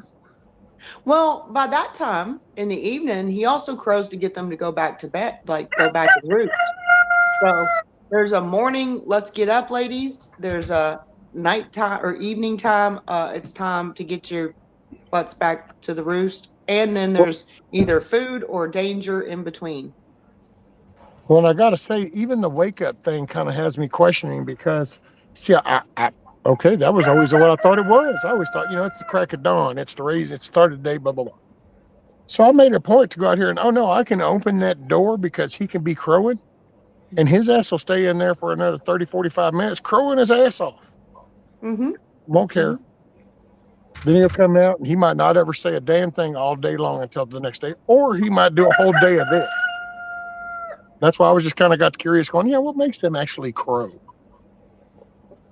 Maybe you got one of them Karen roosters. She just knows that you got neighbors. She's like, fuck it. Let me make everybody hate this guy. Oh, well, they already did. So that's pretty, I don't mind. Then it makes it more pleasurable. I enjoy it even more. I got to say, when he first started doing that, she said something about, I wonder, and I go, I dare, mofo. Go ahead.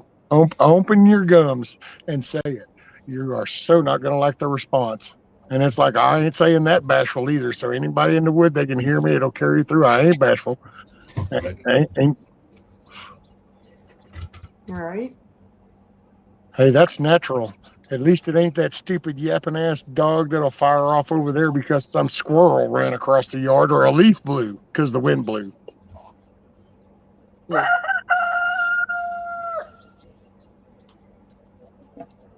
What's up, Watchman? At 5:30 this morning, which was sleeping late for me, what got me out of bed at 5:30 this morning was my neighbor's dog barking. Same thing.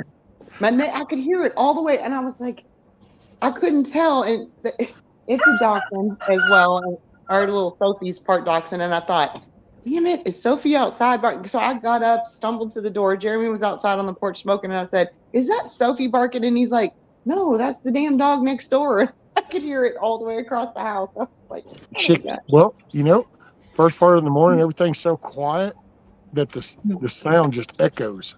Mm-hmm. Yeah. And it really gets annoying when it happens to be that one stupid ass dog that just won't shut up because now it carries everywhere. Yeah, that's the one next door. She's a little dachshund and her name is Harley and she barks at everything. We have at the bottom of the hill, they've got 4 or 5 poodles, like the big poodles, like real poodles. And those sons of bitches, they are non-stop all day. If they see a bird, if a leaf blows the wrong fucking way. All right, I'm gonna mute myself. I'll be back in just like 2 minutes. Man. If she don't move, I'm wondering. Okay, there. I just saw the head move. I guess she decided to lay down and take a nap right there on the damn ground. Okay. I got to go over sometime this week. I got a buddy or an acquaintance. I don't know how the system works, but I know a guy who wants me to come over and help him set up his stuff because his old lady wants chickens. So he's kind of henpecked himself. So he's like, hey, come show me where I can set up chickens. So I got to go figure out what kind of system they got. Then they are getting 98% of my silkies so I can switch them out with real chickens. Right, Okay. TT1? Shit, he knows. He heard them sons of bitches, man. I had to take the damn 20 gauge to the greenhouse the other day when I was putting that shit together because 3 of them came up in the backyard. I don't know if they're hostile, but they're fucking big, and I ain't taking that chance.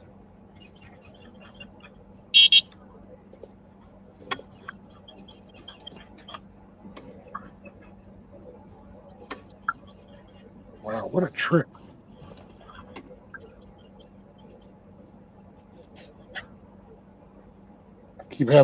I'm distracted because I'm watching her comb.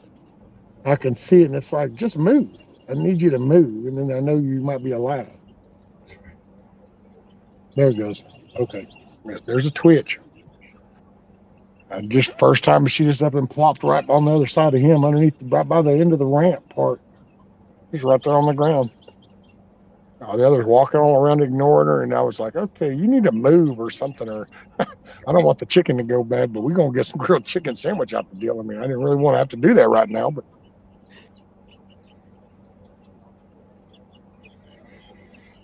I still haven't mucked out my damn chicken coop. I was supposed to, 3-4 days ago. Well, I'll just take y'all with me, but I'm going to go see if her ass will move. Yeah. Let's see, we're going to take you. Yeah. I'm going to drive backwards.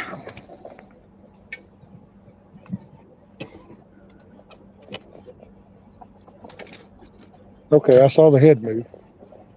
I'm sure she's fine. Okay. Let me put the camera. Bam, bam, bam.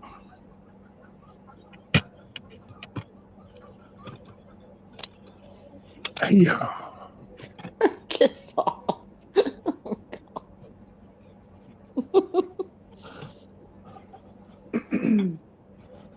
Damn, kid, boy, you something now. Now, see, she's just laying there, but I mean, yeah, her head, she's. I'm sure she's fine. Hey, but you know what? That's Thelma. So I wonder if her little ass, is she going to drop her first egg right there? No. Oh, look, one's already did right there. Can y'all see it right here at the tip of my finger? Damn, you little shits, and now right under the ramp, too. 5 freaking nest boxes. Oh, no. Oh, yeah, Oh, they're no. crazy. Your happy ass has to do it right there in the middle under the ramp, so now I can just maneuver my ass all the way in there. This is great. Shitheads. Effing chickens. Effing chickens. Are they in their permanent spot, or are you still moving the cage around and shit every once in a while? Oh, yeah, no, I move it. It's got wheels. There's always one crazy one in the bunch. There's always one. Backing up here. So it's got my little Fred Flintstone wheels. You can see them right there. Nice. And then I got this little hook right here. Yeah. Oh, wait, damn, the camera shifted. Come on, go back. So right in the center, right there is a silver hook. And so what I do is I take a pry bar deal and a block of wood and I raise it up. And then the missus will take and hook the chain that I have dangling off the back of the mower under that hook. And then I let it down, and then I'll take the mower and I'll pull it to different spots. It's been pretty cool too, because what do we got? We got a bucket truck coming in. Anyway, that's why this dirt is kind of bare. This is actually the spot that I built it in when they were first in it. And then they've been over there before. That's good. I'm actually going to move. A matter of fact, this long grass right here, you can't see it. They were there before too. That's actually where I found out it bottomed out.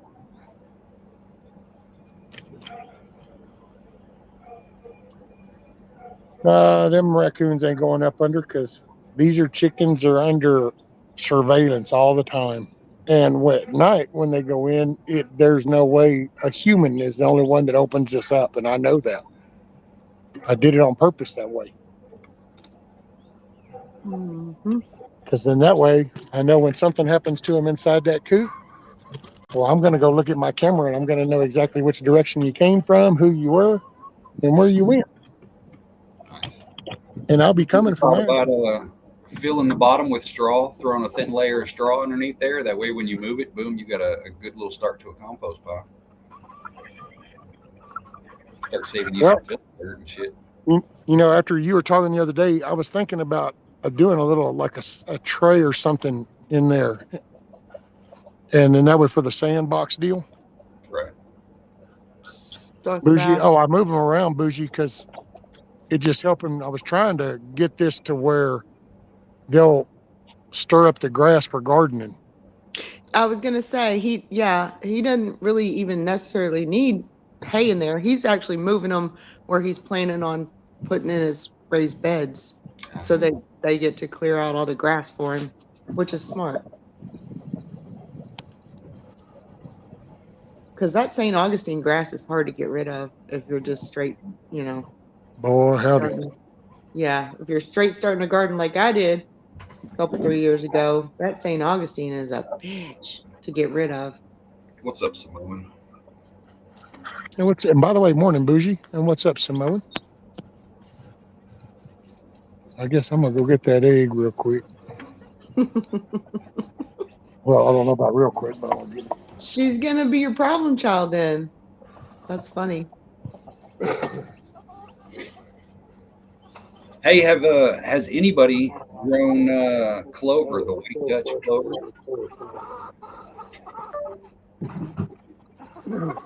No, ma'am. I have No, ma'am. No, ma'am. I have never grown clover on purpose, but we have a ton of clover in the yard that I pull up and throw over in You the got chicken scratch. pen. You got plenty of scratch all on the ground. I've got a shit ton of seeds that I'm getting ready to spread out in the field where all the gardening stuff happens. That way, hopefully, I can have a blanket of clover and never have to mow again, kind of situation. Mhm. But I don't know when I'm supposed to plant them because I've seen a couple websites said 40 days before the last frost, and the other ones say wait till the last frost. So I don't know who to believe. No, try it both ways. Everything around here is an experiment. I do something so far. I've done something different every season for the last 2.5 years of growing things. So it's a learning curve, right? It's definitely a process. Right. Yeah, I don't know. Lady Smith, that's what I'm thinking because it's like you can use it as medicine. It's going to bring in the bees and the pollinators and things like that. And Hmm. it's I mean, it only gets 8 inches tall max. So if I don't want to mow for a whole fucking year, I don't really have to. You know what I mean? Like it's a multi-use plant like a son of a bitch. I just want to make sure I do it right because with as much space as I've got to cover, it's not going to be expensive, but it ain't going to be cheap. You know what I mean? Hmm. Bam. Hmm. One, yeah, put them on a trellis. That way they can climb. Look at that egg.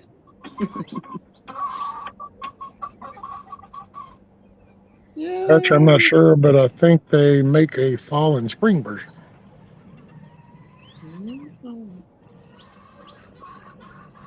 Bougie, Oh. he left that night because Josh couldn't commit to driving 7 hours, so he went ahead and went home.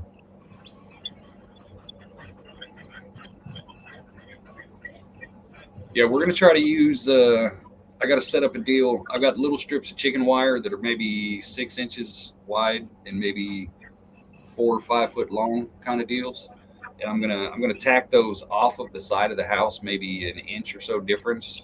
And I'm gonna try to use. I've got bottle gourds, loofah gourds, and bushel gourds, and I'm gonna try to do a mix along the flower bed in the front of the house, and just let them climb up the side of the house on the chicken wire, maybe some strategic nails. That way we can kind of use the leaves and shit as a shade cloth against the sun. That way to see how that turns out.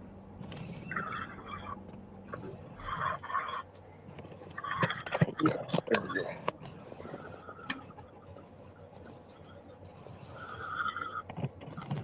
And here I can put the chickens as the background. Hoorah.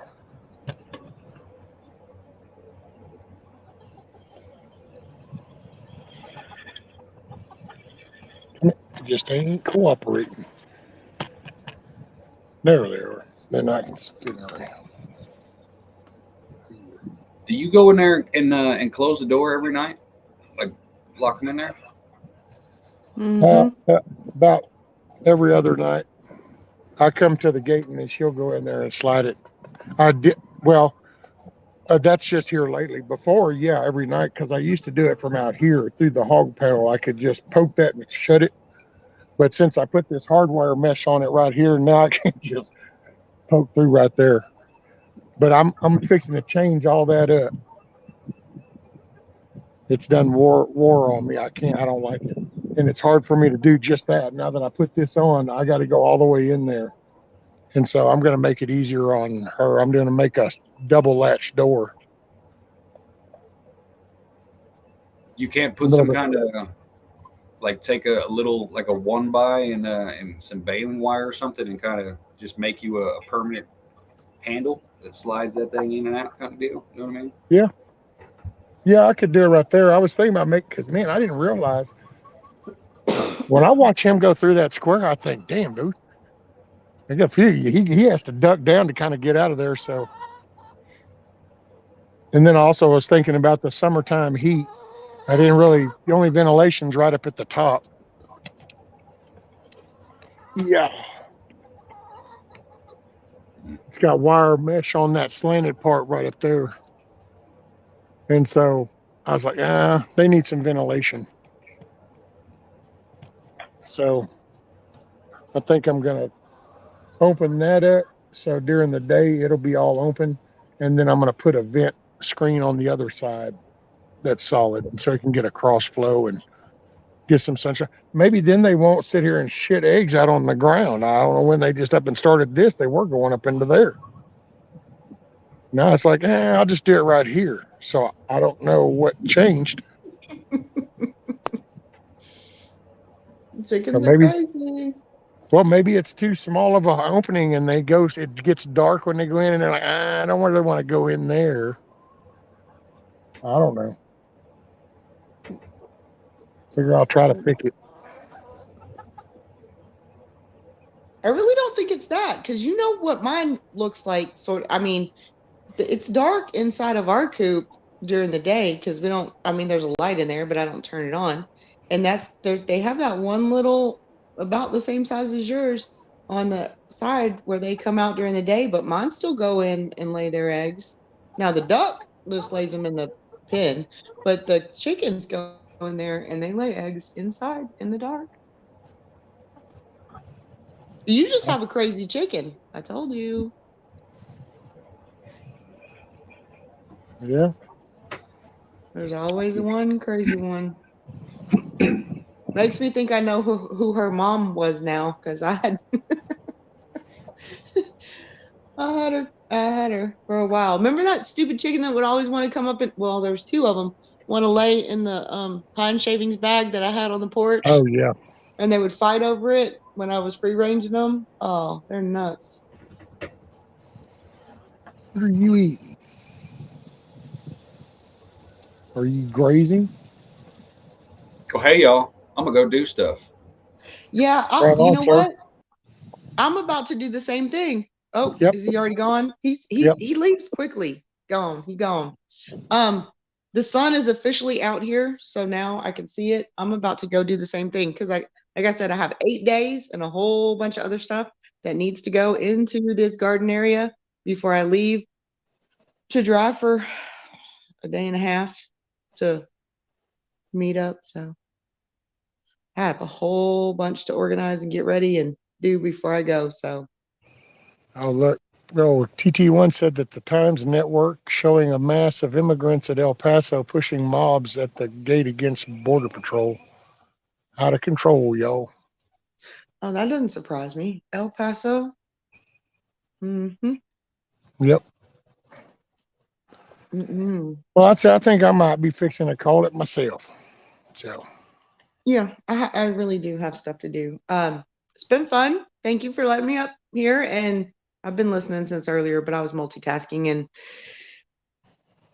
it looks like you're well on your way with that. That's the first time I actually saw the deconstruction of that deck over there for boards for raised beds. So looks like you've been getting a lot done. Yep, working at it. It Yep. kind of slows me down a lot. I can go out and do little bursts, and it kind of puts me down a little bit, but Right. I'll figure it out. Take your time. Don't wear yourself out. Take your time. But it's not a bad time to do it slowly from now till, maybe a bed or two will be ready for, there's some things you can plant in the fall, especially down here where we are, because it's so warm. in the fall, and then, start you a couple compost piles or a compost pile or something to work through the winter. And then by springtime, you'll be set on, some stuff. Yep. That's what I'm hoping for. Yeah. Yeah. All righty, man. All right. Well, I will see you guys later. Everybody have a good day, and I'll talk to you soon. Yes, ma'am. You make it a good day, Nikki. You too. Bye, sir. Thank you, ma'am. Bye. And with that, guys, I think what I'll do is where's my song? I need my song. I got to have my song.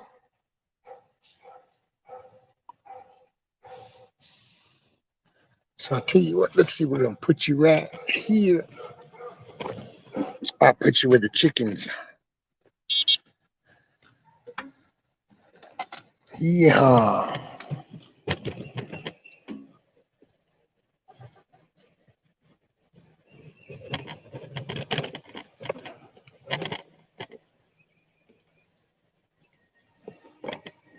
Yeah.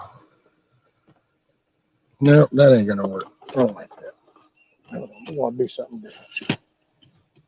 We're gonna do something a little different.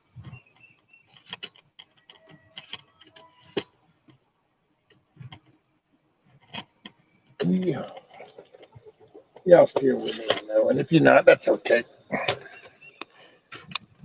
There we go.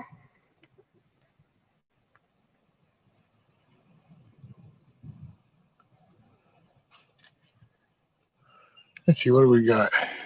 Oh, and Miss Sharon, I saw the alert for my email, so I will pass that on. I could tell. Okay, so I'll tend to that if you happen to hear that. And let's see. Let's kiss off. Thank you so much for being here. On TT1, let's see. You want to? Yeah, we can go there. I'm good. TT1. If you send me the info. And how does that phrase go? The creek don't rise. And with that, make your day a good day. And I'm going to leave you with my song because I love my song.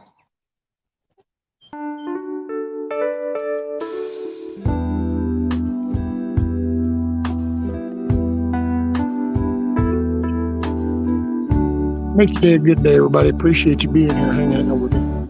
Thank you, I'm okay, I guess.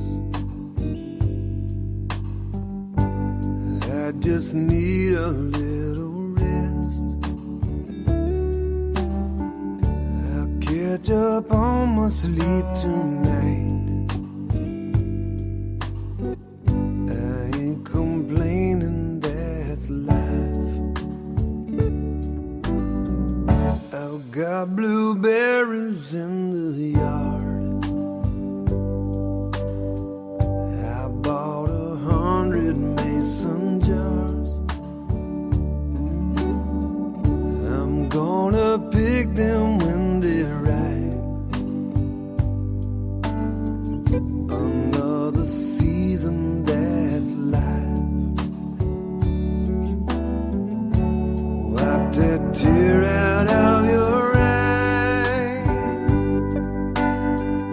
Behind the clouds, the sun still shines. You're in my prayers every night. Enjoy the journey, that's life.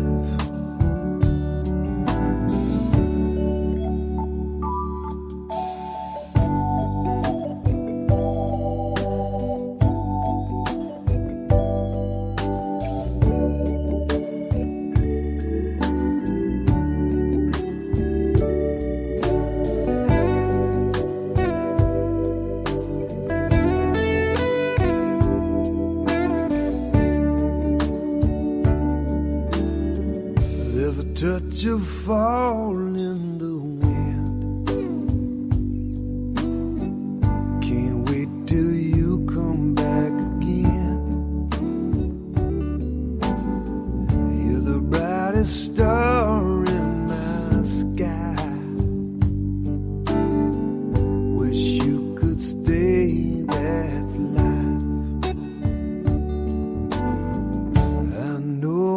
time for you to go. Here's a sandwich for the road. It's always hard to say goodbye. Ain't that the truth? That's life. Wipe that tear out of your eye. Behind the clouds, the sun still shines. You're in my prayers every night.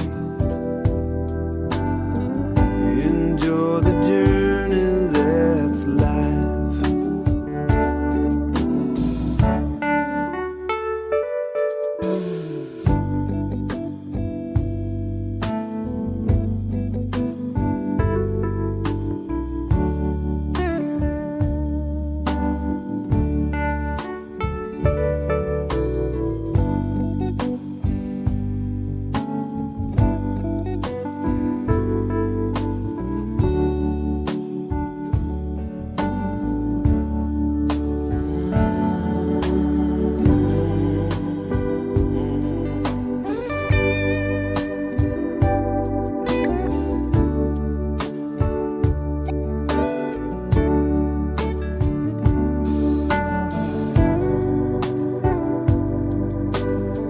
Make it an excellent day.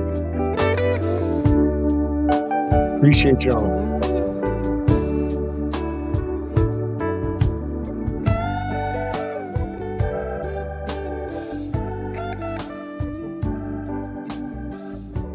Keep your head on a swivel. Much love.